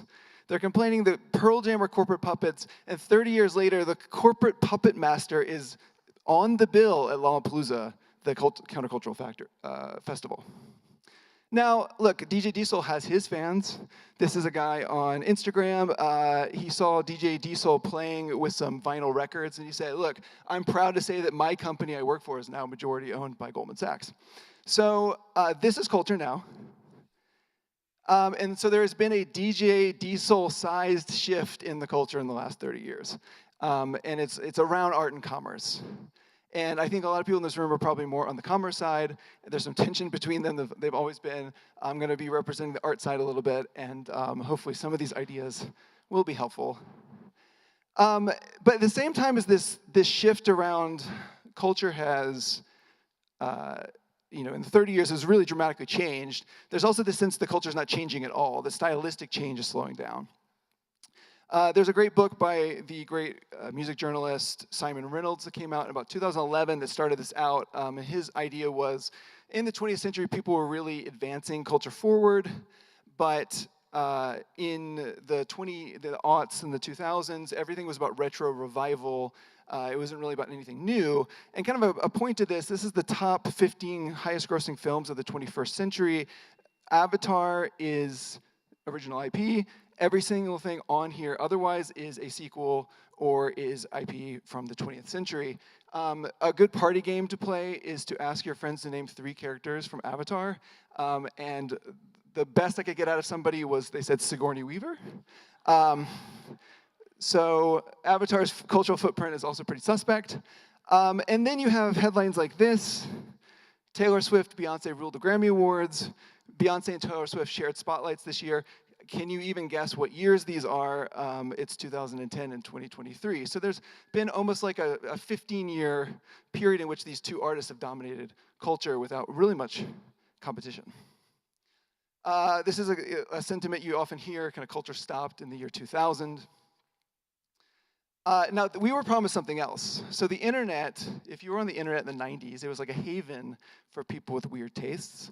And Chris Anderson from Wired Magazine in the early 2000s wrote this book, The Long Tail, and what he said was, the internet will stay weird, and companies will make all their money from the weird niche things on the internet. So the head, the big hits, that's over. That's 20th century. 21st century is all about aggregating the tail, and there'll be no more head. And there's parts of this that are right. I mean, this has been true for YouTube, Google, any of these aggregating tech platforms have made a lot of money, but in culture, the head is stronger than ever. And so this was a recent article in the New York Times, how big is Taylor Swift, just trying to put in historical context how her dominance compares to people like the Beatles and Elvis. So culture is not really changing the way that we think culture should change. And so people got used to the idea that culture moved in these stylistic changes over time. So you had Impressionism hit in the 1870s, and it was very much different from the academic brown historical art that came before. And then you got all these things coming after, like Cézanne, the post-impressionism, which led to Cubism, which led to Futurism, and they're all, it's very clear, influencing the next one and trying to progress towards some perfect form of art. Now, interestingly, in the late 60s, I found there's a great music theorist named Leonard Meyer, and he has kind of a good idea for what's going on right now, which is that stasis is not nothing happening. It's just nothing happening where lots of things are happening, but they're not happening in an order that we can kind of understand. There's no narrative. And I think that's a pretty good description of what's going on now. So the situation we're in is there's so much stuff. More people are making culture than any time ever in history. In terms of the democracy of culture, it's incredible. But there's less obvious innovation and less obvious stylistic change, and the mainstream tastes are quite stable compared to the 70s versus the 80s versus the 90s are all very different. If you show me a film from the 60s, I can probably tell you which year it's made because the suit styles are all different in those years. But things are pretty much the same in the 21st century with some small differences. And so what I think is happening is cultural ecosystem collapse, which sounds pretty dire and pessimistic, but I think understanding culture this way helps us find the way to get out of this. So I'm going to talk about collapse and then some ideas about how to restore it. So first, some just basic propositions about how culture works from my perspective, and these are all very idiosyncratic from the way I think about things. But first of all, cultural change is not arbitrary. It's not it's arbitrary in a sense, but it matters. The more the culture changes, the more that we add to the body of civilization, and that's really important. And so I'm just starting from the proposition that I think it's good that if styles and culture changes, and I'll explain why. So culture is a very specific thing. It is not just the ether. You know, we have economy and politics and technology, and culture is just the stuff that shows up after that. That's not true. It's not downstream from the economy. It's not downstream from technology. Those things have influences on it, but it's its own thing. And it's not just entertainment, too. So if we're just saying, you know, culture is all about entertainment, then fine, people are entertained, and that's all that matters. But that's not what culture is. Culture is the human experience, and it's the way we perceive the world. This is the wonkiest part of the presentation, I apologize, but the way to understand culture is the idea of conventions, which are that human beings have expectations of how the world works. They know that other people have those expectations. They become mutual expectations between people. And conventions are more or less the atomic unit of culture. So if you think about a trend, a fad, a fashion, a custom, a tradition, those are all conventions, and that people mutually expect the other person to know what it is in a certain group.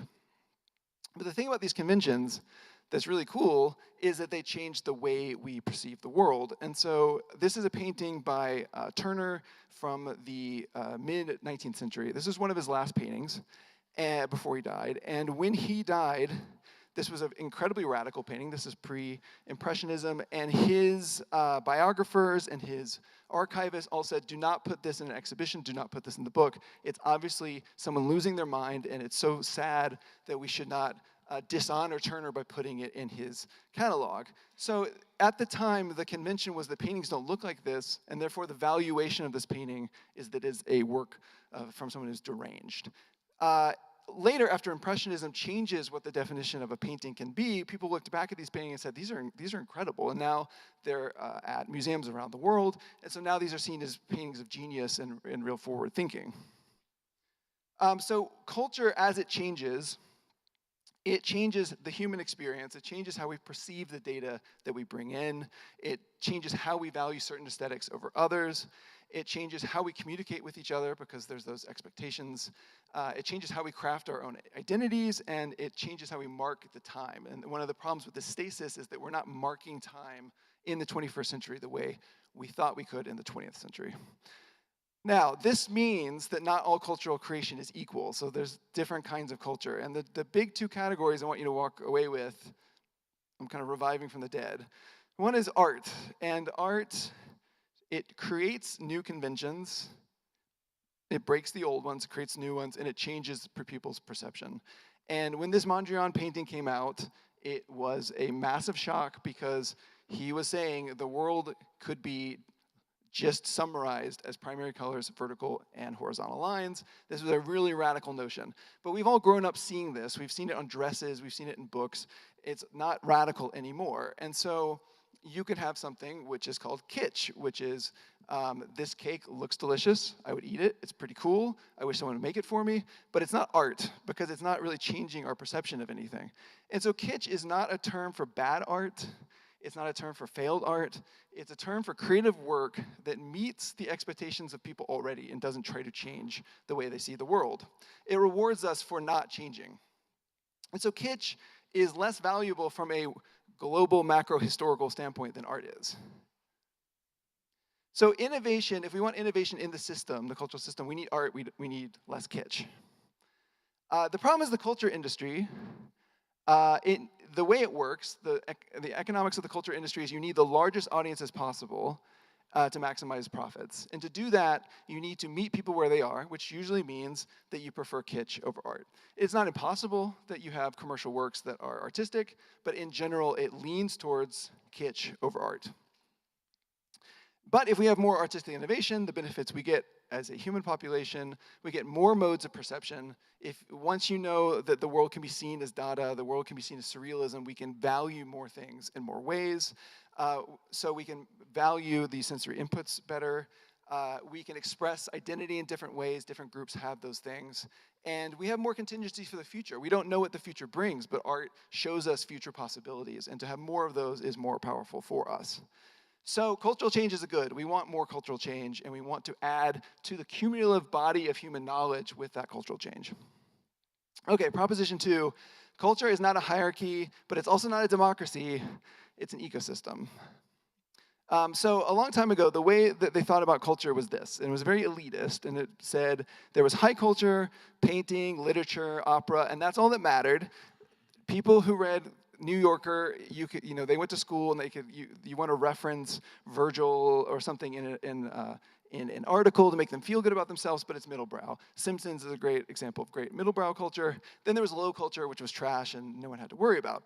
So this was very elitist, and people started to push back against it in the 20th century because it was obviously discriminatory, because people with more education and more exposure, higher class, tended to like more high culture, and therefore we wanted to abandon this model, which I think is correct.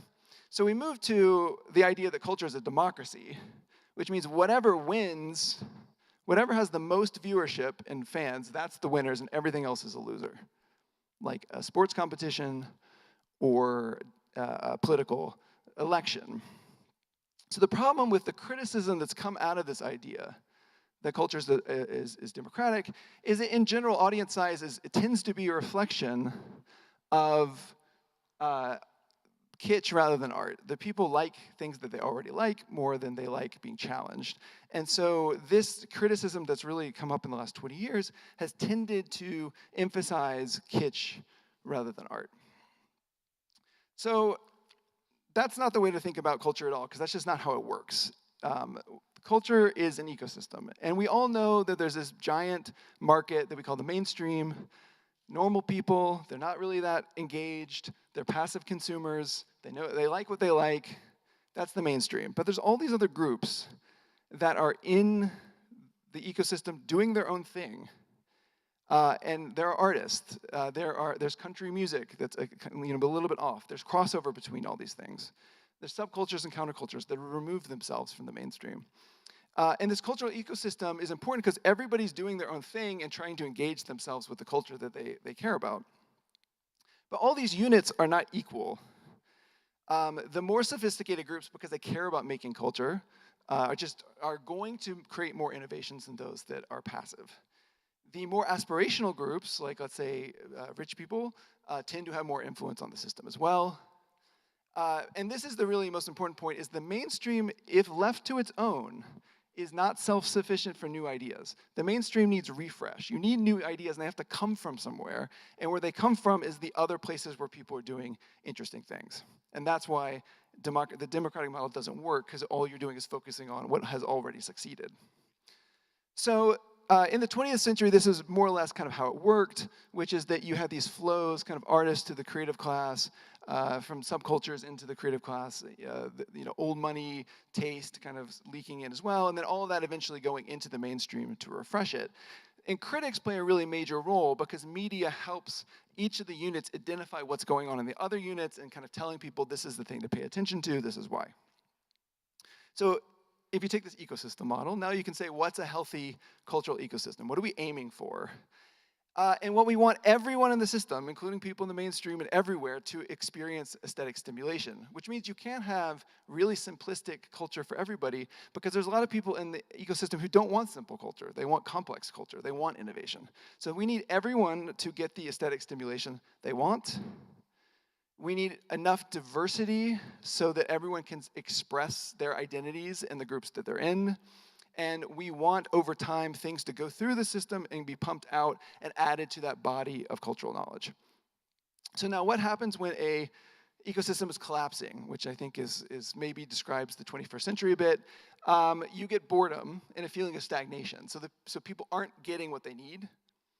Number two is that people feel that they're not quite able to express themselves.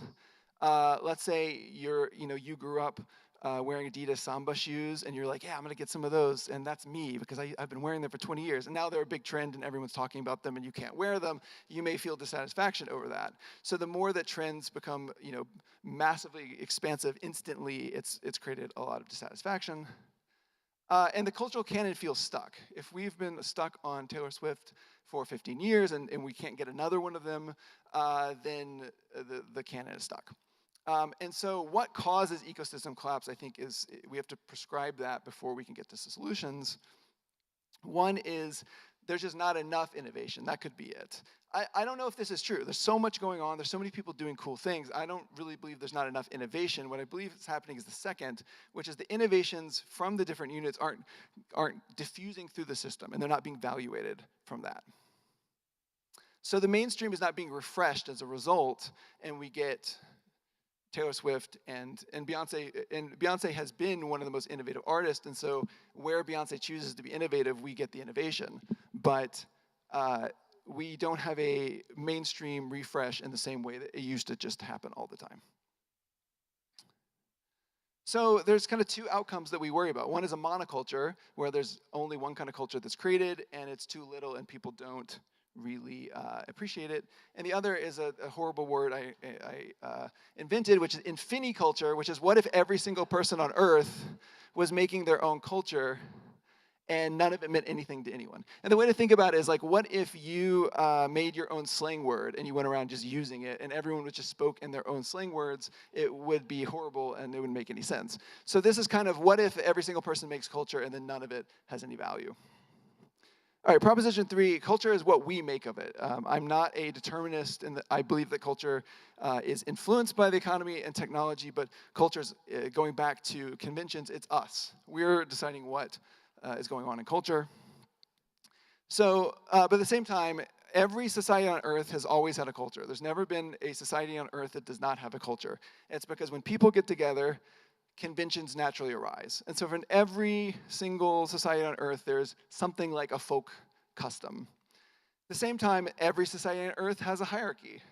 And the people at the top have to show that they're different than the people below. And so you get conspicuous consumption as well in almost every society. And then in the 20th century, you get to having a culture industry which creates kitsch for profit.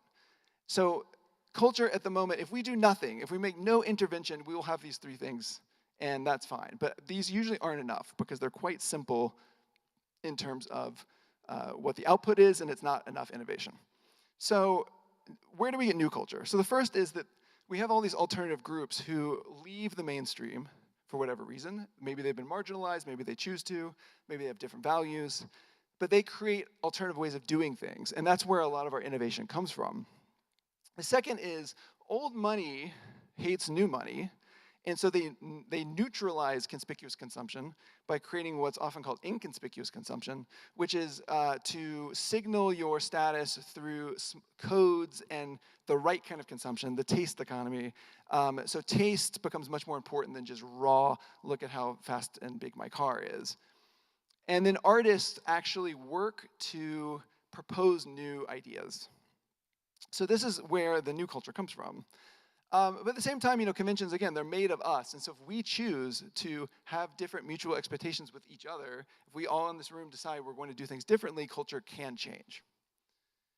So what is going on in the 21st century cultural ecosystem that's leading to these outcomes of art and commerce, commerce being kind of bigger than art, and also a feeling of stagnation? So first you got to start with what do we start with at the end of the 20th century? And I think there's 4 kind of social, almost like here's the paradigm that we're in, which is number 1, that the end of the Cold War and a sense that even on the left and the right, everyone's just trying to look at the market and say, how do we solve all the problems through the market? What are the technocratic solutions we can do in the market rather than thinking about going outside of the market? The second is liberal inclusivity more or less becomes the general sense of this is the way the world should be. Now, obviously, there's been a huge backlash to that in the 21st century, but at least at the end of with the Clinton years and the way that culture moved, inclusivity became a good and the sense of the ideal we're working towards. Independent art, Nirvana and Tarantino and a lot was going on the internet, people making niche, weird things started becoming very popular. And so that idea that the market was only for kitsch and it couldn't be for art went away, and people knew that the market could be used for art as well. And then finally, cultural consumption of people with really good taste becomes what's called omnivore, so that there's both, they have to consume high culture, middle culture, low culture, everything. So this is where we start. And so much of culture is about reacting against the thing before, and that's what you're going to see. And so the question is, the internet world that we live in, do those technological and economic paradigms or parameters, do they automatically keep culture refreshed? And the answer is no, and that's what I want to talk through today. And I can't quite go through every single aspect of the ecosystem, but there's a couple key examples. So one is subcultures. So subcultures used to be one of the best ways we got innovations into the system. So if you think about mods and Rastafarians, hip-hop starts as a subculture. All of those are incredible, and they've been so important for our society. The problem is that we started getting really tolerant and stopped marginalizing people as badly as they had done in the 20th century. So people stopped forming these alternative status groups because they knew they could express themselves in the main culture. So this is kind of a bad outcome of a good situation, which is the more that liberal tolerance is there, the less that you get all this creativity on the margins. And so what has happened is a lot of the subcultural activity is happening on the right. So liberal inclusivity is the mainstream dominant thing, and people who don't believe in that basic idea that all people are equal are going to the internet and finding each other and getting really excited about things. Now the problem is the creative class and the people who filter in those new ideas, it's very hard to take a racist idea and put it into a fashion collection. So right-wing styles are just not erupting the way that kind of left-wing, working class styles did in the 20th century. And I think this really starts with Vice magazine. So Gavin McInnes was kind of the core editor of Vice. And his whole thing was to be kind of ironically, horribly racist and bigoted all the time. And everyone was like, it's so funny. Don't worry, he's not a Nazi. He's not going to start a paramilitary organization in the 2010s at all. Don't worry about that. I was in New York in the early 2000s. I was like, this guy seems kind of like he's pro-Nazi. Like, no, don't worry about it. Look the other way. So the American Conservative, Gavin did a piece for the American Conservative in 2003, being like, young people are going to become conservative because that's cool. And everyone's like, isn't that funny? He's like pranking the American Conservative. There's no way he'll found a paramilitary organization that's related to the alt-right in the 2010s. So Gavin goes on to form a paramilitary organization in the 2010s called the Proud Boys, and if you go back and look at Vice magazine from the time, it's all there. But there was something about right-wing ideas seemed cool. They seemed countercultural. Liberalism was boring, and to be bold, you had to be horribly racist. And the deplorables, you feel this energy there. This Too Big to Jail, Palmer Luckey from Oculus, this is what he founded with the group Nimble America. It wasn't a success, but pretty crazy. He was doing that in the 2016 election. Okay, so subculture is not really going well for us. Now let's talk young people. So in the 60s, young people are like hippies. They're dropping out of society. They're creating communes. They're really creating alternatives to society. So young people, the millennials, it's their millennium. They're the first youth cohort of the millennium. And they understand themselves in this late stage capitalism as what Malcolm Harris calls human capital. In the book Can't Even, Anne Helen Peterson talks about the millennial trauma around going into the workforce right at the time of the economic crisis, tight labor force. So what do young people do? So millennials are like, late capitalism is terrible. There's no jobs. We got to work harder because the solution to capitalism is more capitalism, baby. So everybody reinvents selfhood as personal brands, and commerce becomes the answer to everything rather than the problem. And there's a lot of examples of this, but I'm just going to give you one. Tayson Day, he's making music because he's passionate about it, and he moves away from the mic to breathe in. And the thing about Tayson Day is he had a song called Chocolate Rain that got pretty big, and it's a song about institutional racism. It was a song with a meaning. And the song gets big, and I think within 2 months, Dr. Pepper was like, we gotta do Cherry Chocolate Rain, and he's like, yes, we do, we're on it.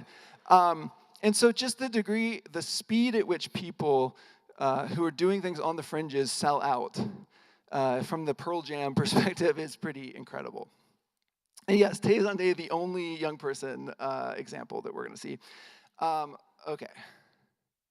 Critics. So critics played a really crucial role in promoting innovation. But the critics have a hard time. There's a reduction in media power. The Village Voice is gone. They used to be where critics got these early previews of things, and the MP3s made it where like anybody could hear things at any time. And also, indie-ness became so annoying that a lot of critics were like, no, you know what's cool? Pop is cool. And so we got something, Poptimism, this whole critical movement that said that Ashley Simpson is the most important and most authentic artist because her lip syncing didn't work on Saturday Night Live. Not despite, because. And so now this has really continued. And so two of my favorite critics, John Caramonica and Joe Coscarelli, do this great thing called the Popcast for the New York Times. So this is like a marquee platform for criticism in the New York Times for us to determine like what should we be listening to? What should we be thinking about in music? And you can see the diversity of the things that they write about. So, yes, they talk about Taylor Swift, but they also talk about Taylor Swift. And then sometimes they do another episode about Taylor Swift, and maybe they'll do a fourth episode about Taylor Swift. But these kind of critics who are so key to being the people who would introduce us to the new artists are spending a lot of time talking about the monopoly artists we already have.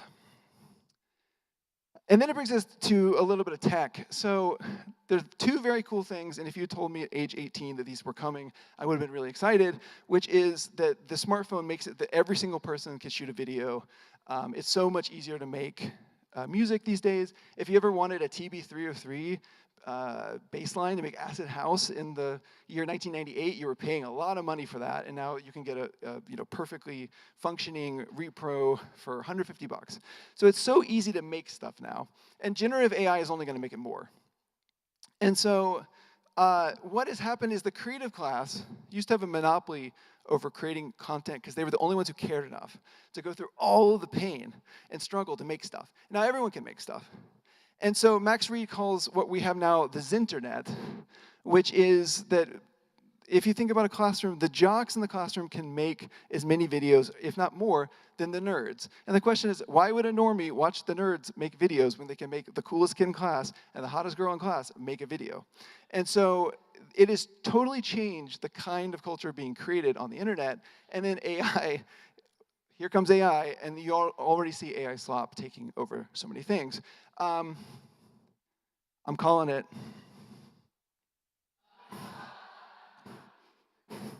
And I got some breaking news.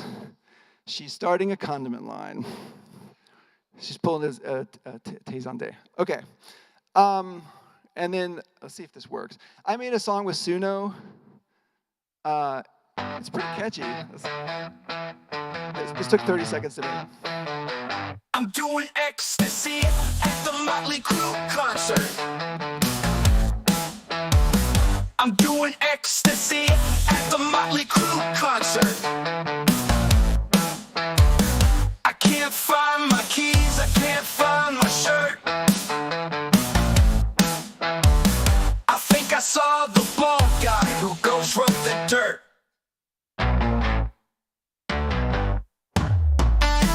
Okay, AI is pretty cool. So that's coming. So whatever the barrier was to making music is gone.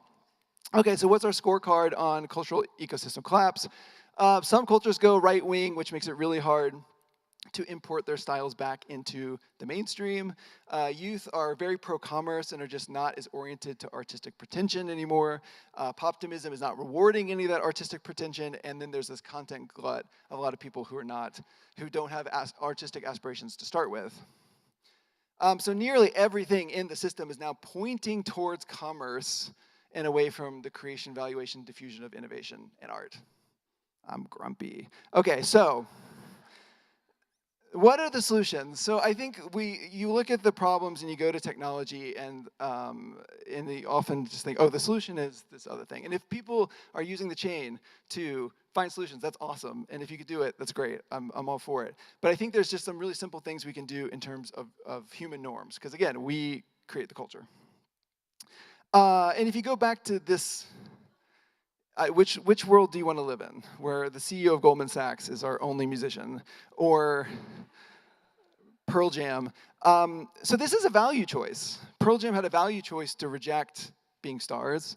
The Lollapalooza promoters had all of the choice in the world, as far as I understand, to not invite the CEO of Goldman Sachs to be at their event. They didn't make that choice. So norms, is DJ Diesel playing tonight? Does anyone know here? Okay, so humans create culture, and so there needs to be a norm shift.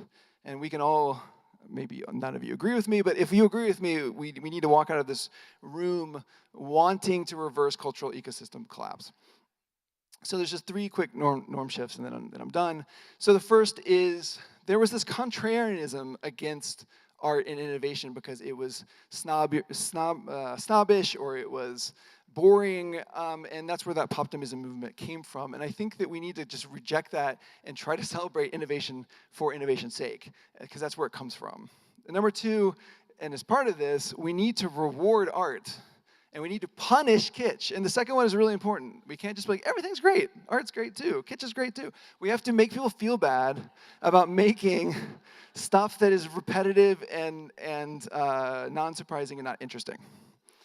And the third is, if you are in an alternative social group, it's okay to keep that group alternative for a while. You don't have to take the paycheck on day 2, because the entire cultural industry is looking to bring you into the fold as quickly as possible.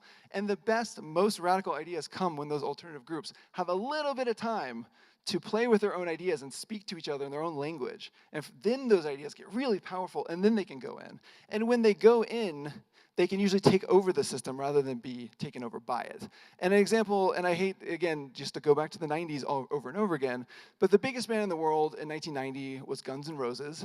And in 1991, they were going to go on a world tour, and they said, Nirvana, you should be our opening act. Because it's like heavy metal, grunge. Grunge will be the next wave of heavy metal. And Nirvana was like, we hate you. There's no way we're doing this. And what happened was Guns N' Roses became completely outmoded, and grunge became the most popular music in the world. And so have some confidence if you're doing something cool. Do not sell out immediately. If you can wait a little bit, it becomes even more powerful. And so don't take the check on day 2, take it on day 500. So this is a lot of this is covered in my book, and then this new book will be coming out late next year. But thank you so much for your patience and your attention.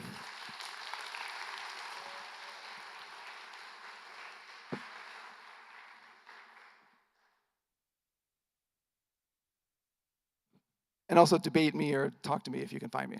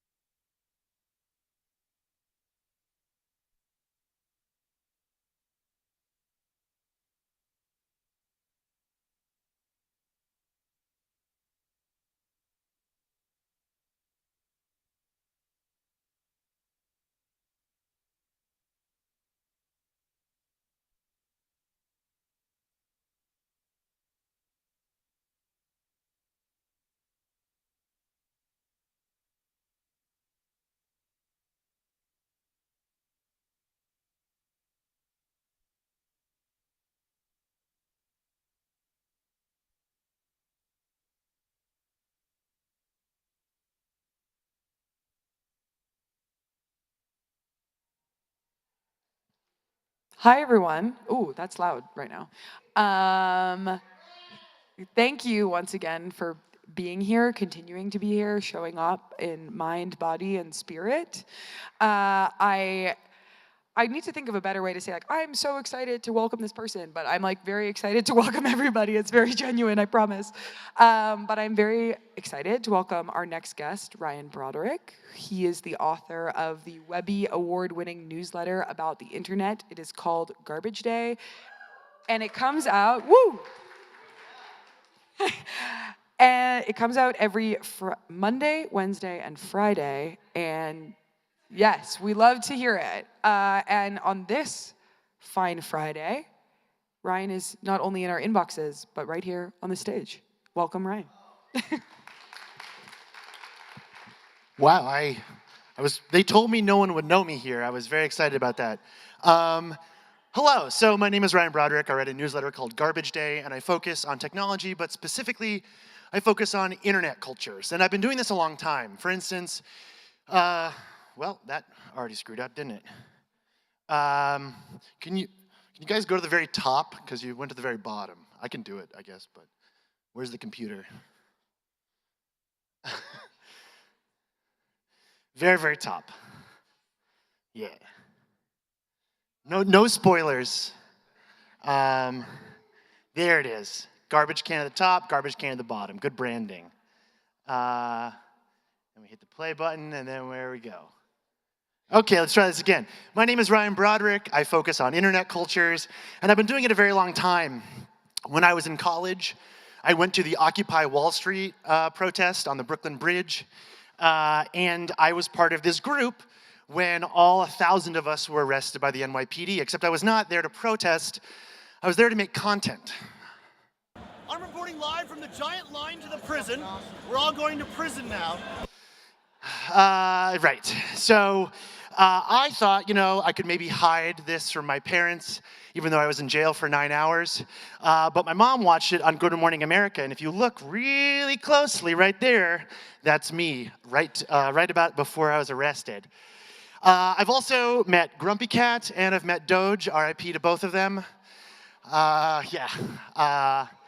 But when you write about the internet, strange things happen. When you stare into the abyss stares back at you. One of the stranger things that's ever happened to me was that my Instagram photos of my feet were stolen and put on the Wikipedia for foot fetishists called WikiFeet. And I would be more mad about this, but as you can see, I have a very high rating. In fact, I have a much higher rating than Donald Trump. So, without question, though, the strangest thing that's ever happened to me is when this person tweeted this picture of my face. That's my face. Where did this come from? What's happening here? It turns out my face was being used to advertise hair bibs on Amazon. These were used during COVID to give yourself a haircut. But I wasn't just advertising hair bibs. I was advertising sunglasses. I was advertising face masks on a Mexican Instagram page.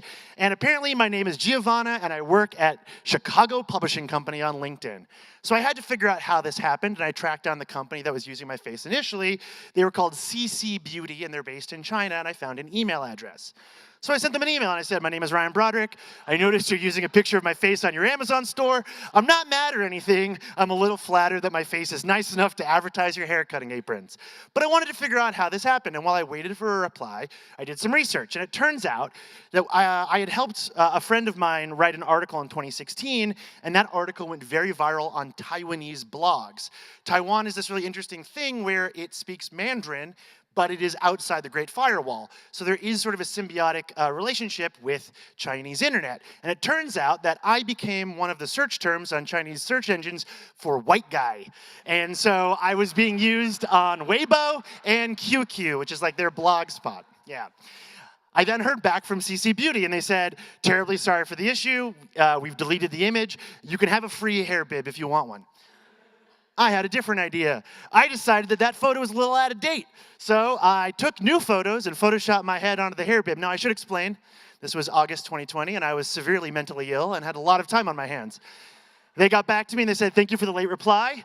Thank you for the photo. If you have any questions, contact us. And I thought, this is it. This is my chance. I'm going to be like Mr. Sparkle. I'm going to be like a model in China. This is awesome. And they replaced me with this guy. Absolutely ridiculous. So the title of this talk is The Internet is Rotting, and the Amazon story is a really good example of what I mean when I say the internet is rotting. These services don't really work like they used to. And here's a little supercut I put together of the way the internet feels right now.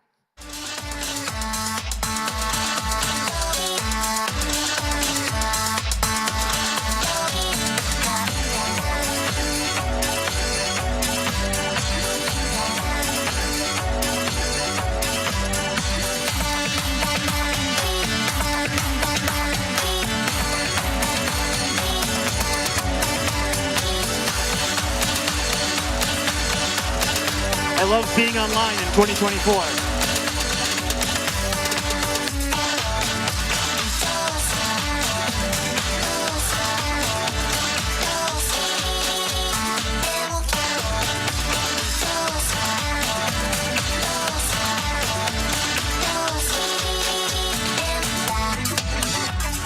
Right. So this is generally referred to as slop. And the start of the slop era, of course, you could probably date it with the purchase of Twitter by Elon Musk, which is not only, not a great app anymore, it lost $1.5 billion after he purchased it and renamed it X. But it's not just Twitter that's having a tough time right now. Meta, after it rebranded as Meta, lost $650 billion, making this the most expensive selfie ever taken in front of the Eiffel Tower. Google is also having a tough time. The AI images are all over Google image search. They're all over Facebook. You've probably heard about the Google search using AI telling you to put glue on your pizza. What you might not know is that when they rolled out AI, they also accidentally absorbed fetish art of Clippy pregnant, which I don't think is what they wanted. A little mad they took my picture. I want some credit for that. So let's talk about how we got here. And to understand that, we have to talk about the beginnings of the internet. So here's how the internet felt 20 years ago, let's say.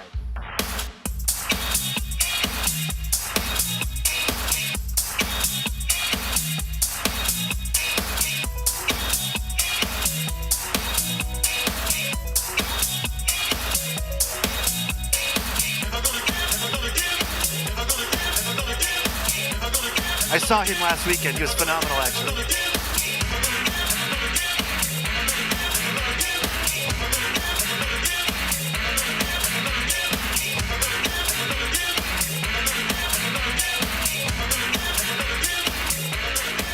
So when we're talking about the early internet, we're really talking about two main groups that define the way we use the internet now.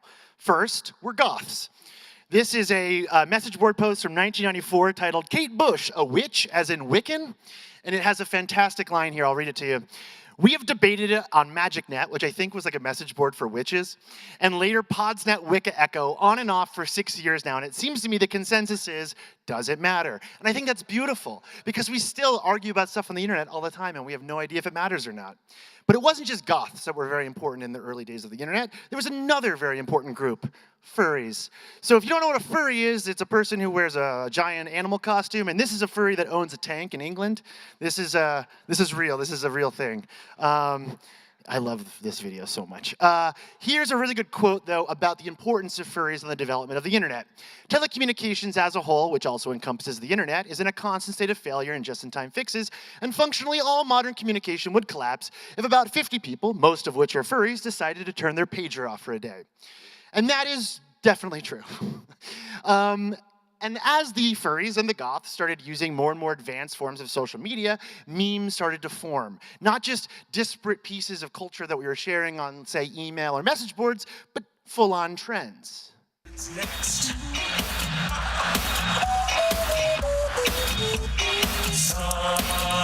Somebody once told me the world was gonna roll me. I hate the shyness to leave the shade. She does looking kind of dummy, the figure and her tummy, the shape of an elm on a portrait.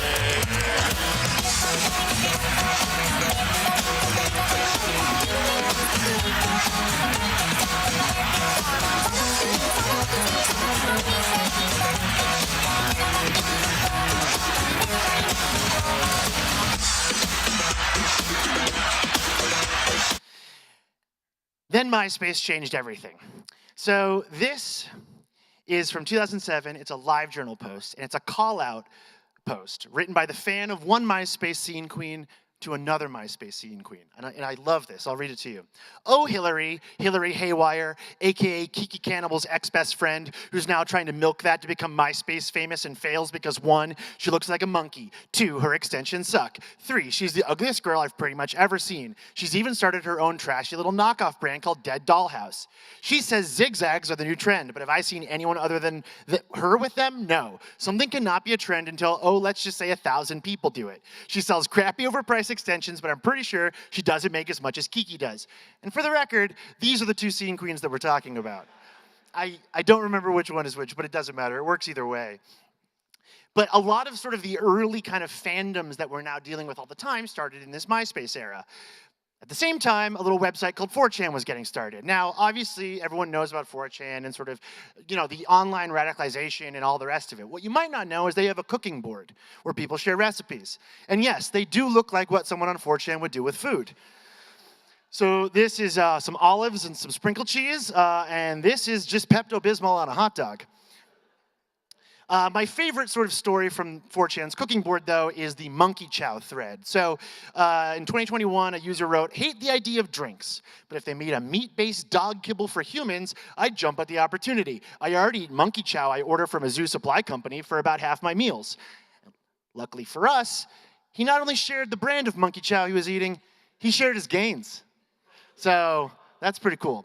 But without question, the most important contribution to culture that 4chan's cooking board has done, I would argue, is a thread called Sleepy Time Chicken. Sleepy Time Chicken is a little recipe where you take chicken and you take NyQuil and you put them in a pot with some whiskey and you boil it, and then you get Sleepy Time Chicken. Yeah.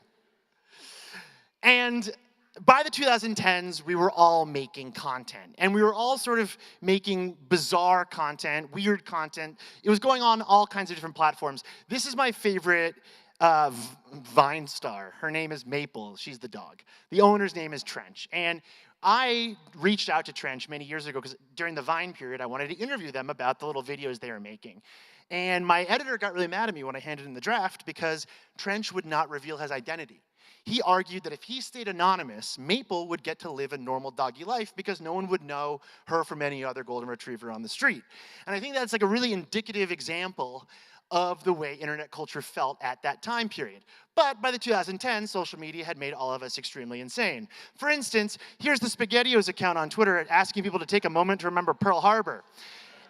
And here's SpaghettiOs apologizing for their previous tweet asking for people to remember Pearl Harbor. Here's Ringo Starr saying, saw Beatles fetish art, don't do that. Here's a Reddit post asking how to get that smell out of a gaming chair. Here's a Reddit post about how to get that smell out of a gaming chair. Here's a Reddit post about how to get that smell out of your boyfriend's gaming chair. This is a fan of the band BTS who is apologizing on Instagram because they no longer stan BTS because they're on mood stabilizers now.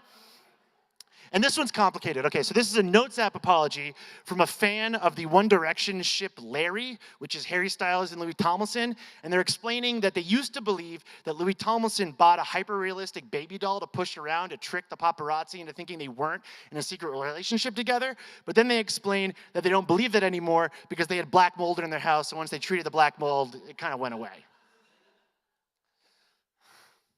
And we all kept posting. This is my favorite sort of piece of 2010's culture. This is called Two Lads Fight with a Chair. And it is what it sounds like. It is two lads in an alleyway in the north of England, and they fight with a chair. There's some really good comments. So first we have, it's important to cover the area you're about to fall into with a layer of broken glass to cushion your fall. Well, at least he kissed him before hitting him with the chair. That's what gentlemen do. And I didn't know ancient Greece had smartphones. Hold on, wait for it. Wait for it. Come on. Come on. Yeah, there we go. Great. But unlike internet culture in the 2000s, in the 2010s, nothing was in a vacuum anymore. So, you share a video and someone understands how to remix it almost immediately, like this person who discovered the similarities between Lament for Icarus and British lads hitting each other with a chair. Or this person who turned it into a t-shirt and is selling it on Australian Etsy. Or my favorite example, the person who turned it into a video game. Now, you might think, okay, it's two lads fighting with chairs. Maybe it's like a Street Fighter thing. No, you play the person filming the video. which I think is an incredible metaphor for the surveillance state that we're all a part of now. Then Facebook ate the world, and everything changed quite drastically.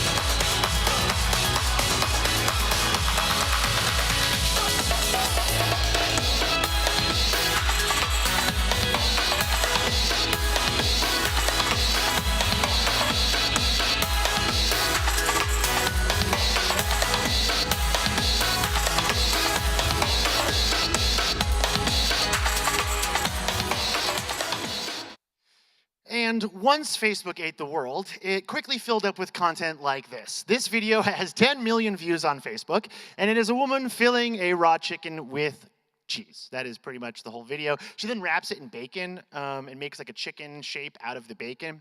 Now, what's important about this video is that this was created by a woman named Anna. And Anna lives in Las Vegas. And the reason this is important is because the majority of people who were making bad food videos in the late 2010s and early 2020s all worked for this guy.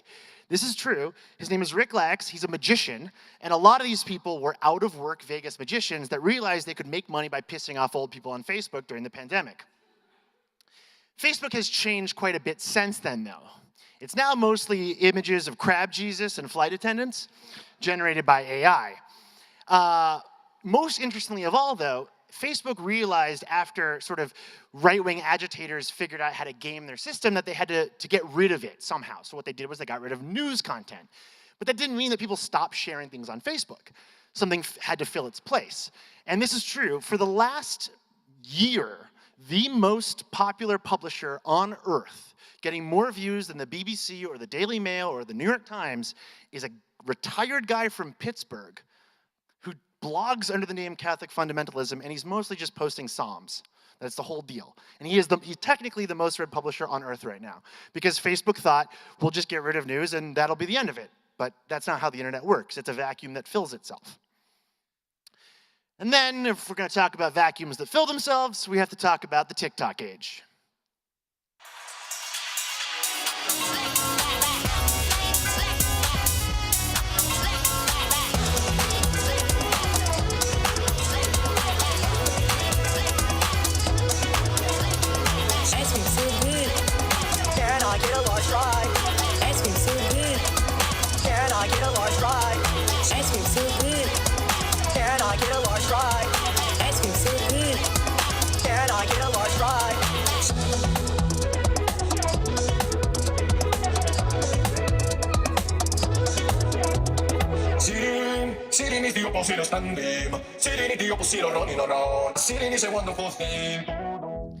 Now, one of the most interesting side effects of TikTok turning on in 2018, 2019 is that the users there are very young, and the algorithm is not powered by like your weird uncle. It's powered by an algorithm. So a lot of old content started to go viral on the platform, like NyQuil chicken.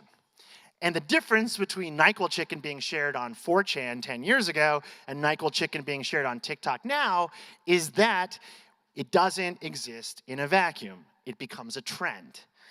Not only do people start doing it because they think it's funny, but people start talking about it. The hashtag starts trending. The Food and Drug Administration has to put out a statement asking people to stop boiling chicken in NyQuil. And then, when Representative Buddy Carter hauls the CEO of TikTok in front of Congress, he's asking him about dangerous teen trends, right? If you look very closely at that little cardboard cutout behind Buddy Carter's head, oh, what's that? It's NyQuil chicken. Because the internet is no longer this silly place that we're sort of just passing our time with. It's become this massive cultural ecosystem that can very easily be weaponized by anybody who wants to. So this is interesting. A couple weeks ago, I was looking into these videos on TikTok. Has anyone seen these videos? The Little John videos? Okay. They're totally deranged CGI home remodeling videos. And they're all over TikTok. And I was desperate to know where they were coming from, who was making them, what the deal was. So I found one of the bigger accounts sharing these videos, and it was called Home Design 369. And Home Design 369 had a URL in its bio, and I went to the URL, and I found Home Design's AI. And here's a little journalism hack. If you go to the contact page, you can find an email, and you can reach out to people. So that's it. That's the whole job. I went to the contact page, and it was like an AI chatbot, and I was like, that's annoying. It's not a real person there. But then I realized something. I was like, wait a minute. I know that face. Wait a minute. That's the guy who replaced me on Amazon. So I was like, okay, I have to know who this guy is. And unfortunately, Google image search is not as good as it used to be. But Yandex, which is a search engine from Russia, still has a pretty good reverse image search. So I found out that this guy was a stock photo. Okay, great. But who was he? So I started to search around some more, and I found this Medium post written in 2023 titled, Why I Sold My Digital Identity and Why You Shouldn't. And it turns out he's from the Czech Republic, and his name is Radek, and he really regrets putting his face on the internet, because now you can't remove it. These systems don't talk to each other, so everything just sort of moves around without you even knowing about it. And the problem is no one knows how to fix this. And my favorite example of this it was from a few years ago. So this is the Wikipedia for the indigenous language of Scots, which is the indigenous language of Scotland. And this is the moderator, the admin of the Scots Wikipedia. Looks all fine, whatever. Someone on Reddit realized that it was actually a furry who had started moderating the Wikipedia when they were 14 years old. More than that, the majority of it was not Scots. It was gibberish that sounded Scottish. Let's look at some examples, shall we? Yerd science. Yerd science mocks scientific experiments on the things that's unique to the yerd but isna alive. Firm. Firm is a bit of lund used to grow plants and or upbring animals for food. And the laziest one, architecture. Architecture is the art and science of biggins and structures like yits, brigs, and other things that's bigot. Now, this is a funny story. I don't know how many Scots speakers there are in the world. It's kind of like a low priority thing, I suppose, in the world of misinformation. Except Wikipedia is a massive training source for AI. So I don't know why you would want to build an indigenous Scots AI. But if you did, it would most likely now be full of gibberish a teenage furry made up. And this effect is getting worse because AI is getting better, but it's sort of being used to fill the cracks of our already breaking digital ecosystems. And some of it's pretty convincing, like this is a pretty convincing clip of Tucker Carlson. Did you know that in terms of male, human, and female Pokemon breeding, Vaporeon is the most compatible Pokemon for humans?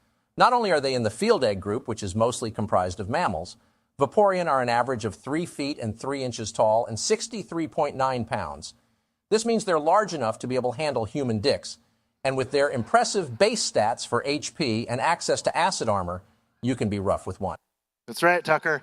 You can be rough with a Vaporeon. That's great. You've all probably heard about the incident in Scotland. I don't know why technology keeps preying on Scottish people, but this was the promotional photo for a Willy Wonka event in Scotland. This is what it actually looked like in real life. This was the Oompa Loompa. What you might not know is that the script for the event was also generated with AI.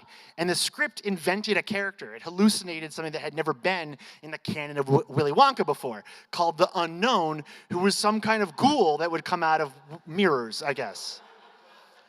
And what is I think very fascinating about this entire scenario is not the funny Oompa Loompa. The fact that everyone involved was just like, oh yeah, there's some sort of ghoul in Willy Wonka. That makes sense to me. Everyone kind of just followed the AI. But I'm not an AI doomer, because AI did provide me personally my 4 favorite images of all time, which are titled Bodybuilders of the JFK Assassination. And I think they're so good. Honestly, if the entire Earth has to burn to power these systems, it was all worth it, because this is great.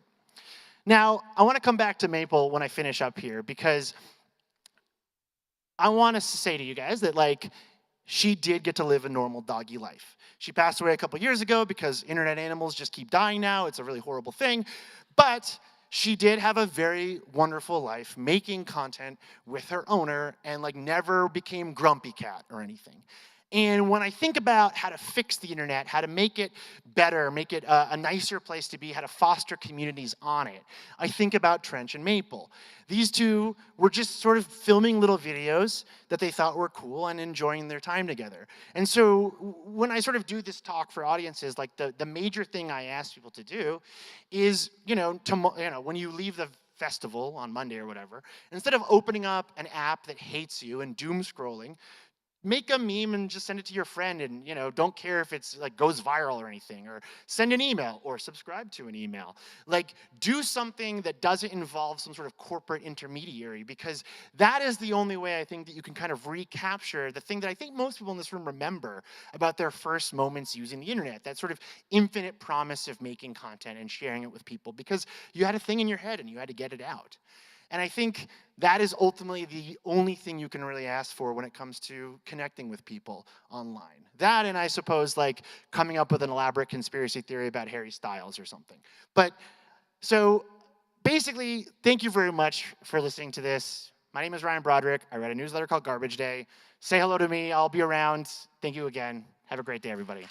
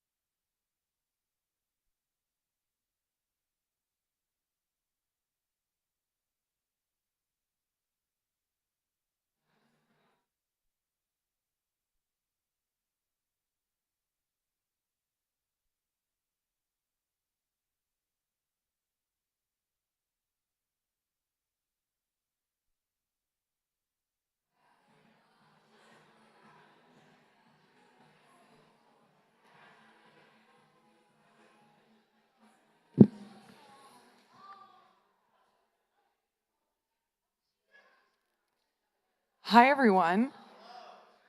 People are here. People are still here. Thank you for your attention. Again, showing up in mind, body, and spirit. This next one is going to be amazing, if not only because they're wearing headsets as if they are 1990s pop stars. They look sick. But I think that is no surprise to anybody who knows what they are in for. The next talk is from A.L. Bata and Corinne Gianni from the brains behind Club Chess. If you are not familiar with Club Chess, you can look at their Instagram. You can read their Crack Magazine article they did in advance of this festival, or you can come to the Club Chess Forest Edition tomorrow outside of the soundstage from 4:30 till 7 p.m. But enough of me. Please welcome to the stage A.L. Bata and Corinne Gianni.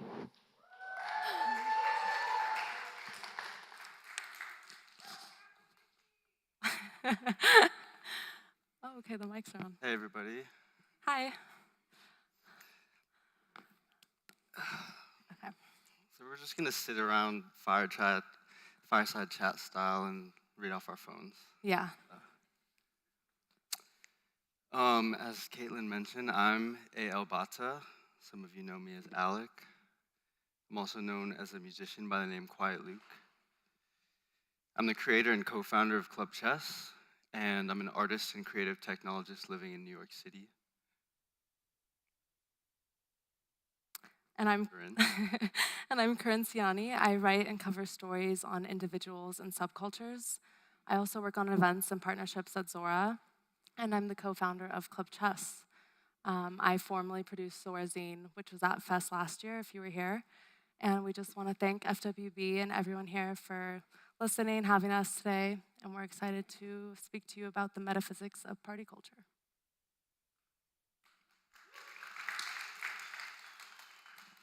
So you may have seen photos or videos like this of people playing chess at a bar or at a club. The chances are, even if we didn't produce the images you saw, we had a hand in their production. Last year, in February of 2023, we started Club Chess, an experimental party series and conceptual social club. We play with and reference fashion, music, art, and fantasy to throw an anti-party rooted in our own personal obsessions and delusions. It started out as a weekly series on Wednesdays and quickly spread by word of mouth, becoming the worst-kept secret of downtown New York City. And frankly, the only good party to go to on a Wednesday. The party happened consecutively for 20 weeks at an infamous bar in Little Italy before we picked up the format and placed it in different venues, bars, and clubs around the city. Our party has been attended by people from all walks of life, from Hans Ulrich Obrist to Julian Casablancas. This summer, we had a residency at Le Bon, and we have taken our party internationally to both London and Paris. Our party format has been remixed, replicated, and referenced in multiple cities, including our own, and what started as a chess club became Club Chess.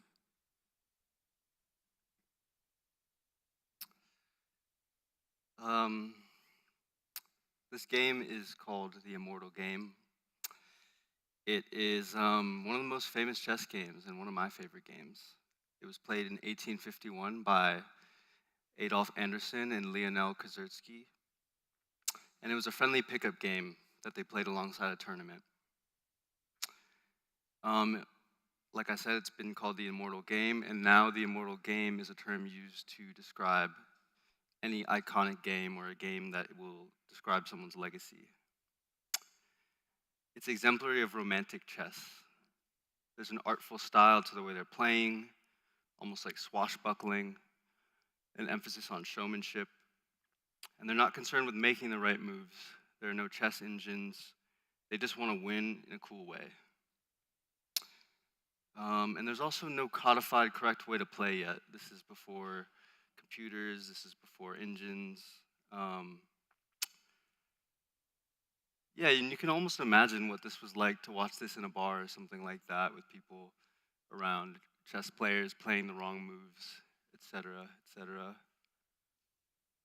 And people ask how club chess came to be. The real answer is just wanted to play drunken chess in a bar. I have this obsession with something called cafe culture, which I've coined to mean hanging out at a bar or cafe, but not like this. Playing chess in a bar is nothing new. What's new is the context it exists in. I'm interested in this long thread of the avant-garde. The Cabaret Voltaire, to the Dadaists and Parisian expatriates, to the Beat Generation, 60s counterculture, punks, post-punks, ravers, cypherpunks. I'm sure you're all familiar with this stuff. This is the lineage I wanted to explore, and what I thought was missing from the downtown scene. A safe space that could be a happening, and at its best, a great party. A place where intoxication and intellect were simultaneously welcomed, and where personal mythologies could take root and flourish into collective mythologies.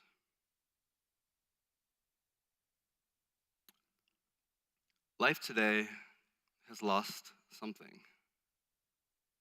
Music, once associated with the spiritual, is now just vibes.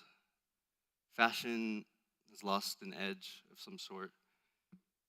Today, the majority of chess games are played online on the 2D plane. And this is a metaphor that can be applied to pretty much everything. Speaking quite literally, people comment on the difference between IRL chess and playing online. They see the game in a different light. And this is because we keep the lights super low at the parties. And they're drunk. The game has progressed to a point where the symbols for these pieces have come to replace the physical objects they once represented, diluting their rich history. Television, fashion, and Hollywood are all showing a renewed interest in chess and the chess aesthetic. Machine learning has replaced human tact and skill, giving new players a religion to follow. And the best players sit in badly tailored suits under fluorescent lighting, playing a version of the game that's closer to a trendy esport than what used to be chess. We exist in a new context now. After a long decade of global homogenization and the Uberification of life, a global pandemic caused the simulation to crash, or at least to reveal itself, forcing us to search for new identities, new communities, and new ideals. Sometimes to go forward, you must go backward. Even before COVID, we established a culture that only values productivity, porn, and perpetual motion. Now we're seeing a reaction to this. During the peak of COVID, life consisted of 3 places: home, work, and the internet. The internet quickly became the only viable place to hang out, collaborate, and exchange ideas. This is the first time since the inception of the internet that it was the only place for cultures to develop, barring a few exceptions. We've all had our collective lobotomy and are now smooth-brained. For people who were in their 20s, and especially those younger during the pandemic, their development was forever altered. Young people are reclaiming their innocence as things got quite serious and craving what life was like before the algorithm due to increased screen time. As you can see, they want to know what it's like to be a teenager in 2016, 2014. Trends on TikTok and other social platforms have been deployed and absorbed at hyperspeed. Balletcore, princesscore, cottagecore have all been synthesized into coquette, which is basically all of those trends fit for a modern girl, because let's face it, we don't live in a cottage, and we don't live in a castle, and we're definitely not ballerinas. Shout out to the coquette section at Barnes & Noble. Fashion brands like Miu Miu and Sandy Lang have been capitalizing on this desire to come across as innocent and studious via ballet flats, ribbons, and miniskirts.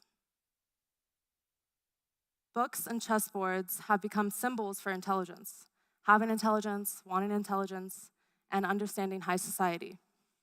You may not be able to go to an Ivy League, but you can dress the part.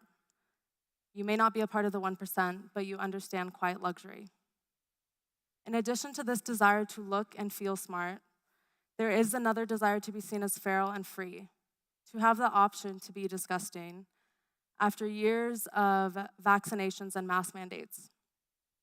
The revival of indie sleaze and Tumblr aesthetics, a stage removed from their historical context, poses the movements as references to be mined and remixed.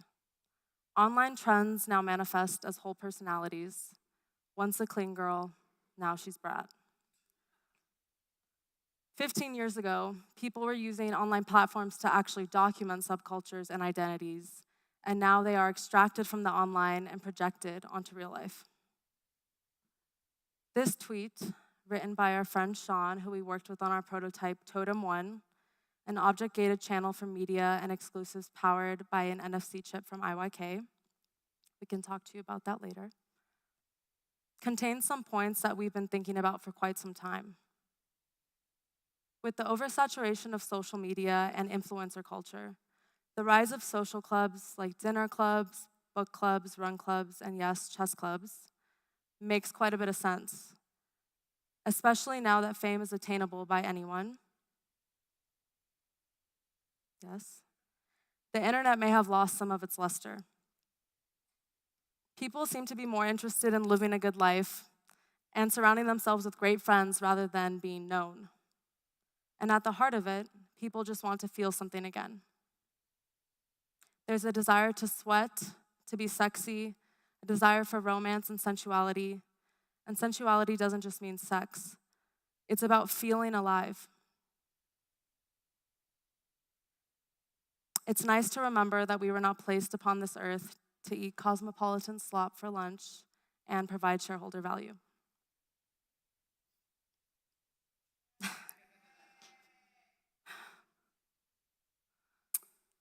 So this is a game between two very, very high-level chess computers that we're just going to use as like smooth brain content while I go off on a tangent. Grind culture and life hacks are now integrated into our downtime and our scroll time. I think the trend of obsessive playing of online chess is a form of productive procrastination, along with TikTok becoming a place for research, news, and a platform for learning new skills. After COVID, there's a feeling of wanting to make up for lost time, to be the healthiest, the most productive, most culturally attuned you can be. In some cases. People are anticipating and coping with the AI revolution that we're in the midst of. The rise of AI in this particular moment is quite poetic because it's also becoming increasingly difficult to decipher whether real images are real and to rationalize if this question of authenticity has any relevance. Billions of images are created daily and captured by smartphones, created by text-to-image models. It's becoming harder to tell who or what is controlling this algorithm we're all surrendering to, if anything at all. AI and chess are tied together by fate. The game of chess has been a vehicle for the development and furthering of machine learning. In the face of automation and AGI, the playing of chess seems to be an Ikarian task. People know they'll never be better than a chess engine, so why is everyone working so hard to get their ELO up? It's because the material awareness of human versus human, player versus player, survival of the fittest is very high. You don't need to be smarter than the AI, you just need to be smarter than the next guy. Physical spaces become very important right now, a place to organize corporeally and to party. True public forums, I would say. Because of the harsh realities of property ownership and city planning, in metropolitan areas especially, young people can't own anything or build anything from the ground up. And this is hindering culture, I would say. What ends up happening is spaces are reclaimed and repurposed, recontextualized. You all already know this already. But there's a lack of ownership among young people. I like to use the metaphor of a computer here, as hardware's been an interesting topic that's come up this year. A bar or venue becomes A bar, venue, or a club becomes hardware in this metaphor. Culture becomes software, and the party itself becomes an operating system. Since young people cannot build new spaces or even own old ones, we must create new operating systems. The game of chess is a programming language and a mimetic device. For club chess, chess functions as a ready-made that changes the context of any space it finds itself in. It creates a sense of decorum and acts as an icebreaker that gives anyone the excuse to go up to whoever else interests them in the room for a game. It creates an equal playing field where a chess master and a beginner may accidentally end up on opposite sides of the board. In the 1970s, disco was a nonverbal form of communication at parties. You could dance to disco with a set of pre-programmed moves, just like chess openings. You could create a new disco record by repurposing old music, creating a feedback loop where outputs become inputs, DJs become rock stars, and the audience becomes performers. No one understood this format better than Studio 54. Studio became the most iconic party of all time by understanding exactly how people wanted to communicate with this new universal language. Studio 54 capitalized on the idea of disco, which began as an underground party format created by people of color and LGBTQ+, as a safe space for free expression and escapism that was necessary for survival. With the mainstream take on disco as an operating system for a cultural supercomputer, Studio placed celebrities in proximities with nobodies, making nobodies somebodies and celebrities more accessible and more interesting. Everyone there was participating in a performance, and what greatly contributed to this fact was that Studio was placed in an old theater with a mezzanine that allowed people to watch the party unfold in real time. Studio 54 encouraged performance, hedonism, fantasy, and an appreciation for taste and aesthetics. It solidified the party as an art form and introduced the idea of the party as an installation. It utilized the concept of the door, inventing modern party gatekeeping by curating who is or isn't supposed to be in the room and how easily they can enter, thus making the idea of getting in irresistible. A massive factor in party culture is curation of who is in the room, and it's still upheld by contemporary party institutions like Berghain and the Met Gala. Studio 54 was a reoccurring party that happened night after night for 3 years, I believe, before they got shut down. Not only did it break considerations for how to party, but when to party. It introduced the aspect of a surprise night out, what could happen rather than what should happen. This element of surprise in particular increases the number of character tropes that can be assumed by partygoers, inviting the notion of collective hallucination, causing many retellings of a story and perspectives of a happening that result in myth. While party photography was quite interesting decades ago, we actually find it uninteresting today. Maybe the art of the party photography is simply on the decline as new forms of image making become alluring. Or maybe the rooms these photos are being taken in just aren't that interesting. The best images come from the people living it. Party photography today actually has the power to disturb an organic moment, capturing forced content for the Instagram of the party photographer, rather than the documentation of a real moment. And we can't talk about party culture without mentioning drugs, so let's get into it. So this section is going to be a reach, like, just treat it as a metaphor, okay? Actually, let's go back for a sec. The drug culture of any time is a pure measurement of a society's collective subconscious, what they really want. And there's two overlapping metaphors that I find interesting to analyze this over the last 60 years. Nietzsche's concept of the Apollonian and the Dionysian, and Baudrillard's 4 phases of simulation, which at this point are sort of academic memes. The Apollonian and the Dionysian, I'm sure you all probably know this, but just humor me, you know. Left brain, right brain, thinking and feeling.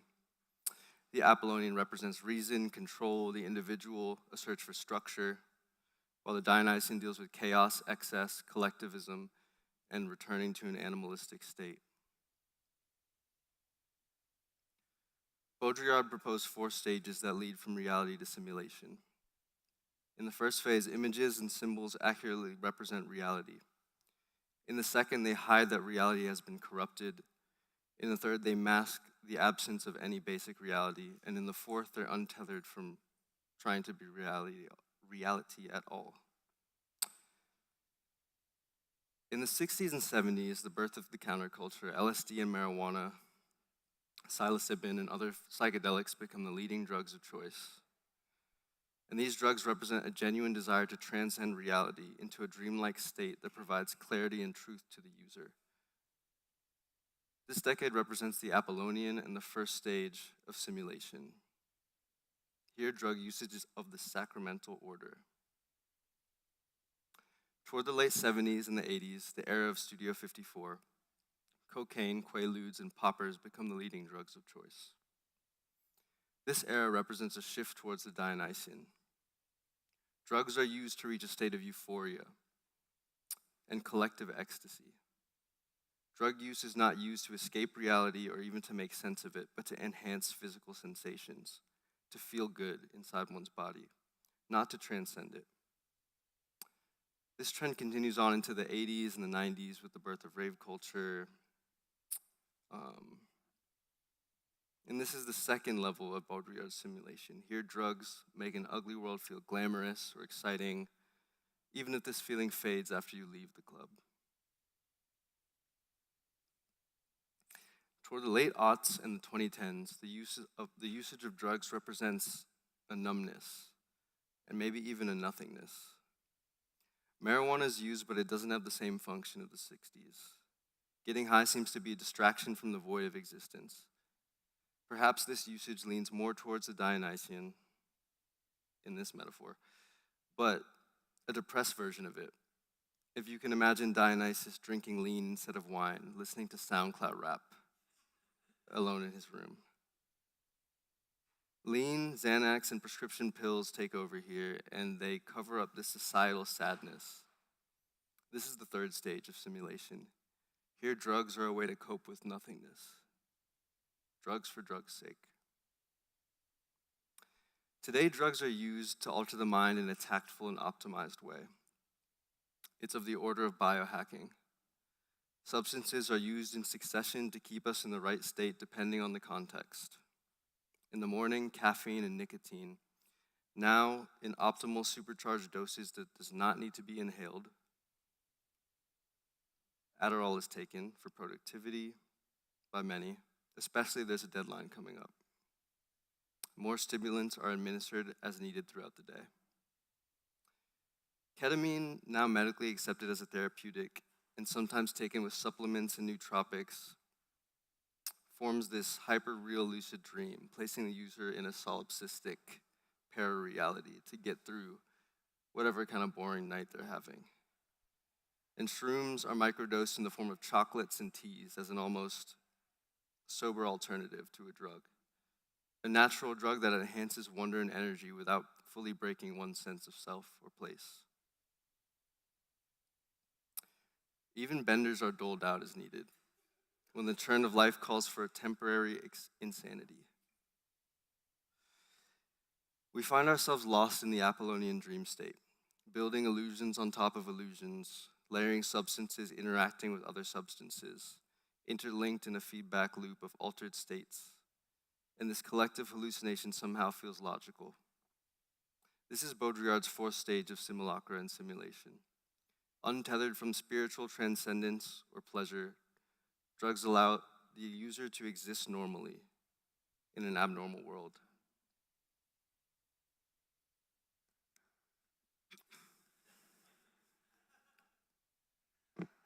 Our online our online and in real life selves are now completely inseparable. Online culture has infused into our very real lives, existing as a para-reality that informs the real world. We are not human nor cyborg, but a secret third thing. We will never escape technology. There will only be more images thrown our way, and it's not something to avoid. Productivity and automation are not evil endeavors. But when algorithms, ideologies, and institutions optimize our productivity only to serve themselves, that's when we lose the plot. It's not about unplugging and separating the online from the offline. We are way too far from that. It's about using technology in an intentional way. It's about living your life outside of the algorithm when possible and surrendering to it when necessary. What separates us from machines that will uphold human lore and carry it forward is taste and identity, our unique ability to be completely biased and irrational.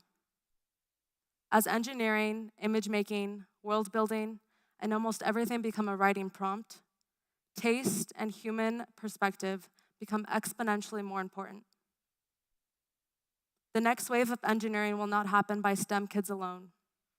It will likely be a cross-disciplinary collaboration between people with taste, vision, language skills, historical references, technical skills, and AI models. Artists and creatives are what will make technology transcend tech. Tech needs people with vast knowledge of culture on the outside, otherwise it becomes an echo chamber. Soft skills are just as important as ever, and fantasy is just as important as logic. The idea of a club is symbolic of a bygone era that many seem to miss. One before algorithms and automation, where a sense of belonging and collective interests have a home. Hyperlocal works. The world is already in your pocket. Even if it's just meeting up with friends to play a game or two of chess, who knows what will happen. Thank you.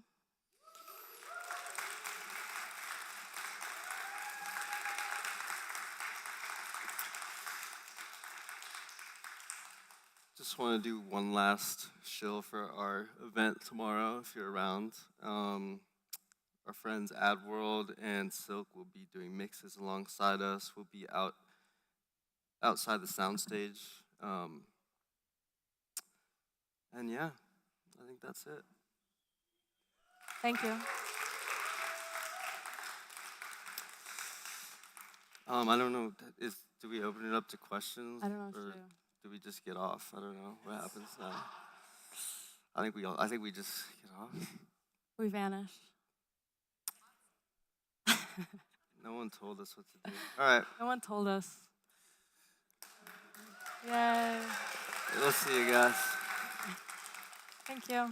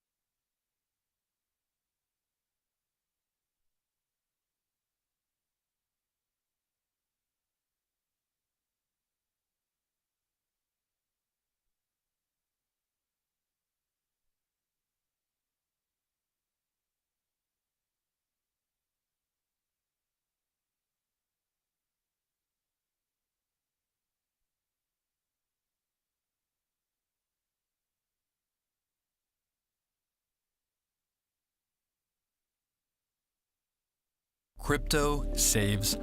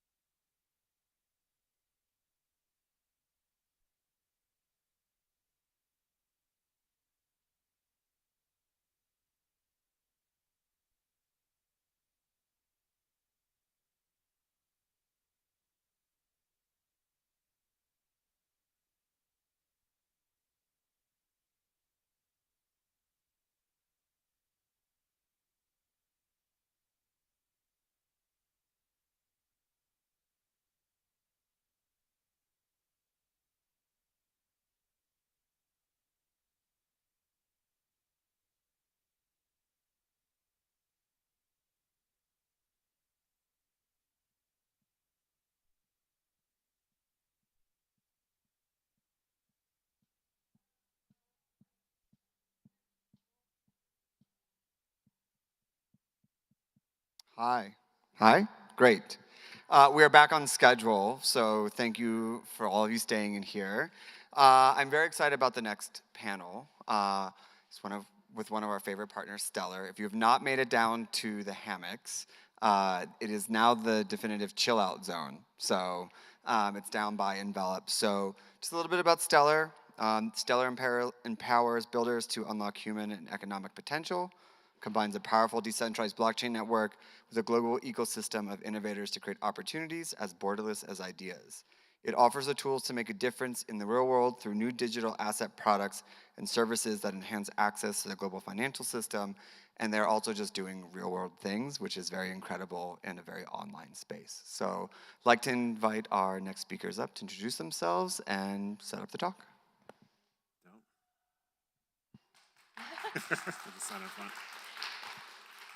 Hey, hey. We were going to sit, but we're going to stand up because there's a very big screen. So, hey everyone, my name is Stefan Delaveau. I'm the founder of Oasis on Chain. We have a conference that we started this year and that we continue to do annually that's focused on consumer crypto in the Bahamas for the Caribbean, for regular people on the ground and not people stuck on crypto Twitter. So this is how this happened, just a heavy focus on, not to use the buzzword real world or whatever, but that's what we're doing. Want to introduce Fernanda? Hi, I am Fernanda. I am one of the co-founders at Decaf. Decaf is basically a crypto wallet, but that focuses on bringing real world utility to people, especially in places like Latin America and Africa. It serves as a bank in places where the banking infrastructure is not as good. So we allow these people to get paid, send remittances, have savings in US dollars using stable coins like USDC. And yeah, that's basically it. I am a software developer and one of the co-founders. And today is a very special day because we are going to be releasing for the first time a documentary, a video, that I believe that is the first time that I have seen a recording of that shows the real utility of crypto. It's like everyone always talks about real world utility for crypto, but it is very hard to find use cases that actually prove it. And this is the first time that I have seen a documentary that proves it in such a way that there won't be any doubt for any of you about crypto utility. So yeah, we are going to see it now, and then we are going to continue with the panel, but I hope you enjoy it and you see the potential that crypto has in all of these areas in Latin America, in Africa, to helping people's lives. Yeah. Thank you. Crypto saves lives. If you don't believe me, let me show you how. In San Francisco, an entrepreneur is now paying employees in crypto. Is that really saving anyone? It is, but you are thinking of the wrong San Francisco. I'm talking about San Francisco in Colombia, a beautiful mountain town that suffers some of the worst violence of the Colombian conflict. It's a place where nearly everyone works in farming and where no one has a bank account. This is the story of the Australian entrepreneur who fell in love with the Colombian San Francisco and how a point-blank shooting led a whole community to embrace crypto. Ma, dime. Si conectó la antenita del internet. ¿Ah? Si conectó lo del internet. Meet Diana, a virtual assistant. A few years ago, it would have been rare to see someone work remotely in this farming town. But times are changing in San Francisco ever since Zach Borrowdale came looking for a waterfall. I was on Facebook, right? And I saw some bloke with a waterfall for sale. And I thought to myself, oh, how often do you get to buy one of those? It was just too tempting to pass up. So he rode his motorcycle 3 hours from Medellin and followed a complete stranger into the jungle. Part of me went, oh, this might be a little bit dangerous, but also I wouldn't mind owning a waterfall. Yeah, gorgeous waterfall. 20 hectares of land, 20 grand. Yup, Zach got a great deal. But he understood that the only reason such pristine land was available was because San Francisco is still recovering from some of the Colombian conflict's worst violence in the early 2000s. Mejor dicho, aquí la vida fue dura porque hubo mucho, ¿cómo se dice? La violencia. mucha violencia, mucha cosa. This is a town of only 6,000 people. It's not even a pueblo. It counts as a pueblita. But despite that, it's got an orphanage, and the orphanage has over 100 kids in it. La población sanfrancisquense, en un 99%, somos afectados por la violencia. Somos víctimas de la violencia. Today, San Francisco is safe, receiving round-the-clock military protection to guarantee its peace. Look, mate, when you're out here, you just forget the rest of the world exists. You know, it's just peaceful. But many years of guerrilla warfare, combined with the town's remote location, has left it without basic infrastructure, such as banking. San Francisco, todo el mundo sabemos que las condiciones y las oportunidades acá son pocas. Yo tomé la decisión de irme para otro lugar buscando nuevas oportunidades. Yo he viajado mucho y la verdad, esa tranquilidad, ese ambiente que se respira aquí, no lo pude encontrar, entonces por eso decidí regresar. Zach felt that same tranquility when he arrived in town and saw a real opportunity to help locals. Hola. He established a school for digital skills and set up 2 businesses, a virtual assistance center employing 50 women and counting, and a little factory where locals create Aztec-inspired merchandise.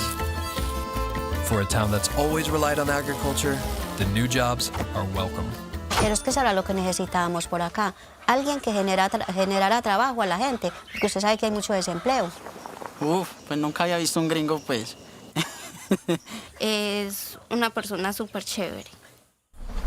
Muchas gracias. Buen día. AC/DC. Muy bien. Sí, he admirado, pues, mucha admiración hacia él. Porque me pareció una persona súper descomplicada, como un amigo más, por decirlo así. Tuve la fortuna a través de un familiar conocer a Zach. Zach, la persona que me brindó la mano. And this is Rafael, a former police officer and victim of cartel violence. Today he's the right-hand man to Zach, helping him with every aspect of the business. Y me dio la oportunidad de laborar nuevamente con él, teniendo en cuenta que por mi condición de salud era casi imposible conseguir un empleo en cualquier otra entidad. It was turning into a good situation for everyone. People could work jobs outside of agriculture with good wages. And Zach, well, he got his waterfall. She's a beauty. But there was just one problem. How to pay employees in a town where no one has a bank account. Because of the, history of narco traffic in Colombia, Colombia has some of the strictest and most difficult financial controls in the world. It was restricting my ability to actually do anything. For Zach, the only option was to go to Medellin. The solution that I found was just to withdraw cash from ATMs.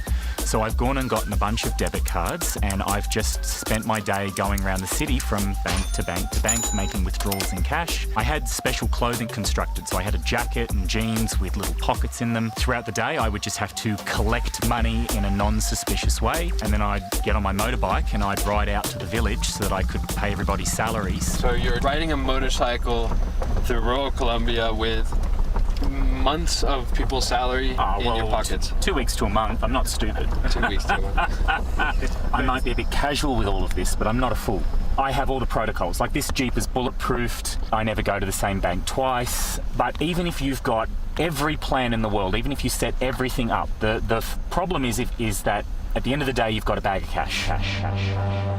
Payday, October 30th, 2023. Zach gets on his motorcycle and rides out to a bank within the central Medellin mall. Back in San Francisco, Rafael waits for his arrival. But by the time night falls, there's no sign of Zach anywhere. Me dirigí a tu apartamento, revisé la cama, no estaba Zach, y me dirigí hasta el centro comercial.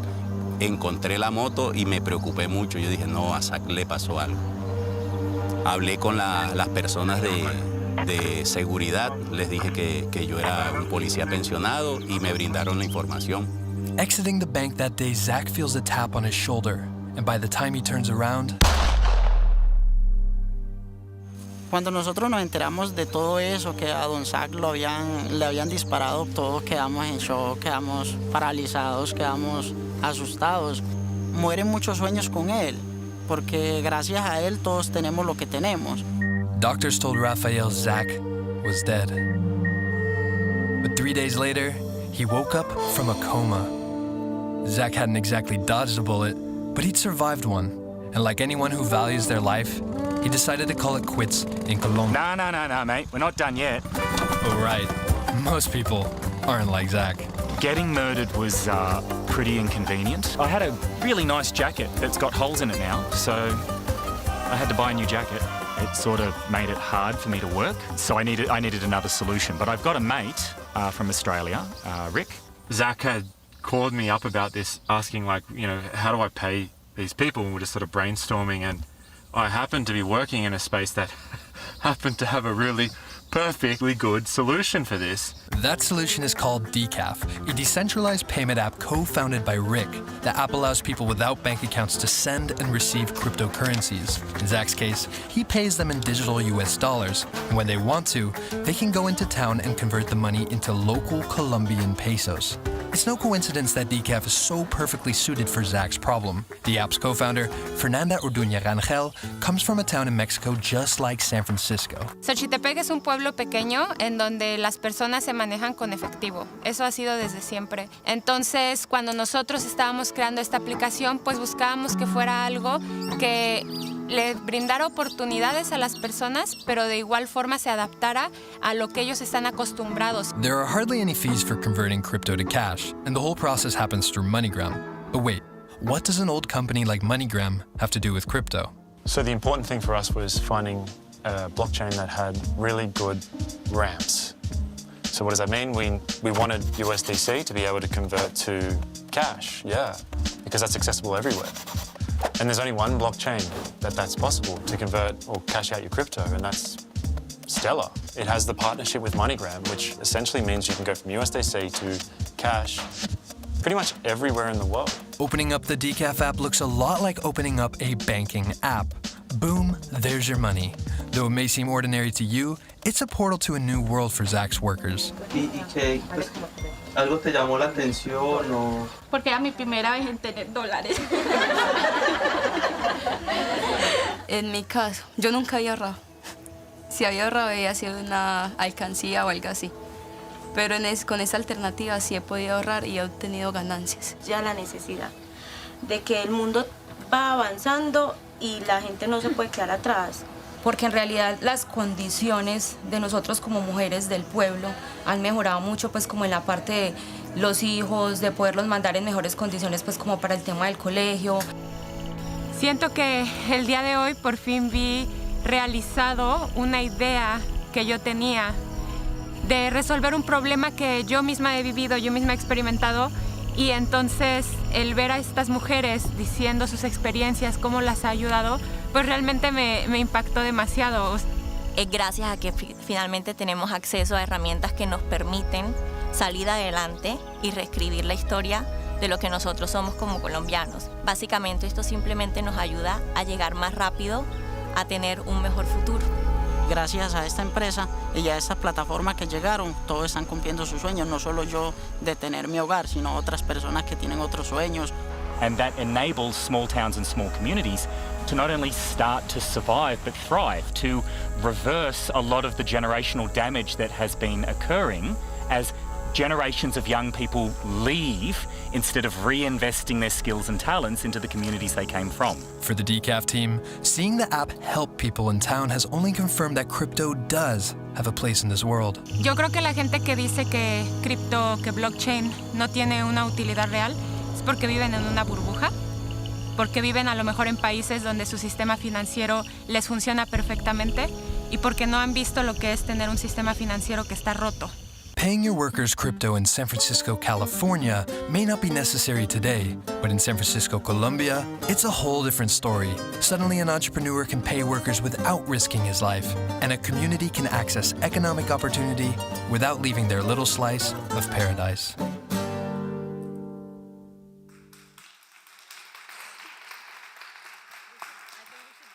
Yeah, let's get that.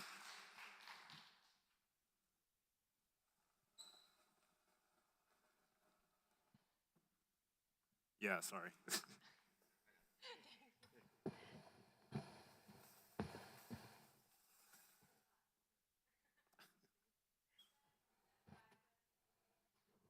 Yeah, it's loud. Wow. So first of all, I think that was the first time that video has been shown to Yes. anyone. So that was the first time I saw it too. You have the exclusive now. It's actually not live on social media or anything. It will be like in a couple of weeks, but we wanted to show you this. That is something very special. Like, I get excited and I want to cry. I already watched the video like 15 times, and every time when I watch it, I want to cry again. So, I mean, first of all, I think this is what they call an alpha leak. But second, I have so many things to say. I have so many questions for you. But I think two things I want to touch on just watching that is the idea of economic empowerment. That's really what this is all about, right? And in addition to that, this idea that you're not only empowering people, you're empowering them to not have to leave, not have to leave their towns, their homes. They can stay and do what they need to do from home because of decaf, because of what you're doing, because of what Stellar is doing. I'd love for you to dive deeper into kind of your story of how this started, how decaf got to all the different towns and areas that they already are in. Yeah, I think that something that is really important for us is that we live in Latin America, so we know what these people go through, so we truly understand the problem that we are trying to solve. And I think that it is something that is very hard maybe for some people to understand when you live, I don't know, as I mentioned in the video, like in the US or in UK, because your financial system works well.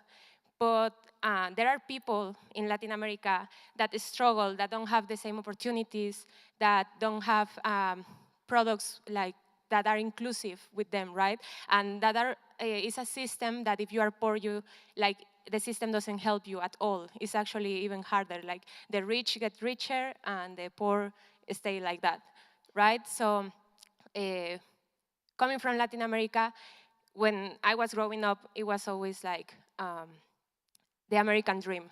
Like the best thing you can do is get a job in the US and go and work there. But I was like, that's not the dream that everyone has, because maybe I am so emotional from the video. It wasn't a good idea to put it first. Yeah, maybe I don't want to leave my hometown, my family. Maybe I enjoy staying there, and I just want to have opportunities. And for example, every time I come to the US, like if you look in the kitchens, they are always full with Mexicans. The construction, they are always full with Mexicans. And I think that it's because of the lack of opportunities that we have to sacrifice so much, leaving our countries, our families, to have a better life, to have more opportunities. And when we were creating this app, that's what we wanted. We wanted to create more opportunities for these people so that they don't have to sacrifice a lot, but also if they are already here, for example, in the US, they already sacrifice a lot, that they don't have to pay 20% to send money back home, because it's already hard-earned money. And to me, it's unfair that they have to pay to these remittances companies 20%, 15%, to just being able to send money back home. So I think that all the background where I come from is what is driving this app, to focus a lot on that, on bringing opportunities to people so that they don't have to sacrifice so much in order to do better in life, but that if they already sacrifice and they are already here or in other countries, they have a fair and better way to send money back to their families. And obviously, remittances is such a huge industry. There's so much money, no matter where you are. A chunk of your GDP is going to be remittances, no matter what. Exactly. I really like how you said that just now too, especially in terms of like brain drain is a thing for all of our countries, where, you know, if you're very talented or if you're an entrepreneur, you're trying something new, it's very difficult in the communities that you're in, because either, you know, there's no opportunity for you because you're doing something different, or you have no real clientele because now you have to convince people that what you're doing is of value. So a lot of times people just end up leaving and coming to the US or going to Europe. And just like you said, the capacity to turn that around and say, okay, You don't have to leave. You can do what you need to do here and continue to build up and stay with your family, build up your own community. And that's how communities grow, that's how countries grow. So I think it's such a fundamental part of any kind of, not just building up individually, not just community building, but also nation building. Yeah, exactly. And there are a lot of stories that obviously are missing in the video, but when we were talking to the women, like they are having so much impact in their lives in so many ways, and the things that they told us, that's why I get so emotional, because I have like all these things, the stories that they told us. Like for example, one of them was telling us that now she is able to send her son to the university and tell him you can study whatever you want. And she says that is a dream that she was never able to achieve, but now her son can. And I think that this also demonstrates that it is not just like this, I don't know, for now these 60 women that work for SAC that are being impacted. It's not just them, it's the future generations that are going to have a better opportunity, a better chance in life. It's not just the direct women, the ones that get impacted, but all their families will see more opportunities because they can send now their kids to university, and then if they go to university, they will have a degree and they will have better opportunities in life, and therefore they won't end up, I don't know, like robbing or like assaulting people in Medellin. That actually happened to us when we were recording this.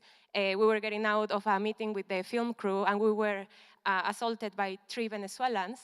That took everything from us, but we were thinking like, imagine all what they have been through, that they have been pushed to this extreme, that they have to end up robbing, assaulting people, and it's because of the lack of opportunities. It's because of all the pain that they have had, that now this is the only solution that they see. But imagine if these people had the opportunity to go to university, to have a degree, then they could have maybe gotten a job in something else, right? And I think that that's the impact that is not obvious at the beginning, but when you actually deep into that, you realize that by bringing this type of opportunities, you change the future of all the generations that are coming after these people.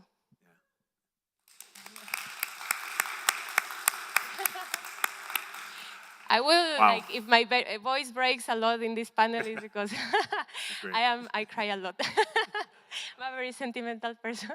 Fernanda, that's really powerful. And I think, oh man, so, so many things. Obviously, I feel the same way because in the Caribbean, it's funny that in crypto, in this industry, we're building so many things and so many different kinds of things in different areas. But the fundamental thing that was created from the beginning of this industry was payments.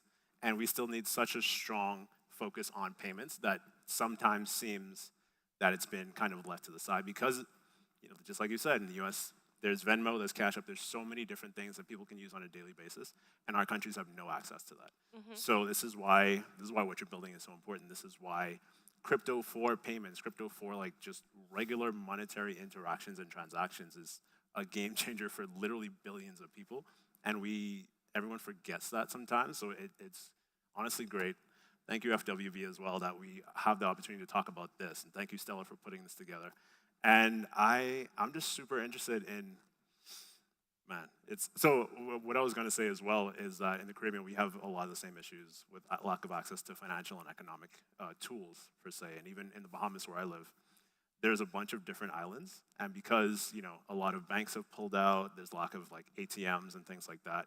People have to, with their traveling islands, they have to go on the plane or go on the boat with bags of cash, which is insane. Like that, you're asking to get robbed. And small, simple apps that allow you to transact with digital dollars is the biggest thing. And apps that do that literally change so many people's lives. Exactly. And now that you talk about payments and all of this, it's interesting because so SAC is paying his employees that are these women that they have no idea about crypto. They don't even know they are using crypto. For them, it's just like a banking app. And he pays them in USDC. Then they hold it, some of them, as they said that now they have savings, and then they sell when the dollar is higher. And then they cash out using MoneyGram whenever they actually need the money, right? But now a behavior that we are starting to see in these women is that they started to send money to each other whenever, like, I don't know, if one owes some money to the other, instead of cashing out and giving the cash, now they are starting to actually transact in dollars. So now these women, without knowing anything about crypto, are doing what like everyone wants for crypto, right? Like having your savings account in crypto, but also transacting and making payments. And they don't even know what it is, but like they are just using like the common sense, and they're like, oh, well, I can send you the money in this app, it costs nothing. And to me, it's amazing to see, because it's like the things that you can achieve when you have a Web3 application that feels like a Web2, right? And I think that that's the key for adoption and for going out of all these crypto people, like to reaching the everyday people, you have to make them feel comfortable with an application that feels like what they are used to. And that's what's happening now with these women. They are not super technological women or anything, like they just like use common sense, and because it works and it's seamless, is that they are achieving to do all of these things. So yeah, I think that it is great seeing, and I think that this is just a showcase of what can happen everywhere in the world. Right.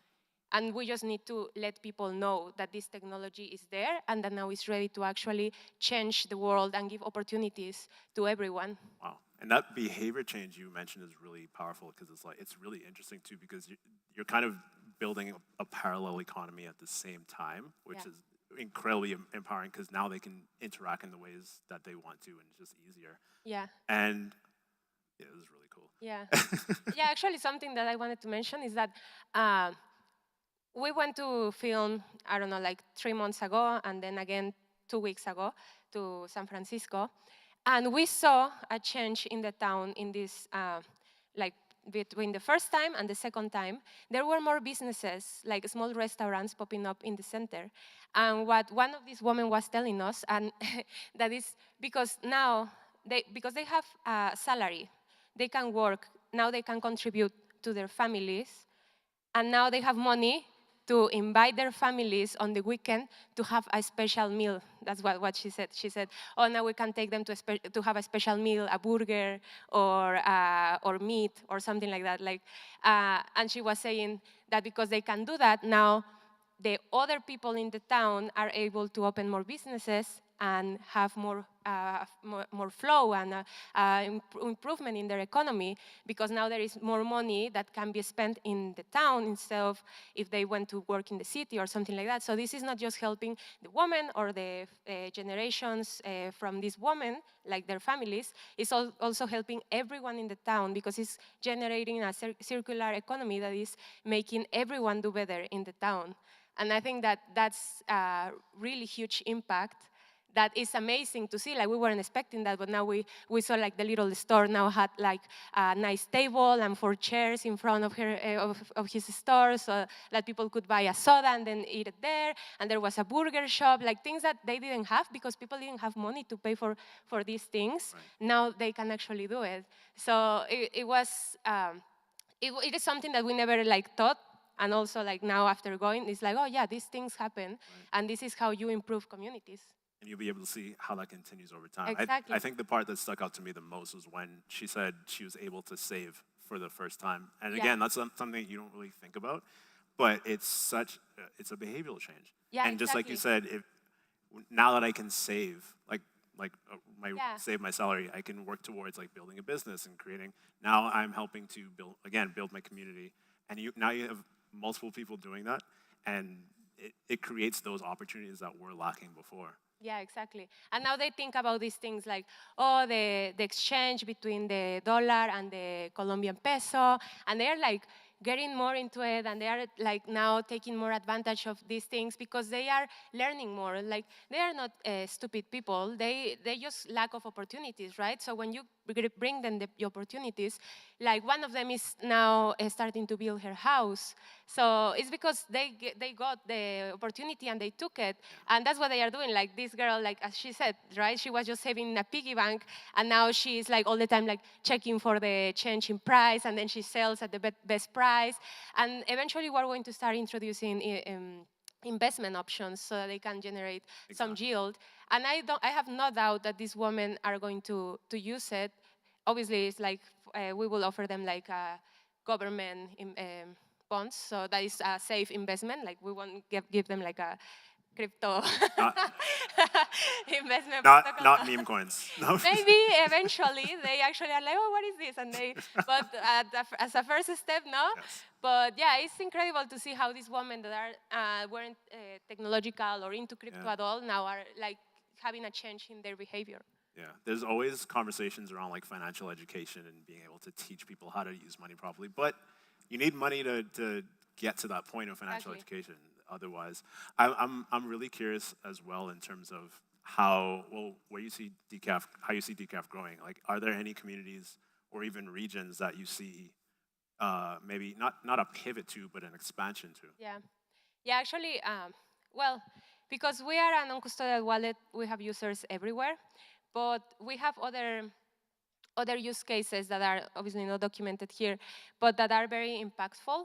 So I will just tell you about one of them. So we live in Mexico, right? And there we met this organization that focuses on helping immigrants. So Mexico is one of the countries that gets the most immigrants from all South America, but not just South America, also people coming from Afghanistan, for example. After leaving hell, Brazil is the only country that allows them to enter their country, and they land there, and then they go all the way up, walking from Brazil to the US. So after meeting this organization, what they told us that is happening is that, they escape hell, and then they arrived to Brazil, and they weren't like poor people, maybe some, but most of them were like engineers, doctors, professors, and they had to sell everything, all what they had, especially in this last year that the Taliban took the power of Afghanistan.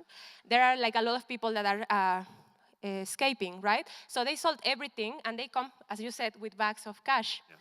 And what happens is what you mentioned. They get to Brazil to start going all the way up to the US, and they get everything stolen, like all the cash, or all their lives savings, their house, everything, like all the money that they got gets stolen. But don't just get stolen, they get kidnapped, they get raped for this money, like they suffer hell again, trying to look for a better opportunity, right?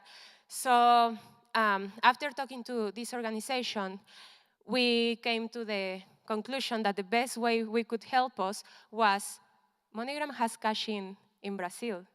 So when they get to Brazil, they have the chance to use decaf to put all their cash into USDC.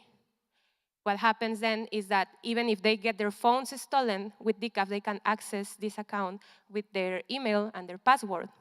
And then with MoneyGram as well, they can keep cashing out their money in every country that they walk all the way up to the US. They can cash out in Colombia, Panama, Mexico, etc., right? So with this, this is something that we were talking, like with this, we are not just helping them to obviously don't suffer all of this, get everything stolen, but we are allowing them to keep dignity and to get to the US in better conditions because they suffer hell. So this is something that we are starting to work on now with this organization. And this is one part of the process, but also once they get to the US, they still have to send money back to their families in Afghanistan that are still there, suffering, trying to escape as well. And what they do is they use different ways, different remittances companies, but it is really hard. They lose a huge percentage because it's not a common channel, right? Like sending money all the way to Afghanistan, and it takes months sometimes to arrive. Sometimes it gets refunded, and they lose anyways the fee.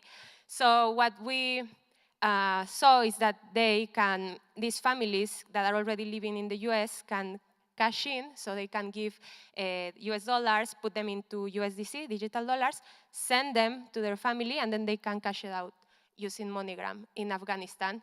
And the percentage is way less, and it's instant. Yeah. And a third thing that we are doing with this organization is that they are actually helping some people that are escaping from a death sentence, and they are actually funding the escapes using decaf. So it is like another proof of how crypto can save lives. And it is like we have this example that is, yeah, you give them opportunities, they don't have to leave their countries, you improve the towns, it's amazing. And you also have this other extreme that is like people that had to leave because they didn't have any other option. At least they can have more dignity and have their journey that is already hell, have it improved a bit, like do it in better conditions. So yeah, that's another story of that. We're yeah, thank you. Yeah, it's wow. It's amazing how powerful and impactful just the ability to use crypto and access crypto can be. Exactly. I think that's really interesting because we're talking about people being able to stay in their communities and stay at home. But what you just mentioned is kind of the inverse, where sometimes you have to leave. Yeah. Sometimes you're in a conflict area where you have no other choice, and it's the same thing. Like being able to have crypto means that you can travel countries, you can travel across borders while still having full access to your money without worrying about it getting robbed. And that's insane as well. Yeah, exactly. And I think that the use cases of crypto are huge. Like there are so many ways where we can help. You just need to focus on it. Sometimes it is really hard to identify, but you just have to pay attention to the problems. And it is honestly, blockchain technology has gotten to a point where it can actually solve real world problems. It's not just like a theoretical thing. It got to a point where the technology is good to actually do it. Yeah. And I think that that's what we are trying to do at DCAF, show that this is possible, and maybe it's more like a long-term bet, because it's obviously easier to just say, this thing that gives me instant rewards, that gets like a huge community, crypto community instantly, but we're actually betting for this, that is providing with better financial infrastructure, that is a long-term thing, but I think that at the end will solve and will bring innovation to all of these countries that need it the most. Yeah, and that really is the key, because if you look at, just global South countries in general, but especially Latin America, especially the Caribbean, especially parts of Africa, that is by far where it's needed the most. And we need to make sure, I think every chain ecosystem, everyone in the space to some degree needs to make sure that there is focus on there, or else what are we doing? What are we here for? So, and what you're doing is you're kind of, especially in regards to the large remittance companies, you are one of the key startups that are disintermediating them, showing regular people there's better ways that won't take half of your money in fees. Exactly. And that's such an important thing. Yeah, and I think that also in these countries where there is a huge need, people will be willing to innovate. Yes. And that's where we are going to see the innovation happen first, in Latin America, in Africa, because it's where people have this the need, and they are seeking for better solutions to what they currently have. So it's what we are seeing now, and I think that in the next years is what we are going to start seeing more and more, like more startups, more solutions popping up that are going to start focusing on providing better solutions for all of these people. But we need to have the right mindset and actually have a genuine intention of helping these people, and not just bringing them a solution, but with tons of fees that at the end is the same that using a traditional system, right? Yeah, and I think that there is where we need to get the help from traditional companies like MoneyGram, for example. MoneyGram has this huge network that reaches where no one else does, right? And all of this wouldn't be possible if we didn't have this partnership with MoneyGram. And the fact that MoneyGram is willing to innovate, being a 200-year-old company, it's like more than 100 years or something like that. The fact that they are willing to innovate in something like this with Stellar, I think that is what will get us to achieve our objectives and our goals, we need these traditional companies to start innovating to actually reach the masses and to reach the adoption for crypto and to have real world utility and to don't just stay as a technology that is for gambling and for like trying to make money or like meme coins or things like this, you know? It's fundamental technology, it's fundamental tools that, as y'all just saw, are impacting everyday people in a lot of different places. Yeah. This is really awesome. Thank you. Yeah. I appreciate you telling your story. This is an awesome story. Yeah. We do have time for maybe 1 or 2 questions if you want to go for it. I don't know if we can get.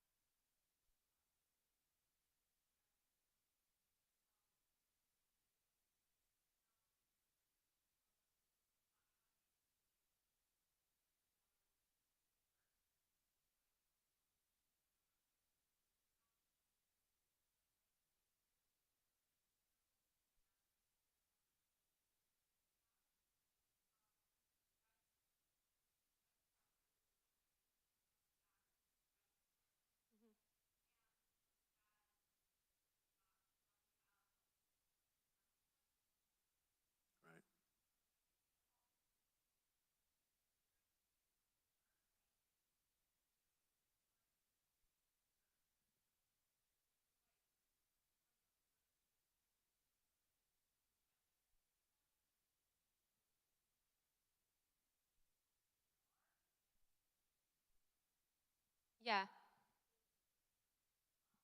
Yeah, that's a great question. And remote workers is actually one of the target markets for us. With DCAF, we can allow, because, okay, so when you're in Latin America, you can look for jobs, right? In the US, for example, that have better wages, there are more opportunities. But often what happens is that they don't give you the job because they don't have an easy way to pay you, right? With DCAF, what we have now, that is actually, we're just released it last week, is that we can give you a US bank account. And what this means, is that you can tell your employer when they're like, oh, how would we pay you? These are my US bank account details. It's like a normal US person, even though you are not from the US. So you just give the details. For them, it's like a normal payroll process. And what happens is that the employer sends the US dollars, like a local transfer, and the money gets automatically converted into USDC, digital dollars, and then you can cash out this money to your bank account. We have like for Mexico, Brazil, Colombia, Peru, Argentina, but also you can, this is bank transfer, right? But if you can also cash out with MoneyGram in 184 countries. So basically with this, people everywhere in the world, for example, could access the market in the US, and they can have, now is live, a US bank account, and they can all get paid. So with this, we remove this barrier that is like a blocker for a lot of people. And we actually already have people using it now that are remote workers, that they were, for example, some of them using PayPal, but PayPal takes like 20% of the fees, for example, in Colombia.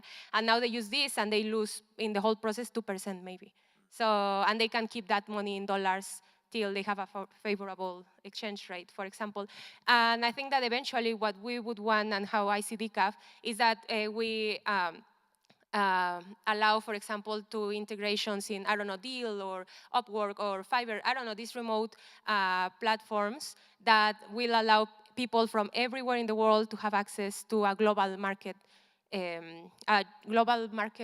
job, how do you say? Job market? Yeah, global job market. I don't know, I'm Mexican.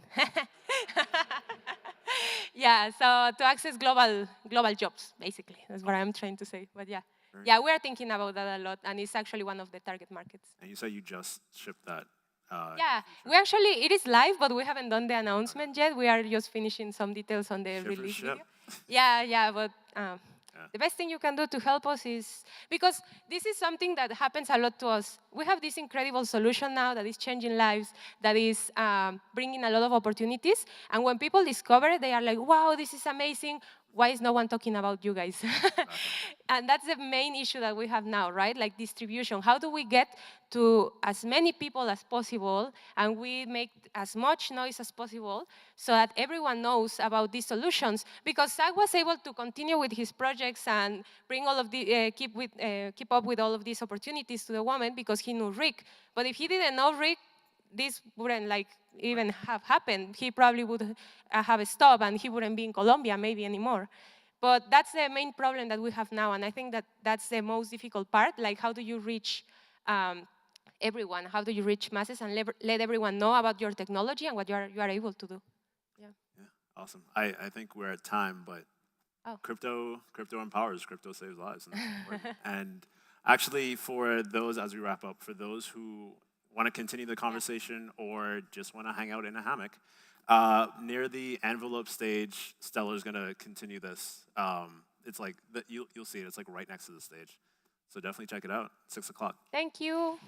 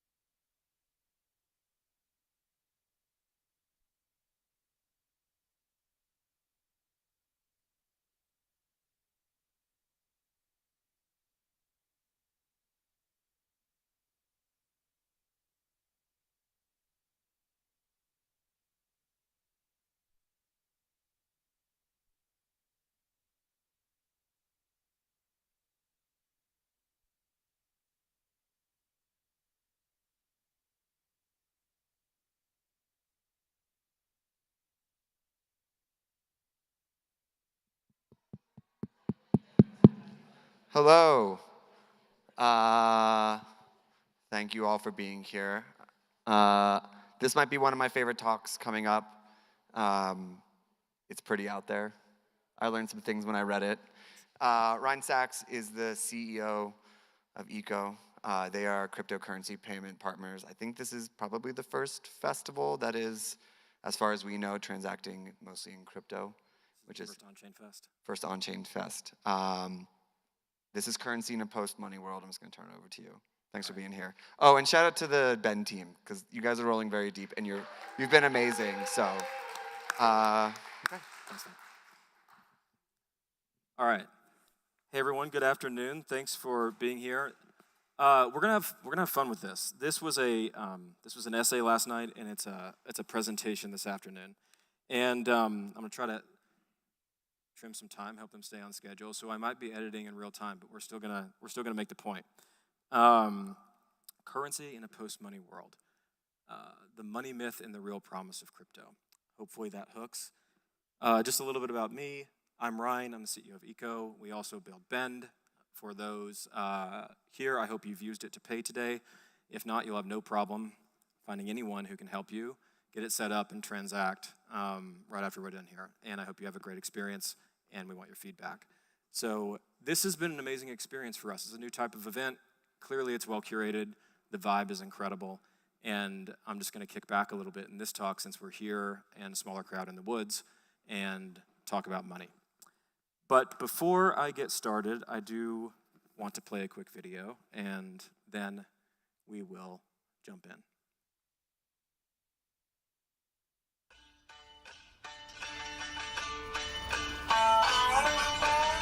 New York City, where I live. And it's easy to think, having lived here nearly all my life, that this is what America looks like, thinks like, that the things that are important to me are important to everybody. That every place else is out there, unthinkable, maybe even unknowable.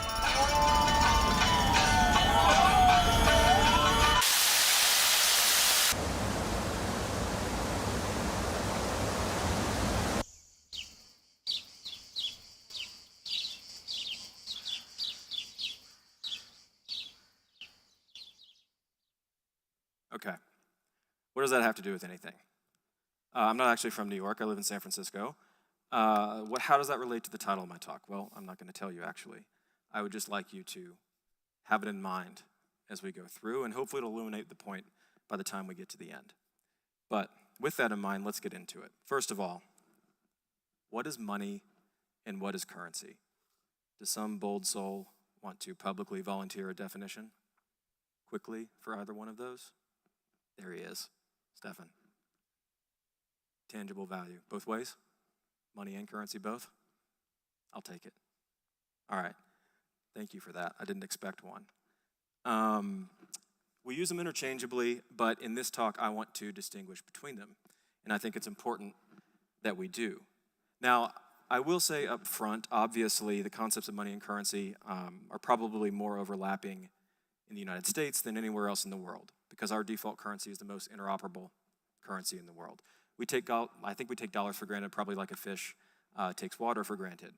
When we say that we need money, or we have money, in many places that equates to, I can get dollars.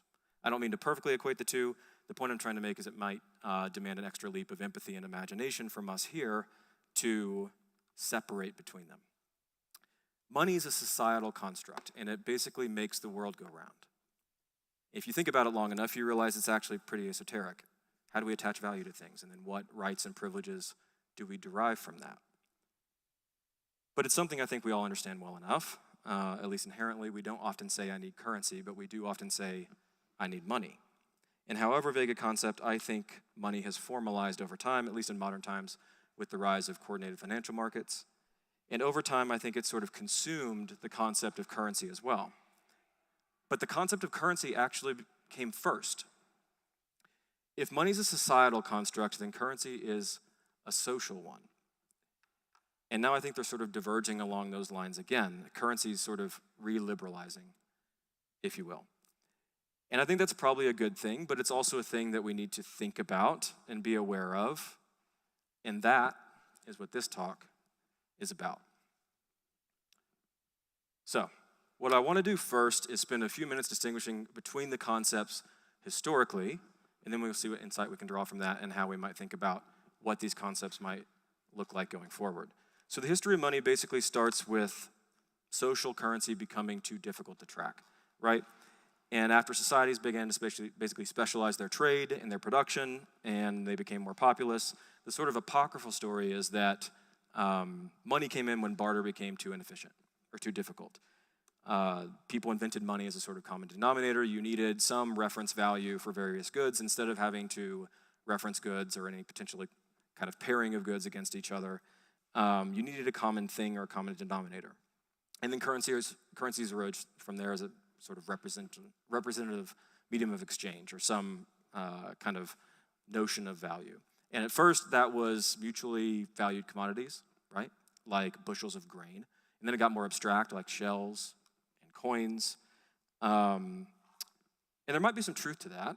We've had a similar experience in modern times with the rise of the dollar as the international reserve currency. It makes sense, right? Trade is easier. If you can denominate trade in a common asset, that became the dollar. But more likely, the history of money is actually more boring, in fact. More likely, the history of money is about debt accounting.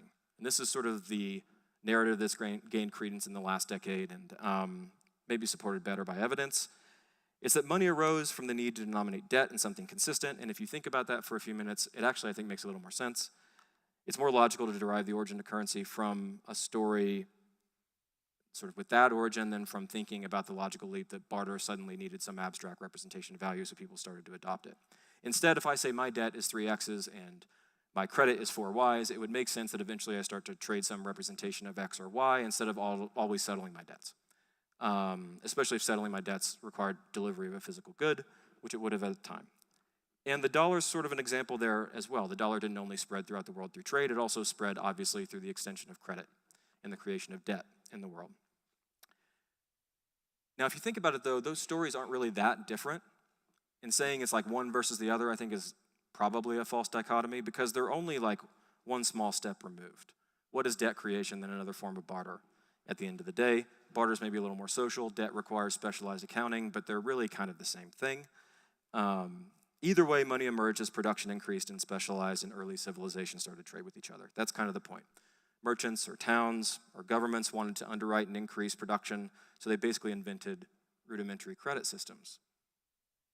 And when they started to track it in writing, people started to exchange credits and debts in writing, so money came about in the more modern concept of currency as well. And they've been evolving ever since, although basically with the same sort of debt and credit underpinning. Now, that's obviously a broad oversimplification. I just glossed over 5,000 years of history. There's hundreds or thousands of societies contributing to that story. But I think the basic underpinning of when money or what currency is sort of a shared story as societies advance. And monetary counting and currency exchange has improved with technology, albeit slowly. And as nation states have agreed on monetary norms and made those more interoperable, it's unleashed astounding levels of development and trade in this vague concept we sort of idolize called quote-unquote growth. So those concepts are both abstractions, but they've also now become incredibly formal. We talk about capital flows. We talk about economies, free markets. Money is hard, inside, outside, fiat, commodity, etc. Currencies, mediums of exchange, right? Stores of value, etc., etc. And obviously in those, there's sort of a grand bargain implicit, since modern money and currency are basically the property of government. Currencies are often thought now as a subset of money, sort of the visible, tangible translation of money into the everyday world. And that's sort of the arc of the two concepts since we started building civilizations. We even, sort of as an aside, we derived the terms themselves from civilization building. They came from the Romans. Money from moneta, because the temple of the goddess Juno Moneta is where they minted coins. Currency from the Latin currere, which means to flow.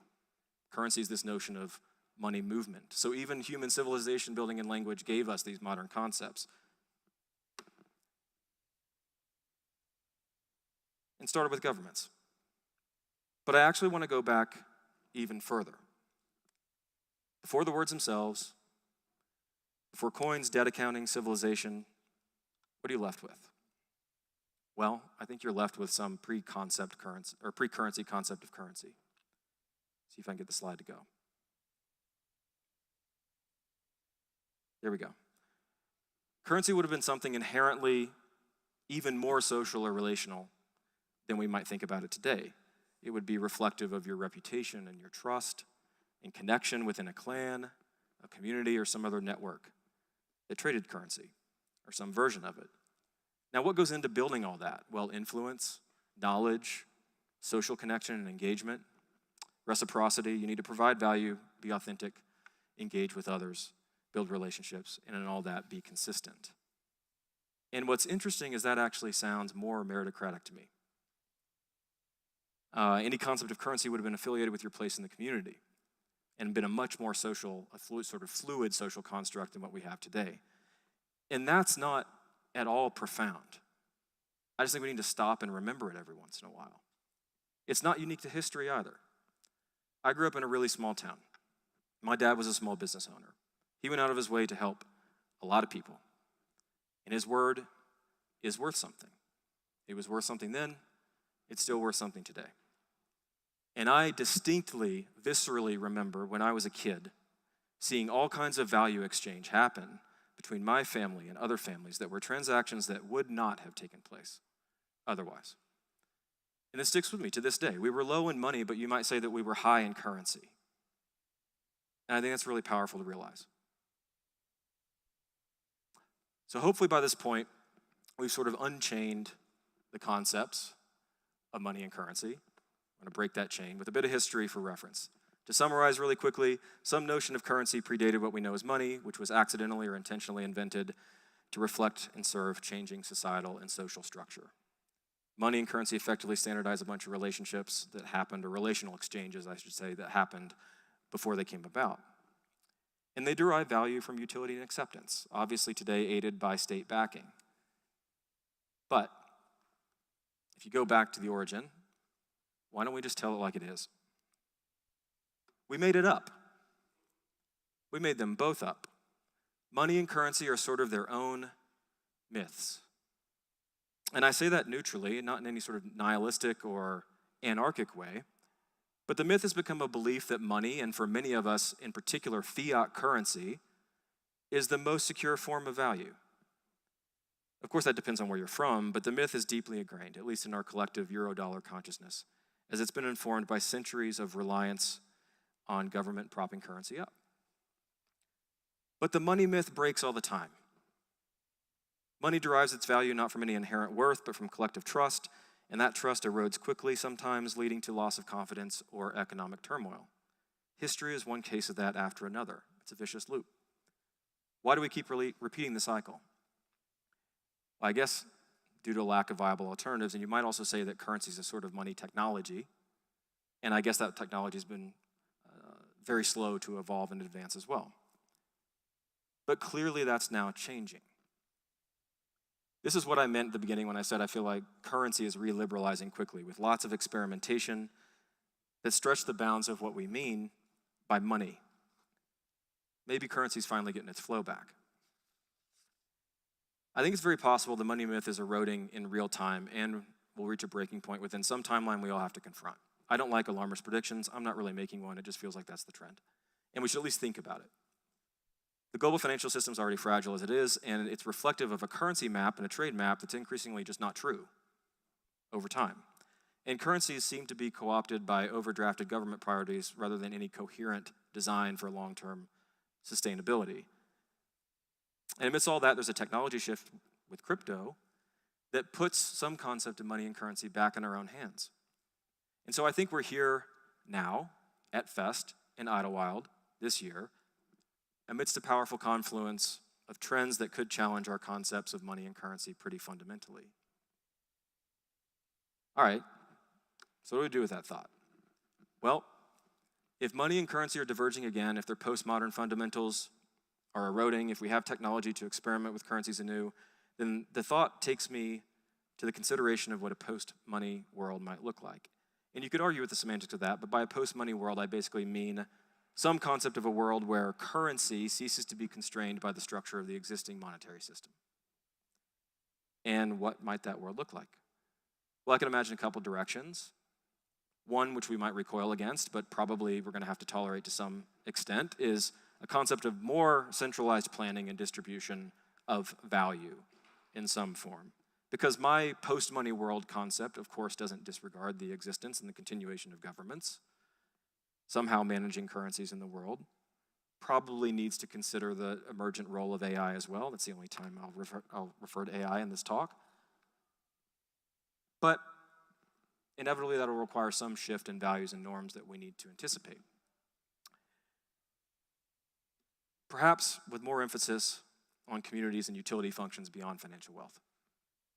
Because in parallel, consistent with that actually, I think, there could be the reemergence of something that looks and feels more like a barter system, with further reaching concepts of social currency.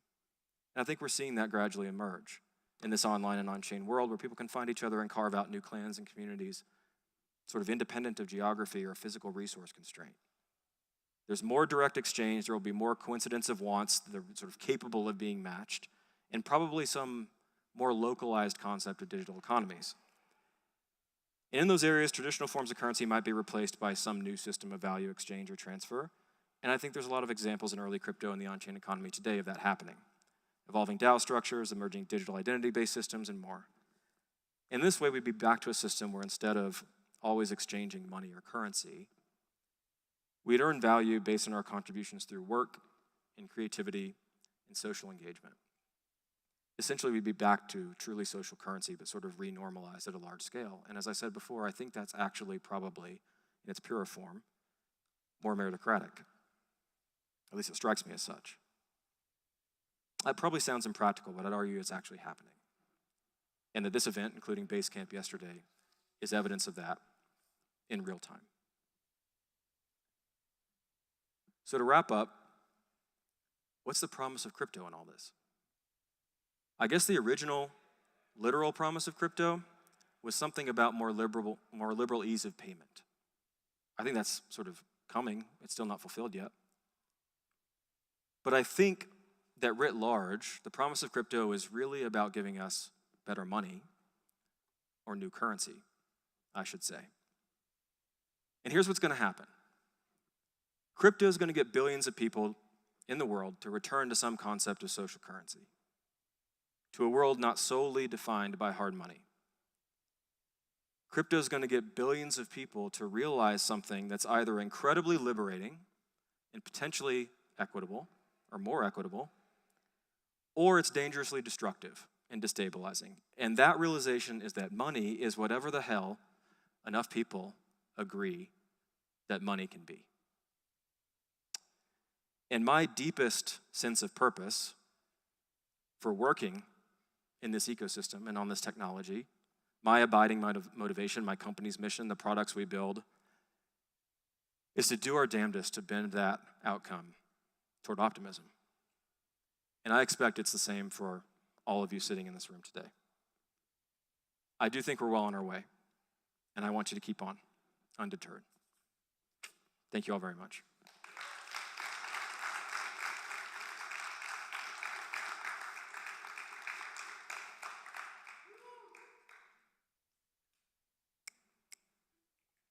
We good?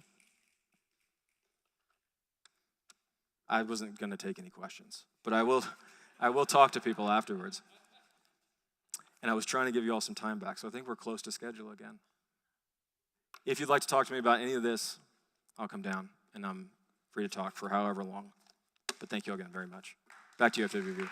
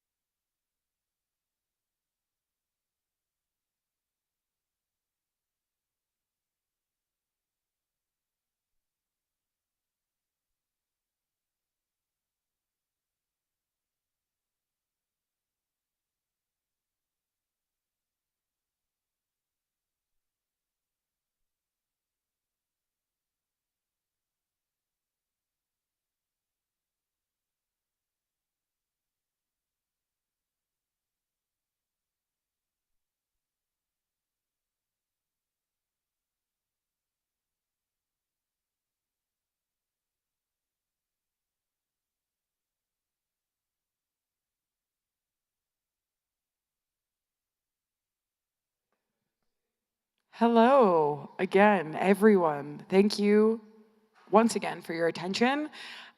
This is our last, but absolutely not least talk of the day. It is 5:45. It is actually 5:57. We were supposed to start at 5:45. But thank you for being here. And I am very pleased to welcome to the stage a storied cast for the panel entitled AI and the Future of On-Chain Creativity. This panel will be moderated by Shannon Wells from LivePeer and will feature a few other panelists from the LivePeer ecosystem: Soren Wren, the founder and CEO of Titles, Sean Bradford, founder of Origin Stories, and Malcolm Levy, founder of Refraction. So without further ado, thanks everyone.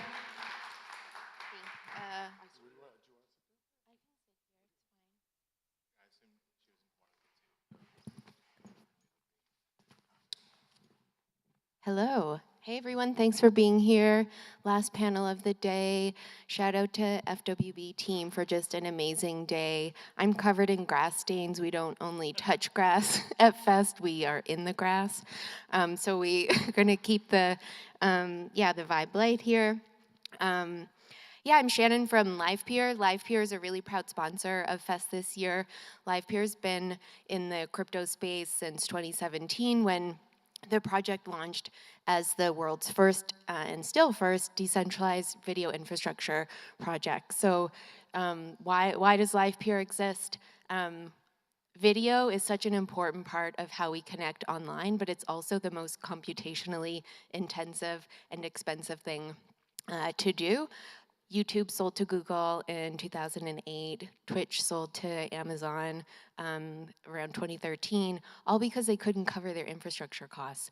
And there are only a handful of large internet monopolies today who actually have the resources to supply the compute needed to distribute global video at scale.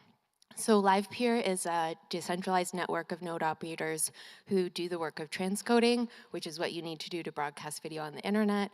And why do we care about AI? So the similar economic problem exists when you think about building new AI startups. There's actually been a lot of cases in the last few months that AI startups have actually sold to Google, Facebook, Meta, and others because they can't cover their infrastructure costs. So we have earlier this year begun the journey of adding AI compute capabilities to the network that will support video and media workflows. We are adding capabilities for AI inference, so the vision is you can bring any model to the LivePeer network and you will get ultra low cost and efficient infrastructure to be able to do that. I'm so excited to have on the stage with me today founders from the LivePeer ecosystem who are actually design partners with us in building this new AI infrastructure phase. I'll let you guys quickly introduce yourselves, and then I have a range of questions and we'll just keep it light. I'm Malcolm Levy, founder of Refraction, and we are a DAO of over 2,000 artists, creators, technologists, spaces, event producers globally. We've done over 35 events to date and about 20 creative programs at this point. And we're working with LivePeer on a really exciting new software called Regenerate, which will be free open source software for creating live visuals. Hi, I'm Sean Bradford. I'm the founder of Origin Stories. We're a creative tech studio specializing in custom generation tools for experiences, specifically around co-creation. I'm basically an artist turned technical founder, so solving for a lot of personal pain points that I see both as a musician and from different mediums across art. So yeah, happy to be here. What's up, everyone? I just want to say I'm stoked to hang out with everyone this weekend. It's been fun. I'm the founder of Titles. Let's go. We build creative tools powered by artist-owned AI models. So Titles is two parts. One is software that helps artists train custom performant AI models on their work that they're happy about and that can replicate their style, their characters, their work. And then we help them share those out in the world where other people can use them with kind of two core assets or features, which is they maintain attribution and can understand when people are using them, and then they can make money off of them. And so we have a protocol that sits underneath that essentially does end-to-end attribution through inference all the way through kind of publishing and IP management on the back end. Awesome. I want to talk a little bit about the underlying technology, and this could be just another generic conversation about is AI eating the world or whatever. But when we think about the intersection of blockchain and AI, I'm really curious, how are you thinking about the primitives that blockchain unlocks when we think about creator products and tools, which the three of you are building? What are the things that are possible when we leverage blockchain and decentralized tech for AI that aren't possible if we weren't in this space? I actually think about DeFi when it comes to this, which is like part of the premise of DeFi to me is that if you create programmable money, money moves faster into new areas more quickly. If you like map that to culture and you expose like AI on systems like crypto, hopefully what you can see is like more ideas, more creativity, like more movement into new areas quicker. And so kind of using those same primitives in the context of like in our case, like visual media today, but broader kind of media long term. So I'm really excited about kind of those two confluences, which is the promise of DeFi overall in that context, which is allocation of capital to new areas, and AI and media and expression. How do you kind of apply those principles back to kind of blockchain systems overall?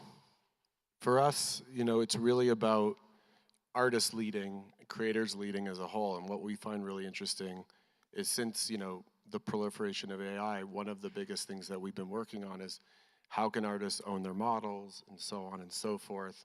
How can that move forward? And, quite honestly, when you look at a lot of the models out there that are the traditional models that blew up at the beginning, they become quite boring or stagnant over time. And we really feel like the blockchain in general, and think about those primitives, gives the opportunity for a much more interesting visual, musical form of AI. So I guess I think about unlocking like untrapped value, especially when you think about artists. Artists can be all types of medium, right? Like there's similar challenges and problems that exist, but one, especially when it comes to things like music, is just the sheer cost and the amount of people it takes to collaborate on visual storytelling content. And once you have that, it's very powerful. You can like kind of omni-channel it. It becomes things that can be co-owned by fans. It can go from just an image to like a piece of merchandise. And so the blockchain kind of starts to establish, at least from our perspective, this ability to find new ways of monetary exchange that also are inclusive. So you can kind of have both an artist and their audience being both part of the same experience, and then you have this sort of record to be able to distribute whatever that is, if that's some sort of payments or just like the proof that that is the person who owns that visual. And I think like what you two are describing is interesting to me because we look at consumption algorithms and we feel like, I mean, a lot of the talks here today are all about like kind of cultural flattening through them and how we use them as tools to explore kind of new perspectives. And when we look at generative AI specifically, when we have these foundational models, like I fucking love Midjourney, it's epic. But when it comes to like truth about culture and like how we perceive things and what we want to share in our perspectives in the world, it's now inverting into creation, right? And like this cultural flattening of specifically generative models on the consumption side, it's now moving into creation. And so what Malcolm's describing around ownership of models, it's like, hey, here is actually what I think a car is, right? And like that's the fun part about it. And so how do we break into kind of the multiverse of perspectives? And then all of the economic structures that you're describing, right? And I think are like really, really important for just unlocking why should I share that perspective, right? Like what is a unique thing that I hold intrinsically that I want to share, and ownership and new ways to collaborate through blockchain mechanisms are fundamental to actually unlocking that, in my opinion. Cool. I definitely want to circle back to the creative process and creative tooling.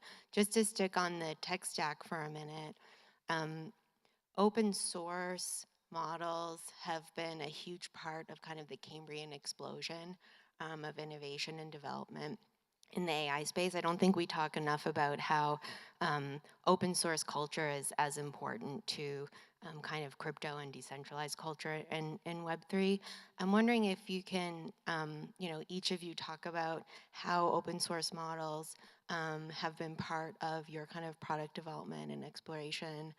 How important is open source AI tech to you as you're thinking about building your businesses? The White House this week came out with a statement in support of open source foundation models. So I think it's an interesting area of competition, in the mainstream as well. But how is it influencing, your technical and product decisions?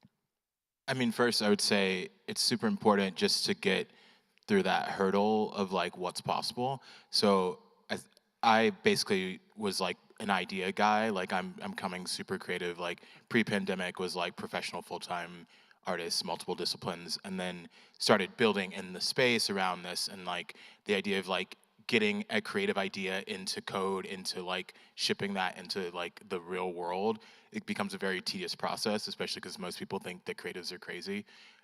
So me being able to like have an idea and then use existing like GitHub repos of like how you implement even a very simple workflow of a model into like an API call to get an output allowed me to start then to play around with like what's possible.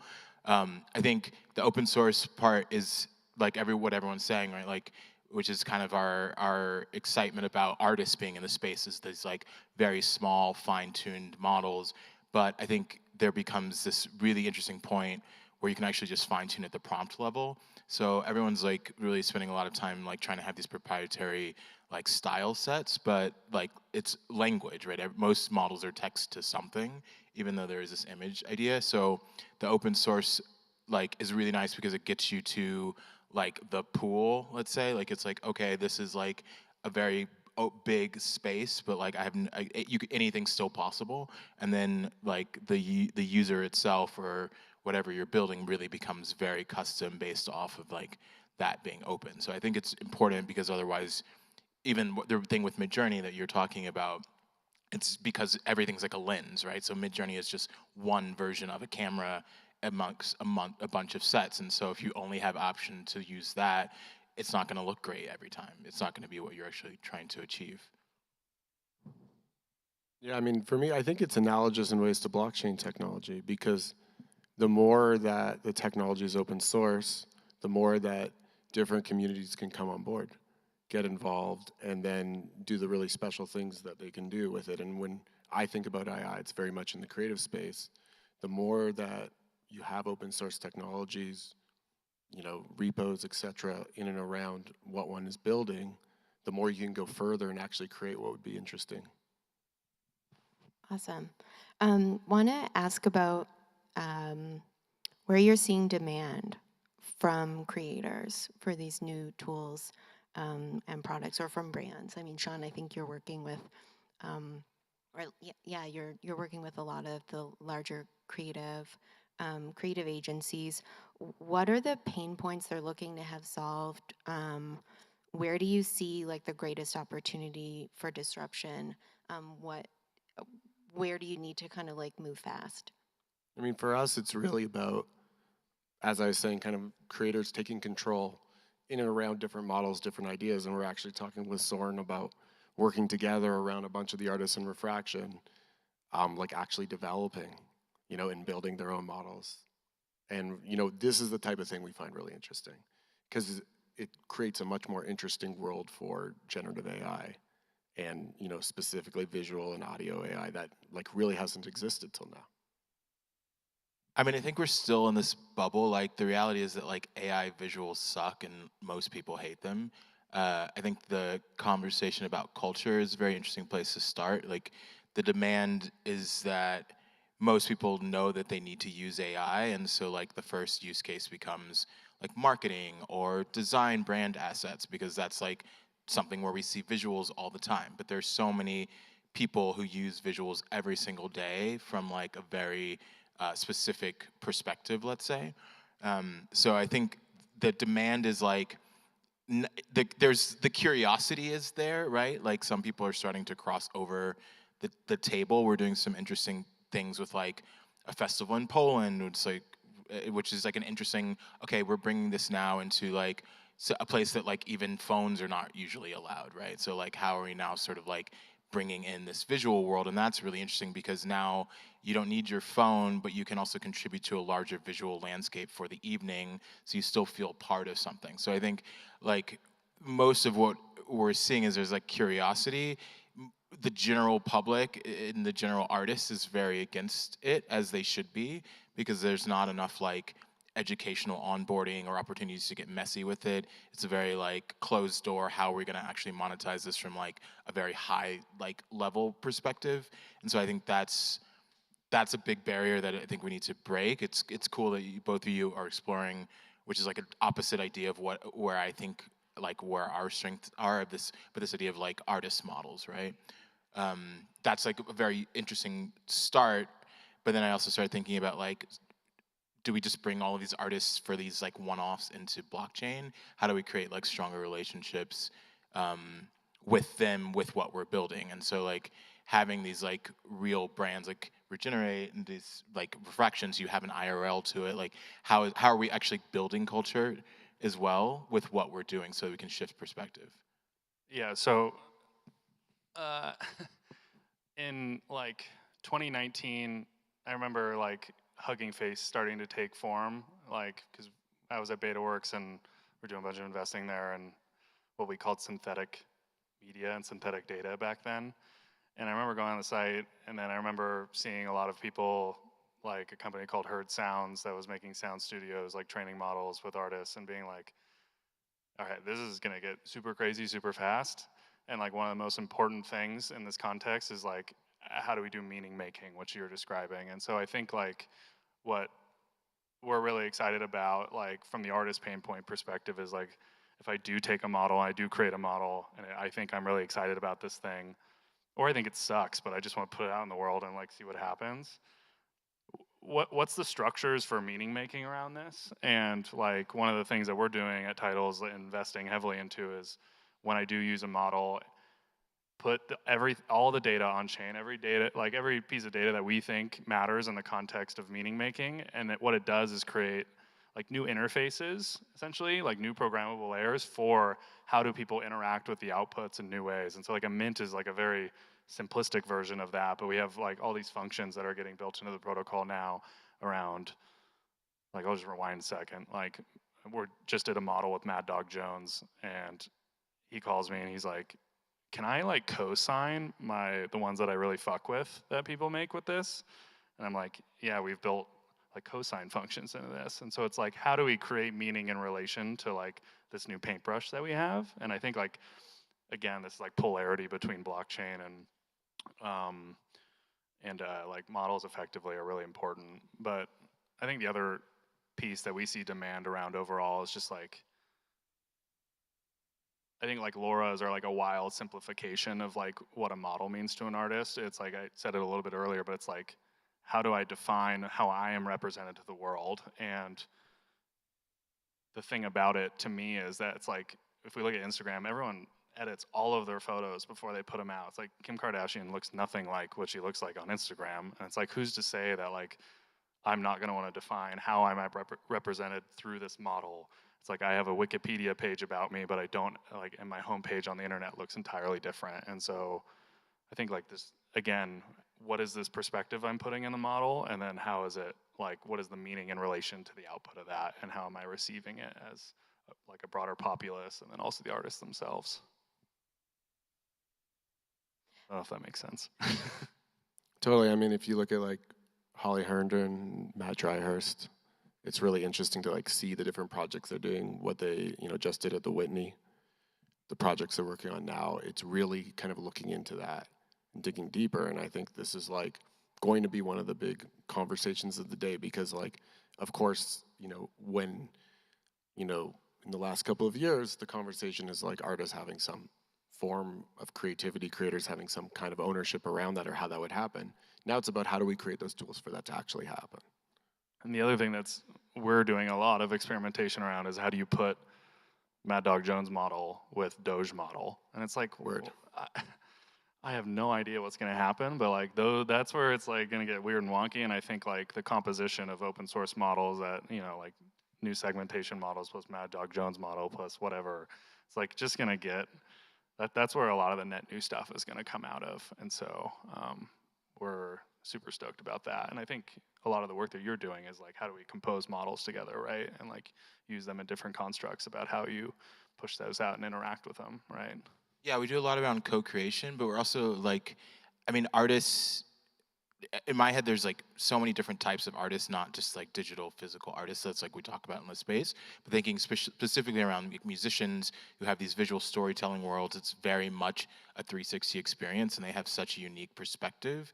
So like, how can we empower them to have opportunity with these tools? Because they also unlock like the next step, right? They come with audiences. I mean, artists come with audiences as well, but like musicians have these very unlockable audiences that also are looking for new engagement and new ways to interact. And so there becomes this like bridge that they can provide to the technology, but it's also like everything has to be careful, right? Because it's actually, you start talking about like Mad Jones and Doge, like I think most people, when you think about IP, are normally just gonna put in like pop culture or things that they immediately know. They're not thinking about like extracting the language down to like the color, not just, or like it's Picasso, right? They're not thinking about like cubism. They're thinking about like the word Picasso or Dogecoin. So like, how do you also start to create this new way for consumption? Because we've also been talking in like emojis for a decade almost. So like the idea that now you need language and text is like,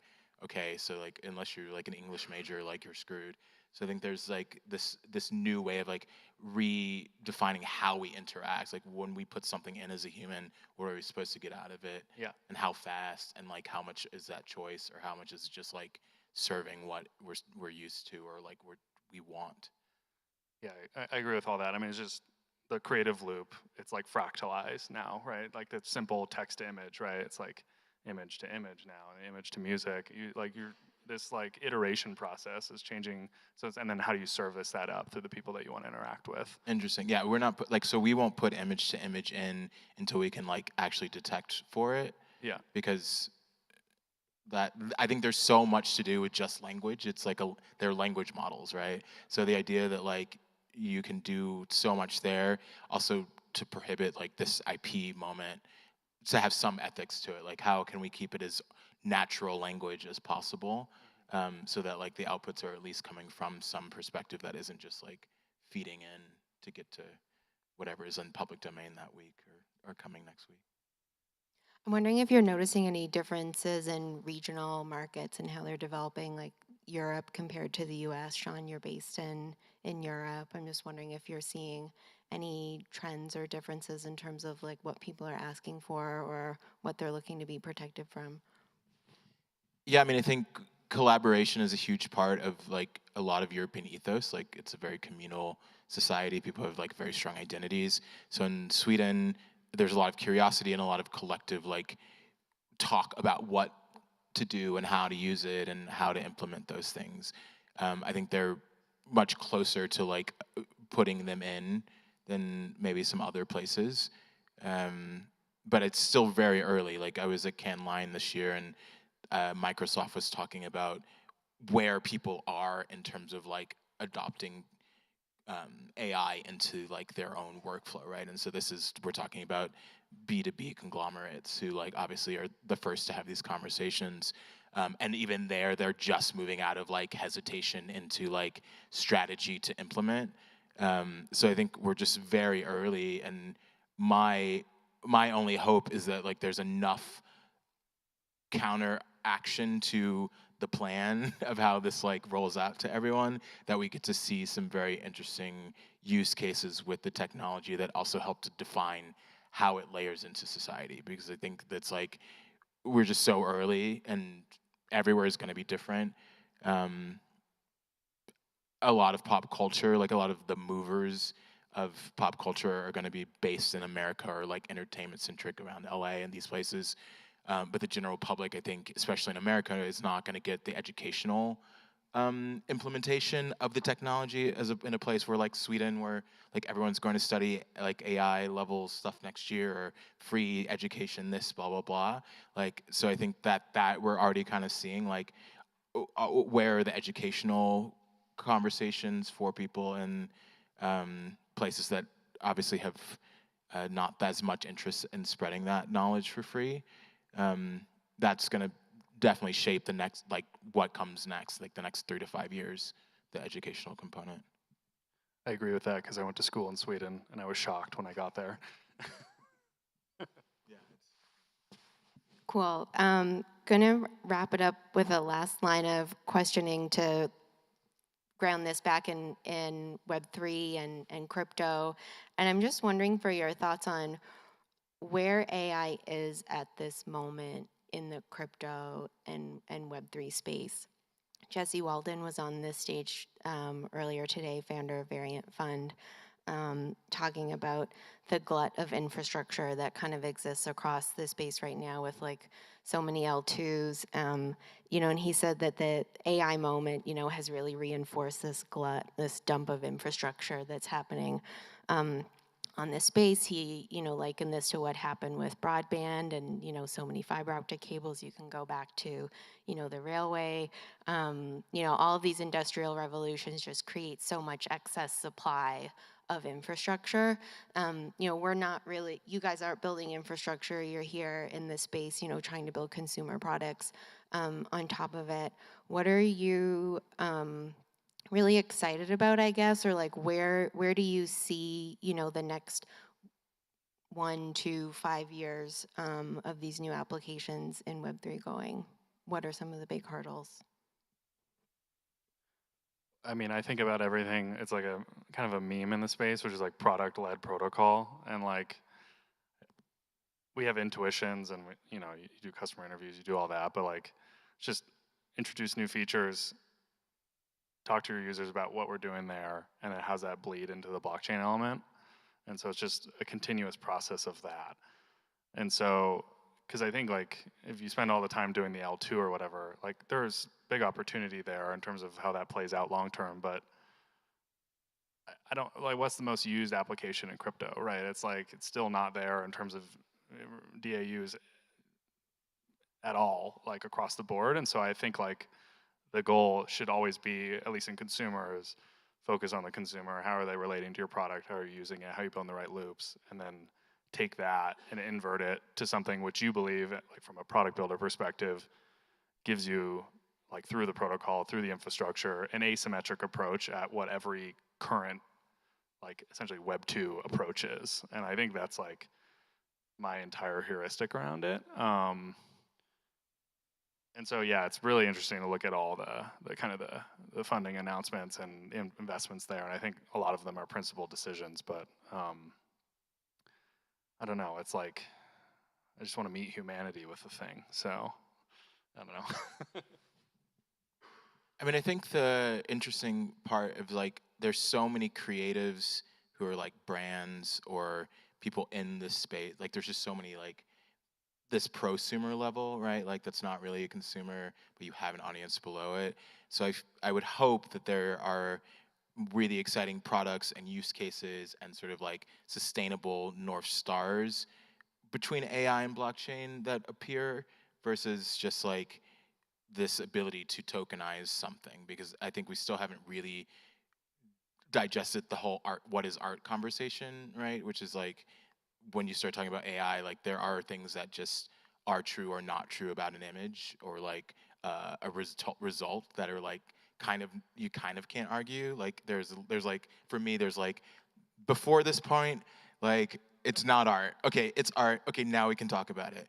And so I think if we can kind of have a really open conversation about what that even means and how we're creating sustainability, especially in this like, the people that can go back for audiences or go be whatever that word is, you know what I mean, evangelical. I think that would be really exciting at that intersection of AI and blockchain. I think, you know, so many people talk about the acceleration that AI is obviously impacting with the blockchain, and that will continue. It'll continue in infrastructure, it'll continue in DeFi and everything. What I find really interesting as we look kind of 3 to 5 years ahead is how the blockchain is going to help AI around ownership, around the next steps, around all these other problems that AI is going to need to have solved that I feel the blockchain can really help do. And I think that might be one of the things people aren't seeing now that in the long term is going to have a huge impact and also onboard a lot of people onto Web3 that aren't, because they're going to start seeing other ways that the blockchain actually can help them in ways that they haven't seen before. And AI is just another asset class or tool for creativity, and like there's gonna be another thing, right? And like I was just at the Christie's Art Summit, and it was like people were freaking the hell out about how do I understand what is getting made with this tension between accelerationist and like faster, more, better, ever, like all that stuff, and just like how do we understand what's being made today, and like understand what are the concepts and things that are bleeding into that. And so it's a durable database structure for what do we want to share with the world and categorize. And so we just, like, AI is not any more important than being able to share a raw piece of media that you've created on chain and being able to share the information around that. And so it's just, again, the substrate for, as we move quicker and quicker, what the hell are we gonna do? And like, it's a good ledger for that.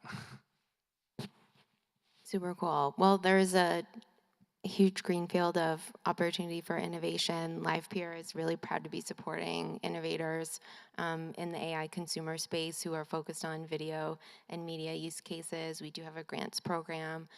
Visit livepeer.org if you're interested in getting support for that and building on the AI subnet. There's an awesome workshop tomorrow from Mind Palace, which is a